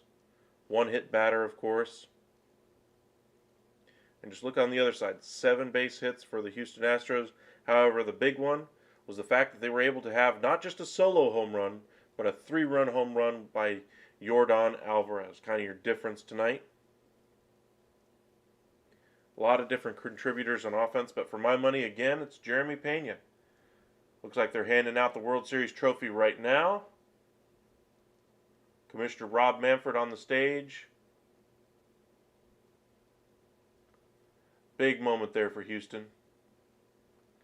It's been a very tough couple of years. The scandal followed up by disappointment in the World Series, and then only to get right back there next year, and then win it this, or get right back there this year anyway, and win it.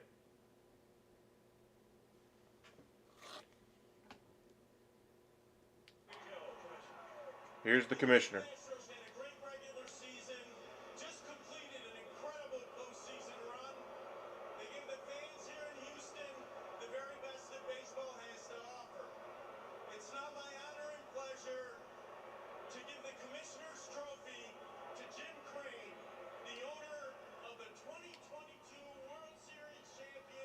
A little bit of a slip of the tongue there. Not my pleasure to give the trophy. I'm pretty sure he meant to say now my pleasure.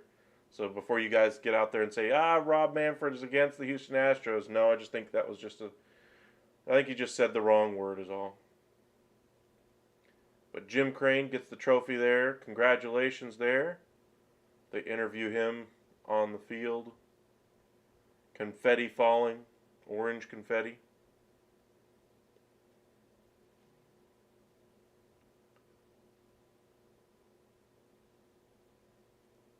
Just a fantastic job by that entire team. All the changes they've undergone, the pressure they had to endure last year just to get back to the World Series. This year, another year removed from the scandal that they had. Really impressive work.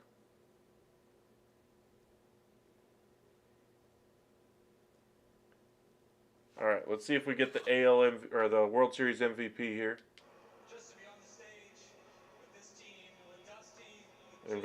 Interviewing the general manager James Click, who took over for Ludno, or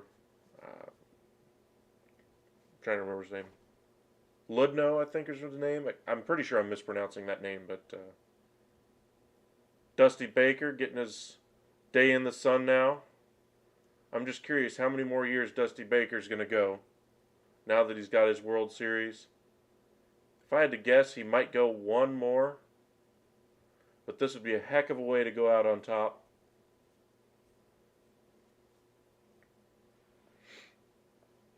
oldest manager ever to win a World Series.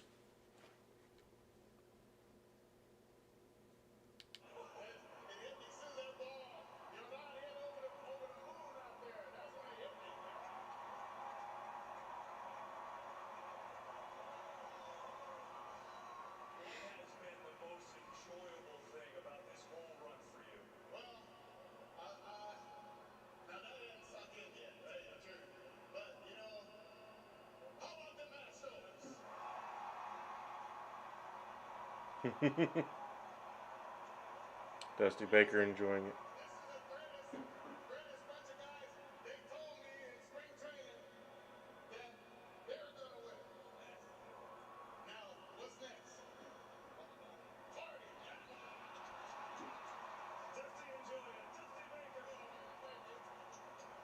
Dusty's a happy man right now.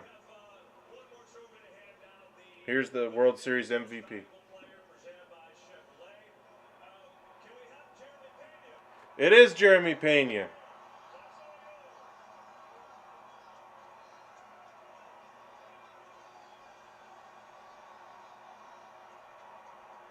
And a star is born in Houston.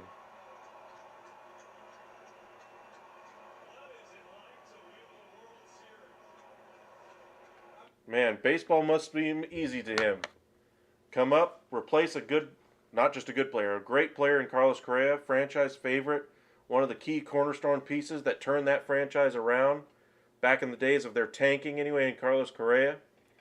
Carlos Correa leaves, doesn't even make the postseason with his new team. You come in and take over. Everybody has a lot of pressure on you just because, hey, Astros let Carlos Correa go. You better be good. And he was good this year. He's going to be in the running for AL Rookie of the Year. Wins the ALCS MVP and now the World Series MVP. Safe to say, no matter what he does the rest of his career, he will be remembered forever just for the run he just did this year.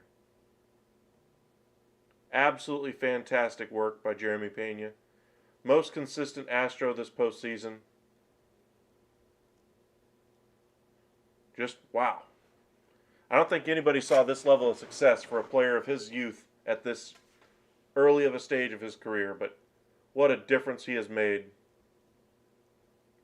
Even with Carlos Correa on this team, I'm not sure they get quite as far. Pena just performed really well in the clutch, especially this postseason. And that's kind of the season right there for Major League Baseball. Absolutely fantastic job. Congratulations, Houston Astros. Just kind of wrap up the game anyway. 4-1 is your final Astros win. 4 runs, 7 hits, no errors for the Houston Astros. 1 run, 3 hits, 1 error for Philadelphia. All in all, just great starting pitching anyway. Framber Valdez gave up the solo home run to Kyle Schwarber, followed up by a 3-run home run in the bottom half of the inning that kind of ended the game right there, essentially. But the Houston Astros take the series 4-2, win Game 6. Tomorrow we will not have Game 7 as the season is over. We will give you guys some football tomorrow, so make sure you keep your eyes peeled for that. We'll make some videos for you guys. Really appreciate you guys sticking with us through this entire season. Been a great trade deadline with you guys. Did a lot of baseball back in April. It's been a lot of fun covering with you guys this year. Literally got goosebumps how much this has been, how much this has meant to me. Have you guys with us, and thank you guys. It's been a lot of fun doing this stuff with you guys. We'll keep it going with football still going, basketball still going. We still got the NHL, and of course the MLB off season is going to be crazy. But first season that I've covered with the baseball youth guys, or with you guys here at the Upside Sports Network, it's been a lot of fun. I had a lot of fun doing this with you guys, and thank you guys for making it so special, and really appreciate it. And you guys have a great evening out there. Hopefully you guys have fun. Enjoy football tomorrow. We'll post some fantasy football stuff early in the morning for you guys, so keep your eyes peeled for that. If you have questions about fantasy football, feel free to message us anytime in our videos. I see comments on all my videos at all times anyway, so whenever you post one, just post it there on one of the videos, and I'll see it and see if I can respond to you guys. But either by video or by just responding to your comment underneath in the comment section. But thank you guys for joining us. Astros win the World Series. They're 2022 MLB World Series champions. Congratulations, Houston. And the offseason's underway. Remember, Aaron Judge is going to dominate most of the conversation, but it's not just about him. A lot of pitching is out there. Shortstop class is strong once again. Correa, Swanson, Bogarts, and Turner.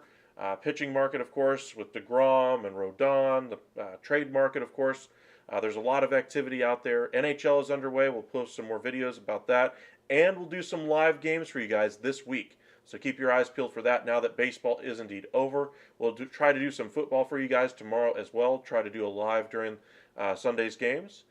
So thank you guys again for joining us. Really appreciate all you guys for making it so special. And thank all you guys for subscribing. Really appreciate it. You all have a great evening, okay?